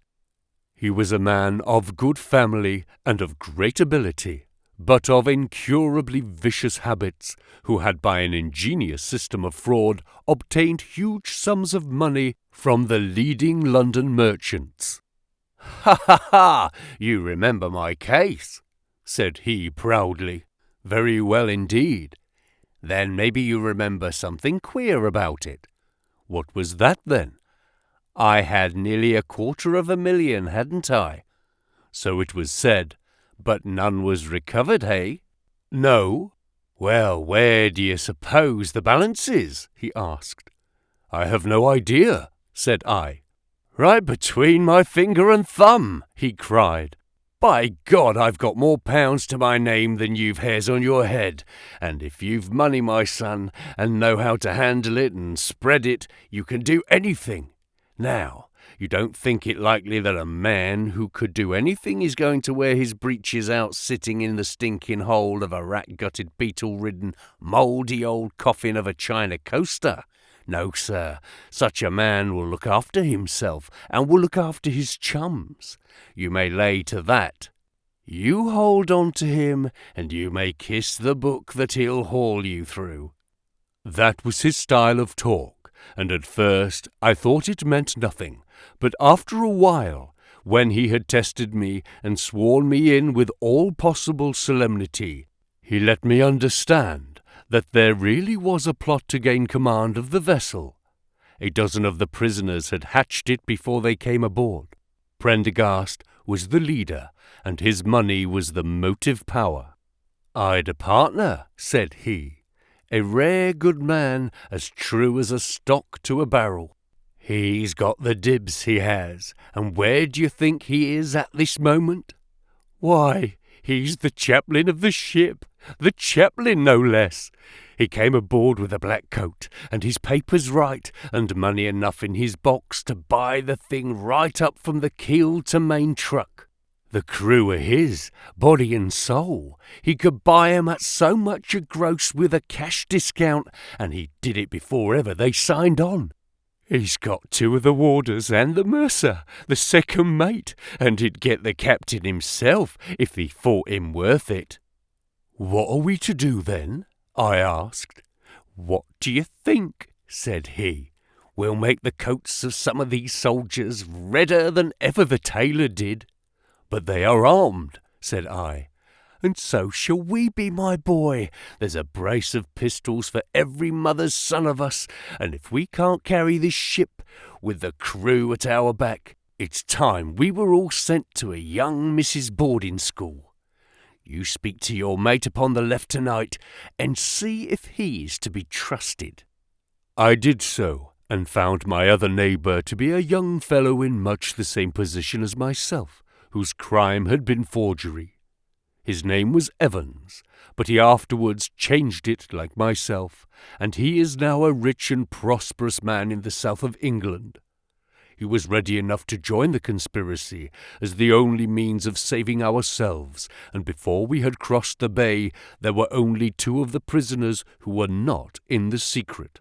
One of these was of weak mind, and we did not dare to trust him, and the other was suffering from jaundice, and could not be of any use to us. From the beginning there was really nothing to prevent us from taking possession of the ship. The crew were a set of ruffians specially picked for the job. The sham chaplain came into our cells to exhort us, carrying a black bag, supposed to be full of tracts, and so often did he come that by the 3rd day we had each stowed away at the foot of our beds a file, a brace of pistols, a pound of powder, and 20 slugs. 2 of the warders were agents of Prendergast, and the second mate was his right-hand man. The captain, the 2 mates, 2 warders, Lieutenant Martin, his 18 soldiers, and the doctor were all that we had against us. Yet, safe as it was, we determined to neglect no precaution, and to make our attack suddenly by night. It came, however, more quickly than we expected, and in this way. One evening, about the 3rd week after our start, the doctor had come down to see one of the prisoners who was ill, and putting his hands down on the bottom of his bunk, he felt the outline of the pistols. If he had been silent, he might have blown the whole thing, but he was a nervous little chap, so he gave a cry of surprise, and turned so pale that the man knew what was up in an instant, and seized him. He was gagged before he could give the alarm, and tied down upon the bed. He had unlocked the door that led to the deck, and we were through it in a rush. 2 sentries were shot down, and so was a corporal who came running to see what was the matter. There were 2 more soldiers at the door of the stateroom, and their muskets seemed not to be loaded, for they never fired upon us, and they were shot while trying to fix their bayonets. Then we rushed on into the captain's cabin, but as we pushed open the door, there was an explosion from within, and there he lay, with his brains smeared over the chart of the Atlantic, which was pinned upon the table, while the chaplain stood with a smoking pistol in his hand at his elbow. The 2 mates had both been seized by the crew, and the whole business seemed to be settled. The stateroom was the next cabin, and we flocked in there and flopped down on the settees, all speaking together, for we were just mad with the feeling that we were free once more. There were lockers all around, and Wilson, the sham chaplain, knocked one of them in and pulled out a dozen of brown sherry. We cracked off the necks of the bottles, poured the stuff out into tumblers, and were just tossing them off, when in an instant, without warning, there came the roar of muskets in our ears, and the saloon was so full of smoke that we could not see across the table. When it cleared again, the place was a shambles. Wilson and 8 others were wriggling on the top of each other on the floor, and the blood and the brown sherry on that table turns me sick now when I think of it. We were so cowed by the sight that I think we should have given the job up if it had not been for Prendergast. He bellowed like a bull and rushed for the door with all that were left alive at his heels. Out we ran, and there on the poop were the lieutenant and 10 of his men. The swing skylights above the saloon table had been a bit open, and they had fired on us through the slit. We got on them before they could load, and they stood to it like men, but we had the upper hand of them, and in 5 minutes it was all over. My God, was there ever a slaughterhouse like that ship? Prendergast was like a raging devil, and he picked the soldiers up as if they had been children and threw them overboard, alive or dead. There was one sergeant that was horribly wounded, and yet kept on swimming for a surprising time, until someone, in mercy, blew out his brains. When the fighting was over, there was no one left of our enemies except just the warders, the mates, and the doctor. It was over them that the great quarrel arose. There were many of us who were glad enough to win back our freedom, and yet who had no wish to have murder on our souls. It was one thing to knock the soldiers over with their muskets in their hands, and it was another to stand by while men were being killed in cold blood. 8 of us, 5 convicts and 3 sailors, said that we would not see it done. But there was no moving Prendergast and those who were with him. Our only chance of safety lay in making a clean job of it, said he, and he would not leave a tongue with the power to wag in a witness box. It nearly came to our sharing the fate of the prisoners, but at last he said that if we wished, we might take a boat and go. We jumped at the offer, for we were already sick of these bloodthirsty doings, and we saw that there would be worse before it was done. We were given a suit of sailors' togs each, a barrel of water, 2 casks, one of junk and one of biscuits, and a compass. Prendergast threw us over a chart, told us that we were shipwrecked mariners whose ship had foundered in latitude 15 degrees north and longitude 25 degrees west, and then cut the painter and let us go. And now I come to the most surprising part of my story, my dear son. The seamen hauled the foreyard aback during the rising, but now as we left them they brought it square again, and as there was a light wind from the north and east, the bark began to draw slowly away from us. Our boat lay, rising and falling, upon the long smooth rollers, and Evans and I, who were the most educated of the party, were sitting in the sheets, working out our position and planning what coast we should make for. It was a nice question, for the Cape de Verds were about 500 miles to the north of us, and the African coast about 700 miles to the east. On the whole, as the wind was coming round to the north, we thought that Sierra Leone might be best, and turned our head in that direction, the bark being at that time nearly hull down on our starboard quarter. Suddenly, as we looked at her, we saw a dense black cloud of smoke shoot up from her, which hung like a monstrous tree upon the skyline. A few seconds later, a roar like thunder burst upon our ears, and as the smoke thinned away, there was no sign left of the Gloria Scott.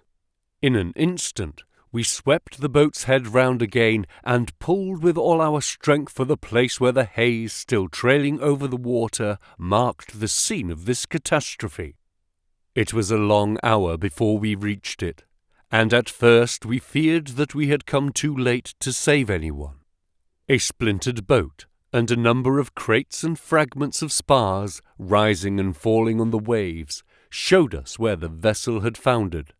But there was no sign of life, and we had turned away in despair when we heard a cry for help, and saw at some distance a piece of wreckage with a man lying stretched across it. When we pulled him aboard the boat, he proved to be a young seaman of the name of Hudson, who was so burned and exhausted that he could give us no account of what had happened until the following morning. It seemed that after we had left, Prendergast and his gang had proceeded to put to death the 5 remaining prisoners.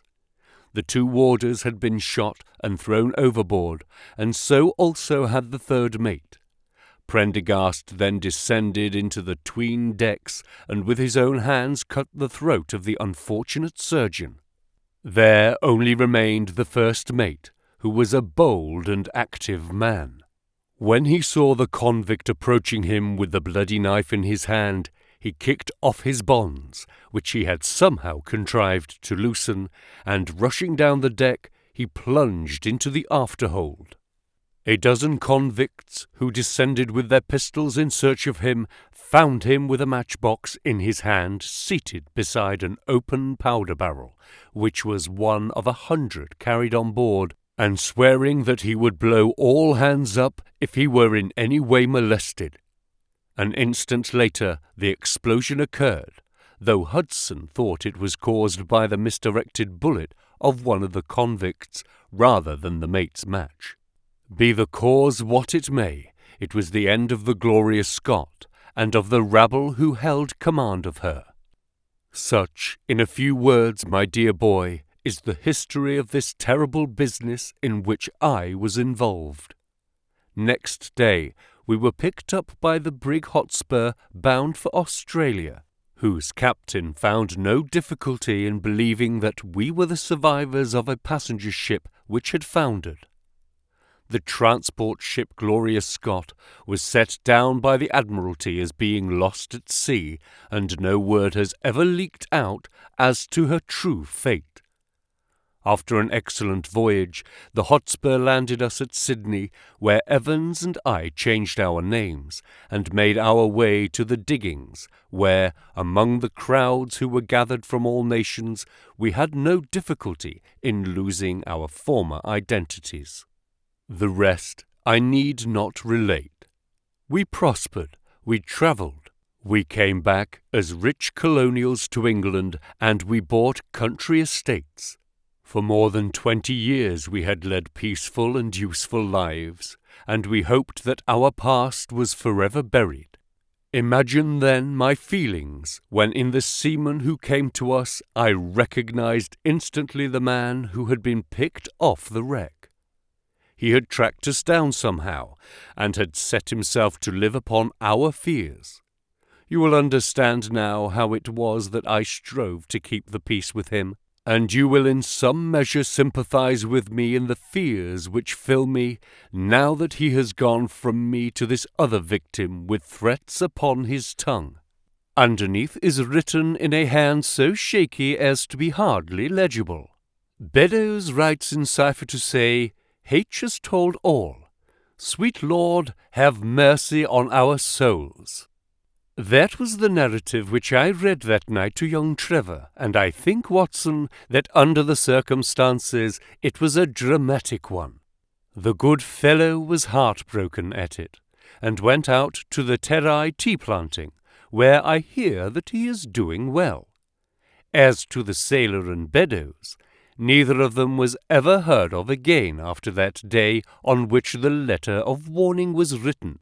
They both disappeared utterly and completely.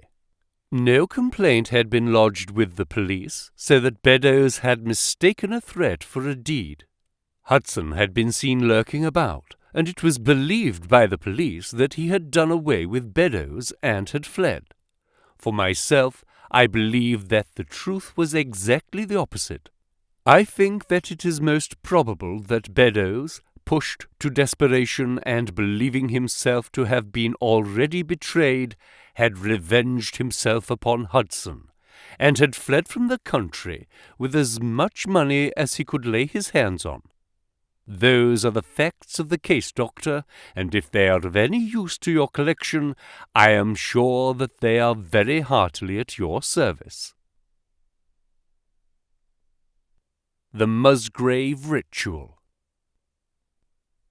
An anomaly which often struck me in the character of my friend Sherlock Holmes was that, although in his methods of thought he was the neatest and most methodical of mankind, and although also he affected a certain quiet primness of dress, he was none the less, in his personal habits, one of the most untidy men that ever drove a fellow lodger to distraction.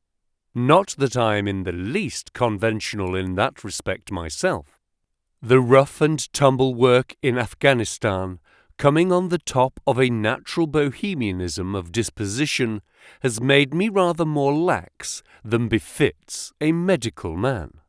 But with me there is a limit, and when I find a man who keeps his cigars in the coal scuttle, his tobacco in the toe end of a Persian slipper, and his unanswered correspondence transfixed by a jackknife into the very centre of his wooden mantelpiece, then I begin to give myself virtuous airs.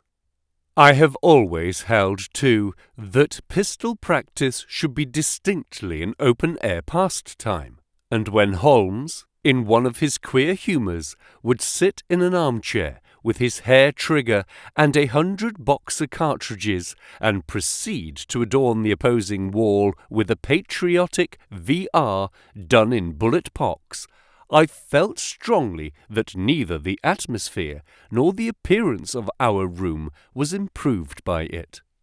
Our chambers were always full of chemicals and of criminal relics, which had a way of wandering into unlikely positions, and of turning up in the butter dish or in even less desirable places. But his papers were my great crux. He had a horror of destroying documents, especially those which were connected with his past cases, and yet it was only once in every year or two that he would muster energy to docket and arrange them. For, as I have mentioned somewhere in these incoherent memoirs, the outbursts of passionate energy when he performed the remarkable feats with which his name is associated were followed by reactions of lethargy, during which he would lie about with his violin and his books, hardly moving save from the sofa to the table. Thus, month after month, his papers accumulated until every corner of the room was stacked with bundles of manuscript which were on no account to be burned, and which could not be put away save by their owner. One winter's night, as we sat together by the fire, I ventured to suggest to him that, as he had finished pasting extracts into his commonplace book, he might employ the next 2 hours in making our room a little more habitable. He could not deny the justice of my request, so with a rather rueful face he went off to his bedroom, from which he returned presently, pulling a large tin box behind him. This he placed in the middle of the floor, and squatting down upon a stool in front of it, he threw back the lid. I could see that it was already a third full of bundles of paper tied up with red tape into separate packages. "There are cases enough here, Watson," said he, looking at me with mischievous eyes. "I think that if you knew all that I had in this box, you would ask me to pull some out instead of putting others in." "These are the records of your early work, then?" I asked. "I have often wished that I had notes on those cases." "Yes, my boy. These were all done prematurely before my biographer had come to glorify me." He lifted bundle after bundle in a tender, caressing sort of way. "They're not all successes, Watson," said he, "but there are some pretty little problems among them. Here's the record of the Tarleton murders, and the case of Vambry, the wine merchant, and the adventure of the old Russian woman, and the singular affair of the aluminium crutch, as well as a full account of Ricoletti of the club foot, and his abominable wife. And here, now this really is something a little recherché." He dived his arm down to the bottom of the chest, and brought up a small wooden box with a sliding lid, such as children's toys are kept in. From within he produced a crumpled piece of paper, an old-fashioned brass key, a peg of wood with a ball of string attached to it, and 3 rusty old discs of metal. "Well, my boy, what do you make of this lot?" he asked, smiling at my expression. "It's a curious collection." "Very curious, and the story that hangs around it will strike you as being more curious still. These relics have a history, then?" "So much so that they are history." "What do you mean by that?" Sherlock Holmes picked them up one by one and laid them along the edge of the table. Then he reseated himself in his chair and looked them over with a gleam of satisfaction in his eyes. "These," said he, "are all that I have left to remind me of the adventure of the Musgrave ritual." I had heard him mention the case more than once, though I had never been able to gather the details. "I should be so glad," said I, "if you would give me an account of it." "And leave the litter as it is?" he cried mischievously. "Your tidiness won't bear much strain after all, Watson. But I should be glad that you should add this case to your annals, for there are points in it which make it quite unique in the criminal records of this, or, I believe, of any other country. A collection of my trifling achievements would certainly be incomplete which contained no account of this very singular business.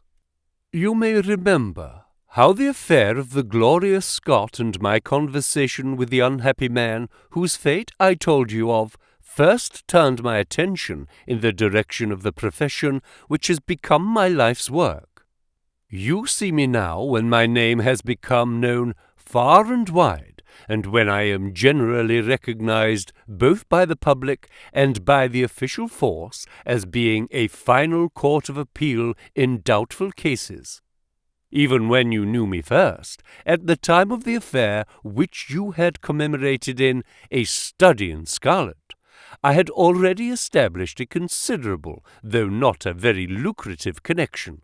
You can hardly realize, then, how difficult I found it at first, and how long I had to wait before I succeeded in making any headway. When I first came up to London, I had rooms in Montague Street, just round the corner from the British Museum, and there I waited, filling in my too abundant leisure time by studying all those branches of science which might make me more efficient. Now and again, cases came in my way, principally through the introduction of old fellow students, for during my last years at the university there was a good deal of talk there about myself and my methods. The third of these cases was that of the Musgrave ritual, and it is to the interest which was aroused by that singular chain of events and the large issues which proved to be at stake that I trace my first stride towards the position which I now hold. Reginald Musgrave had been in the same college as myself, and I had some slight acquaintance with him. He was not generally popular among the undergraduates, though it always seemed to me that what was set down as pride was really an attempt to cover extreme natural diffidence. In appearance, he was a man of exceedingly aristocratic type, thin, high-nosed, and large-eyed, with languid and yet courtly manners. He was indeed a scion of one of the very oldest families in the kingdom, though his branch was a cadet one which had separated from the northern Musgraves some time in the 16th century, and had established itself in western Sussex, where the manor house of Hurlstone is perhaps the oldest inhabited building in the county. Something of his birthplace seemed to cling to the man, and I never looked at his pale, keen face or the poise of his head without associating him with grey archways and mullioned windows and all the venerable wreckage of a feudal keep. Once or twice we drifted into talk, and I can remember that more than once he expressed a keen interest in my methods of observation and inference. For 4 years I had seen nothing of him until one morning he walked into my room in Montague Street. He had changed little, was dressed like a young man of fashion. He was always a bit of a dandy, and preserved the same quiet, suave manner which had formerly distinguished him. "How has all gone with you, Musgrave?" I asked, after we had cordially shaken hands. "You probably heard of my poor father's death," said he. "He was carried off about 2 years ago. Since then I have, of course, had the Hurlstone estates to manage, and as I am a member for my district as well, my life has been a busy one. But I understand, Holmes, that you are turning to practical ends those powers with which you used to amaze us." "Yes," said I have taken to living by my wits." "I am delighted to hear it, for your advice at present would be exceedingly valuable to me. We have had some very strange doings at Hurlstone, and the police have been able to throw no light upon the matter. It is really the most extraordinary and inexplicable business." You can imagine with what eagerness I listened to him, Watson, for the very chance for which I had been panting during all those months of inaction seemed to have come within my reach. In my inmost heart, I believed that I could succeed where others failed, and now I had the opportunity to test myself. "Pray, let me have the details," I cried. Reginald Musgrave sat down opposite me and lit the cigarette which I had pushed towards him. "You must know," said he, "that though I am a bachelor, I have to keep up a considerable staff of servants at Hurlstone, for it is a rambling old place, and takes a good deal of looking after. I preserve too, and in the pheasant months I usually have a house party, so that it would not do to be short-handed. Altogether there are 8 maids, the cook, the butler, 2 footmen, and a boy. The garden and the stables, of course, have a separate staff. Of these servants, the one who had been longest in our service was Brunton the butler. He was a young schoolmaster, out of place when he was first taken up by my father, but he was a man of great energy and character, and he soon became quite invaluable in the household. He was a well-grown, handsome man, with a splendid forehead, and though he has been with us for 20 years, he cannot be more than 40 now. With his personal advantages and his extraordinary gifts, for he can speak several languages and play nearly every musical instrument, it is wonderful that he should have been satisfied so long in such a position. But I suppose that he was comfortable and lacked energy to make any change. The butler of Hurlstone is always a thing that is remembered by all who visit us. But this paragon has one fault.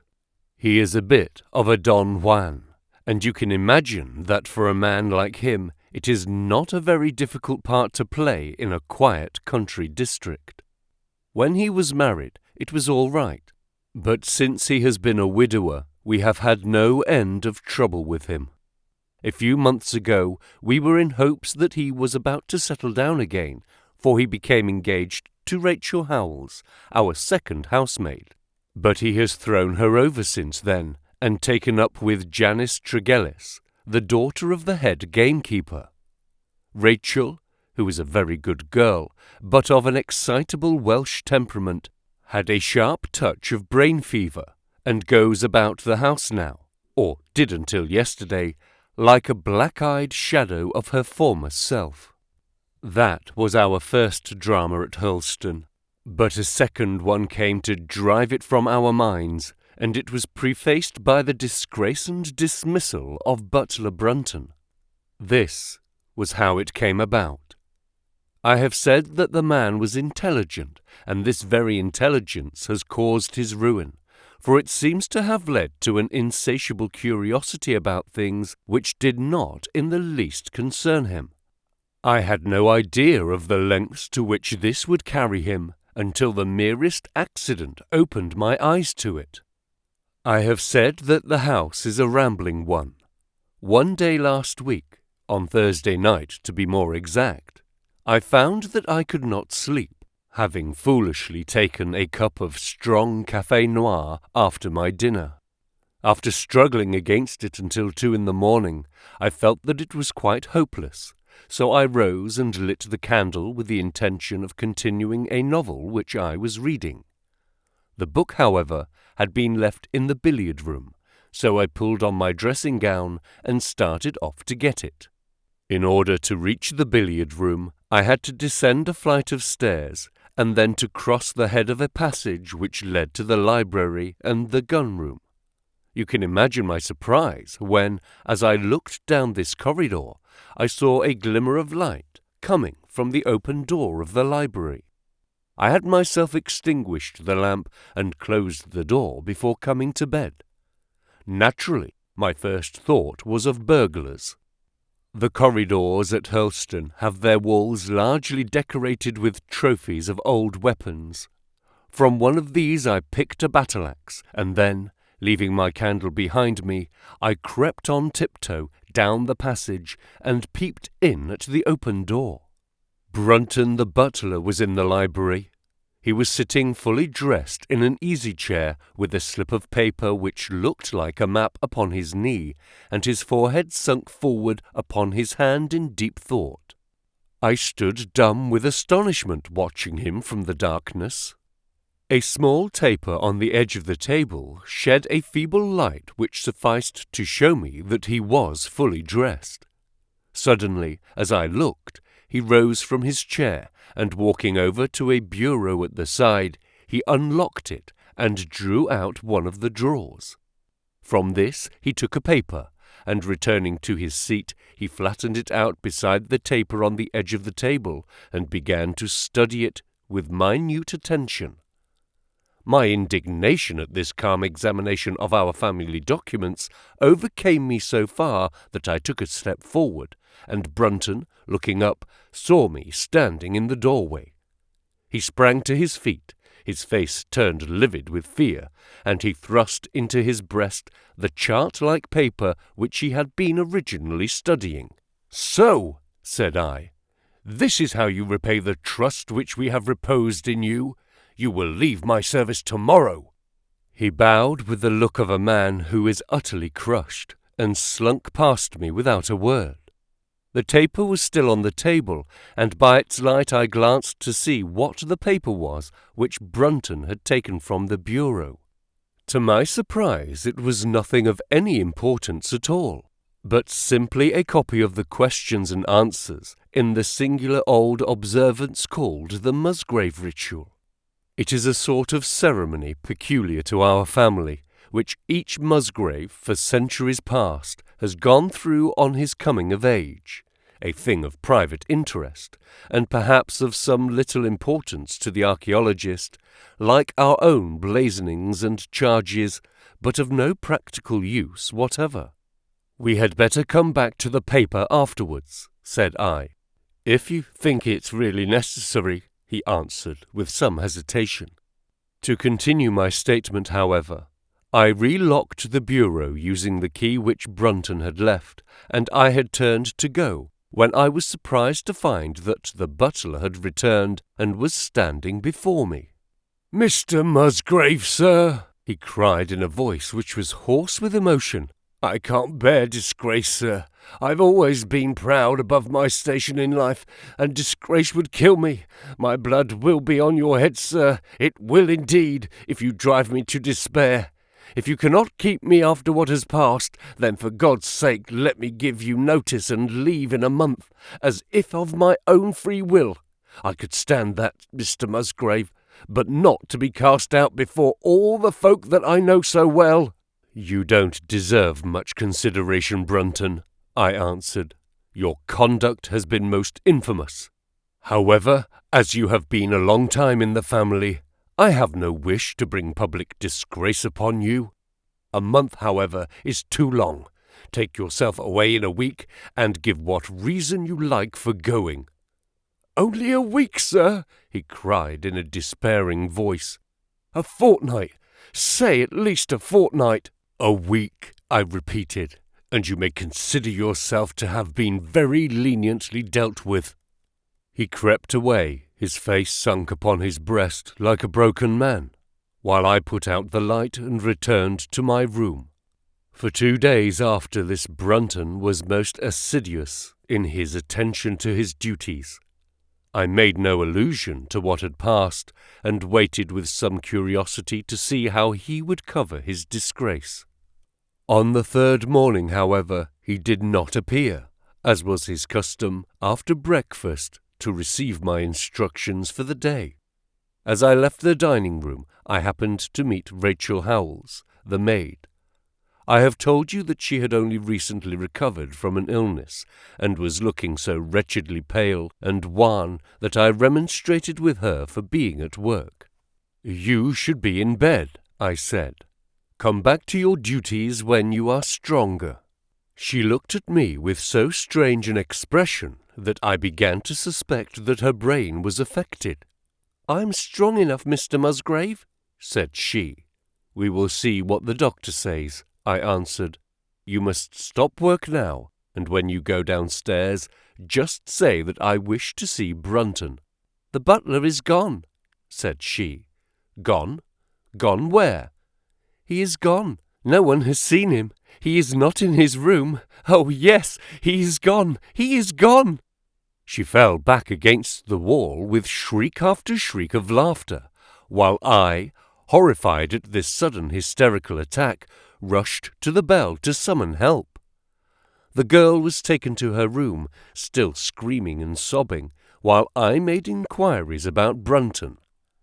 There was no doubt about it that he had disappeared. His bed had not been slept in.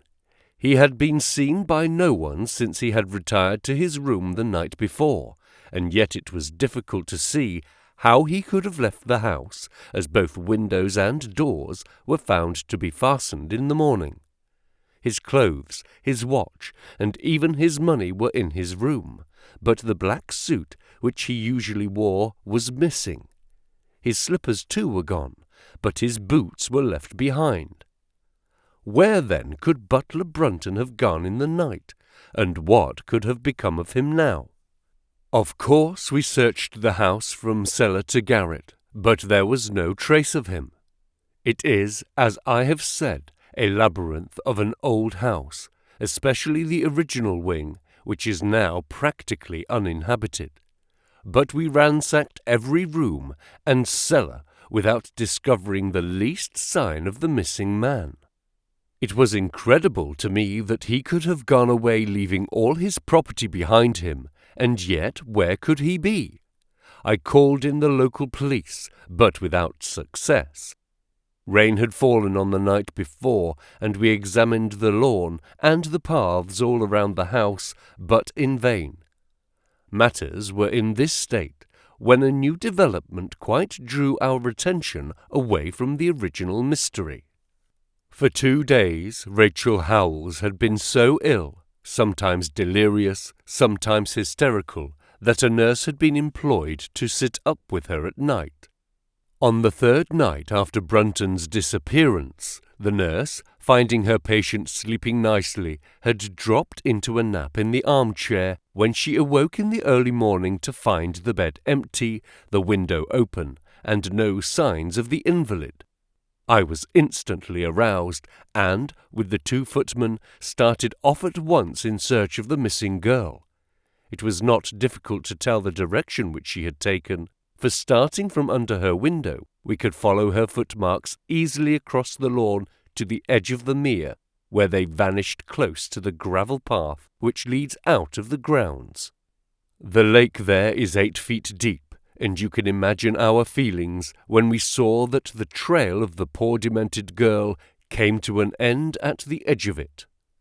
Of course, we had the drags at once, and set to work to recover the remains, but no trace of the body could we find.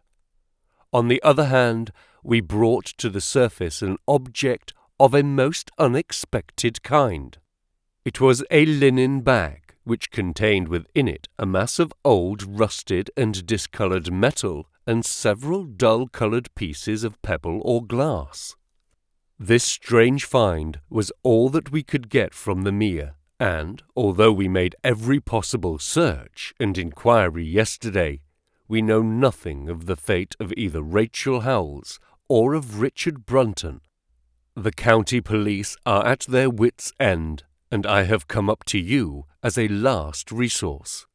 You can imagine, Watson, with what eagerness I listened to this extraordinary sequence of events, and endeavoured to piece them together and to devise some common thread upon which they might all hang. The butler was gone. The maid was gone. The maid had loved the butler, but had afterwards had cause to hate him. She was of Welsh blood, fiery and passionate. She had been terribly excited immediately after his disappearance. She had flung into the lake a bag containing some curious contents. These were all factors which had to be taken into consideration, and yet none of them got quite to the heart of the matter. What was the starting point of this chain of events? There lay the end of this tangled line. "I must see that paper, Musgrave," said I, "which this butler of yours thought it worth his while to consult, even at the risk of the loss of his place." "It is rather an absurd business, this ritual of ours," he answered, "but it has at least the saving grace of antiquity to excuse it. I have a copy of the questions and answers here if you care to run your eye over them." He handed me the very paper which I have here, Watson, and this is the strange catechism to which each Musgrave had to submit when he came to man's estate. I will read you the questions and answers as they stand. Who was it? His who is gone. Who shall have it? He who will come. Where was the sun? Over the oak. Where was the shadow? Under the elm. How was it stepped? North by 10 and by 10, east by 5 and by 5, south by 2 and by 2, west by 1 and by 1, and so under. What shall we give for it? All that is ours. Why should we give it? For the sake of the trust. The original has no date, but is in the spelling of the middle of the 17th century, remarked Musgrave. I'm afraid, however, that it can be of little help to you in solving this mystery. At least, said I, it gives us another mystery, and one which is even more interesting than the first. It may be that the solution of the one may prove to be the solution of the other. You will excuse me, Musgrave, if I say that your butler appears to me to have been a very clever man, and to have had a clearer insight than 10 generations of his masters. I hardly follow you, said Musgrave. The paper seems to me to be of no practical importance. But to me it seems immensely practical, and I fancy that Brunton took the same view. He had probably seen it before that night on which you caught him. It is very possible. We took no pains to hide it. He simply wished, I should imagine, to refresh his memory upon that last occasion. He had, as I understand, some sort of map or chart which he was comparing with the manuscript, and which he thrust into his pocket when you appeared. That is true. But what could he have to do with this old family custom of ours, and what does this rigmarole mean? I don't think that we should have much difficulty in determining that, said I. With your permission, we will take the first train down to Sussex, and go a little more deeply into the matter upon the spot. The same afternoon saw us both at Helston. Possibly you have seen pictures and read descriptions of the famous old building, so I will confine my account of it to saying that it is built in the shape of an L, the long arm being the more modern portion, and the shorter the ancient nucleus, from which the other had developed. Over the low, heavily linteled door in the centre of this old part is chiselled the date, 1607. But experts are agreed that the beams and stonework are really much older than this. The enormously thick walls and tiny windows of this part had in the last century driven the family into building the new wing, and the old one was used now as a storehouse and a cellar, when it was used at all. A splendid park with fine old timbers surrounds the house, and the lake, to which my client had referred, lay close to the avenue, about 200 yards from the building. I was already firmly convinced, Watson, that there were not 3 separate mysteries here, but one only, and that if I could read the Musgrave ritual aright, I should hold in my hand the clue which would lead me to the truth concerning both the butler Brunton and the maid Howells. To that, then, I turned all my energies. Why should this servant be so anxious to master this old formula? Evidently because he saw something in it which had escaped all those generations of country squires, and from which he expected some personal advantage. What was it, then, and how had it affected his fate? It was perfectly obvious to me, on reading the ritual, that the measurements must refer to some spot to which the rest of the document alluded, and that if we could find that spot, we should be in a fair way towards finding what the secret was which the old Musgraves had thought it necessary to embalm in so curious a fashion. There were 2 guides given us to start with, an oak and an elm. As to the oak, there could be no question at all. Right in front of the house, upon the left-hand side of the drive, there stood a patriarch among oaks, one of the most magnificent trees that I have ever seen. "That was there when your ritual was drawn up," said I, as we drove past it. "It was there at the Norman Conquest, in all probability," he answered. "It has a girth of 23 feet. "Have you any old elms?" I asked.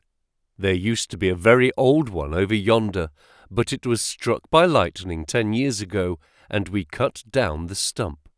"You can see where it used to be?" "Oh, yes." "There are no other elms?" "No old ones, but plenty of beeches." "I should like to see where it grew." We had driven up in a dog-cart, and my client led me away at once, without our entering the house, to the scar on the lawn where the elm had stood. It was nearly midway between the oak and the house. My investigation seemed to be progressing. "I suppose it is impossible to find out how high the elm was?" I asked. "I can give you it at once. It was 64 feet. "How do you come to know it?" I asked in surprise. "When my old tutor used to give me an exercise in trigonometry, it always took the shape of measuring heights. When I was a lad, I worked out every tree and building in the estate. This was an unexpected piece of luck. My data were coming more quickly than I could have reasonably hoped. Tell me," I asked, "did your butler ever ask you such a question?" Reginald Musgrave looked at me in astonishment. "Now that you call it to mind," he answered, "Brunton did ask me about the height of the tree some months ago, in connection with some little argument with the groom." This was excellent news, Watson, for it showed me that I was on the right road. I looked up at the sun. It was low in the heavens, and I calculated that in less than an hour it would lie just above the topmost branches of the old oak. One condition mentioned in the ritual would then be fulfilled.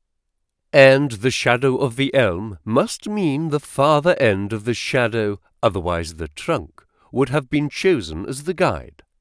I had then to find where the far end of the shadow would fall when the sun was just clear of the oak. That must have been difficult, Holmes, when the elm was no longer there. Well, at least I knew that if Brunton could do it, I could also. Besides, there was no real difficulty. I went with Musgrave to his study, and whittled myself this peg, to which I tied this long string with a knot at each yard. Then I took 2 lengths of a fishing rod, which came to just 6 feet, and went back with my client to where the elm had been. The sun was just grazing the top of the oak. I fastened the rod on end, marked out the direction of the shadow, and measured it. It was 9 feet in length. Of course, the calculation now was a simple one.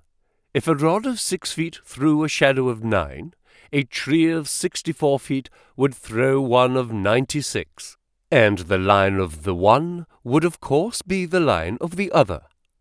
I measured out the distance, which brought me almost to the wall of the house, and I thrust a peg into the spot. You can imagine my exultation, Watson, when within 2 inches of my peg I saw a conical depression in the ground. I knew that it was the mark made by Brunton in his measurements, and that I was still upon his trail. From this starting point I proceeded to step, having first taken the cardinal points by my pocket compass.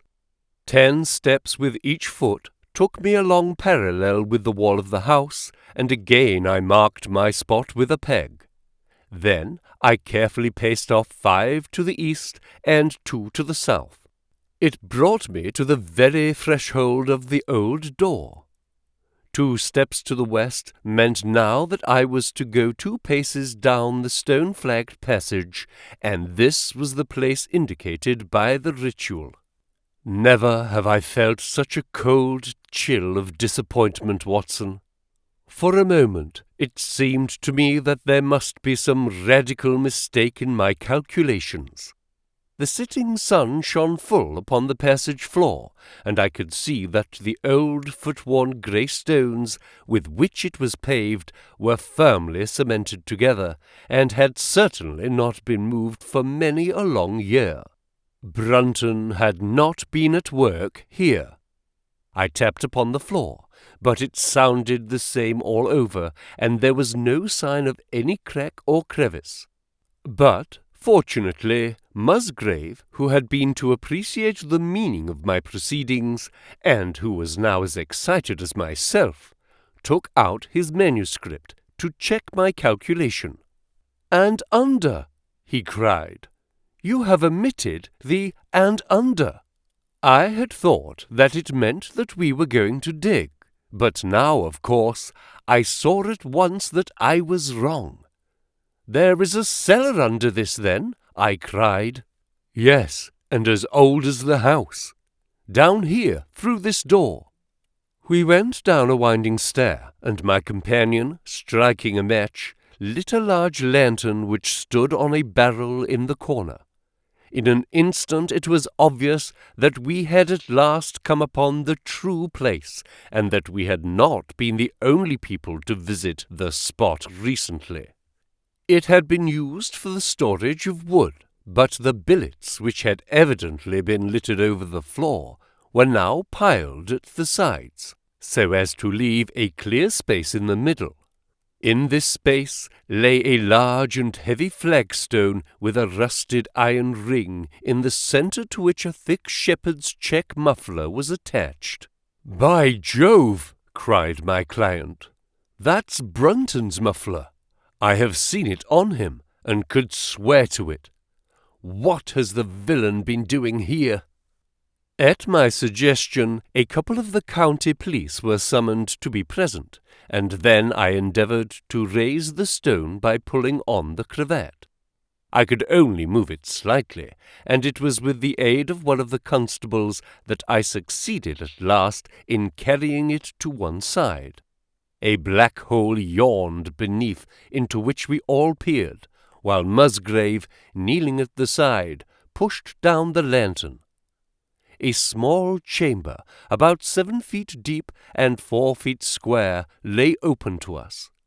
At one side of this was a squat, brass-bound wooden box, the lid of which was hinged upwards, with this curious old-fashioned key projecting from the lock. It was furred outside by a thick layer of dust, and damp and worms had eaten through the wood, so that a crop of livid fungi was growing on the inside of it. Several discs of metal, old coins apparently, such as I hold here, were scattered over the bottom of the box, but it contained nothing else.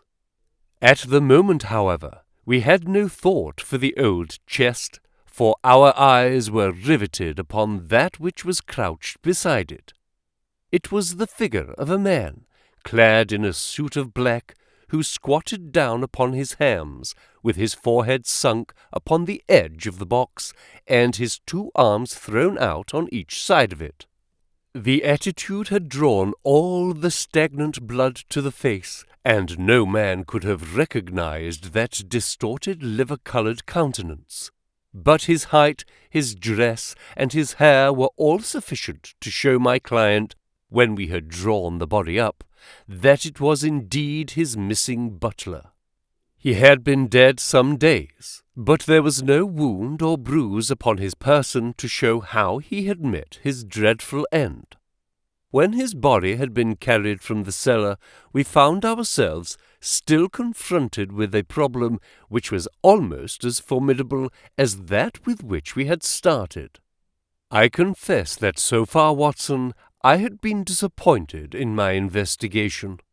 I had reckoned upon solving the matter when once I had found the place referred to in the ritual.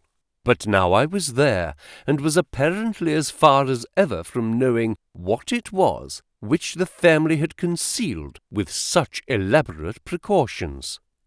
It is true that I had thrown a light upon the fate of Brunton, but now I had to ascertain how the fate had come upon him, and what part had been played in the matter by the woman who had disappeared. I sat down upon a keg in the corner, and thought the whole matter carefully over. You know my methods in such cases, Watson. I put myself in the man's place, and, having first gauged his intelligence, I try to imagine how I should myself have proceeded under the same circumstances. In this case, the matter was simplified by Brunton's intelligence being quite first-rate, so that it was unnecessary to make any allowance for the personal equation, as the astronomers have dubbed it. He knew that something valuable was concealed. He had spotted the place. He found that the stone which covered it was just too heavy for a man to move unaided. What would he do next? He could not get help from outside, even if he had someone whom he could trust, without unbarring of doors and considerable risk of detection. It was better, if he could, to have his helpmate inside the house. But whom could he ask? This girl had been devoted to him. A man always finds it hard to realize that he may have finally lost a woman's love, however badly he may have treated her. He would try by a few attentions to make his peace with the girl Howells, and then would engage her as his accomplice. Together they would come at night to the cellar, and their united force would suffice to raise the stone. So far I could follow their actions, as if I had actually seen them. But for 2 of them, and one a woman, it must have been heavy work, the raising of that stone. A burly Sussex policeman and I had found it no light job. What would they do to assist them?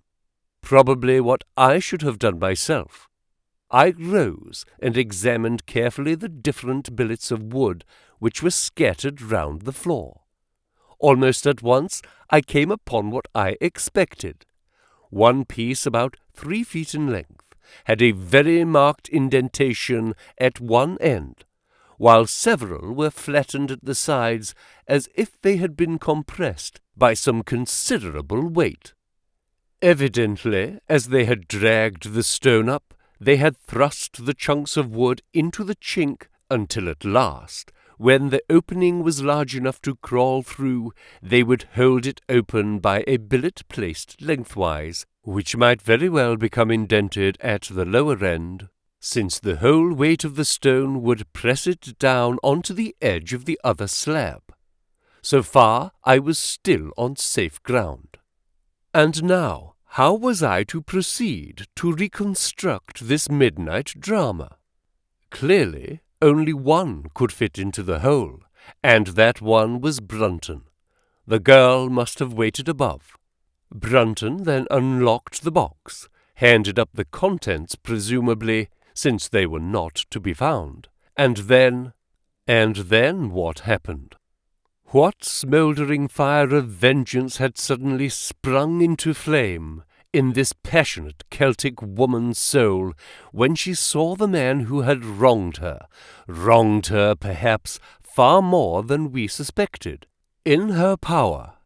Was it a chance that the wood had slipped, and that the stone had shut Brunton into what had become his sepulchre? Had she only been guilty of silence as to his fate? Or had some sudden blow from her hand dashed the support away and sent the slab crashing down into its place? Be that as it might, I seemed to see that woman's figure still clutching at her treasure trove and flying wildly up the winding stair, with her ears ringing perhaps with the muffled screams from behind her, and with the drumming of frenzied hands against the slab of stone which was choking her faithless lover's life out. Here was the secret of her blanched face, her shaken nerves, her peals of hysterical laughter on the next morning.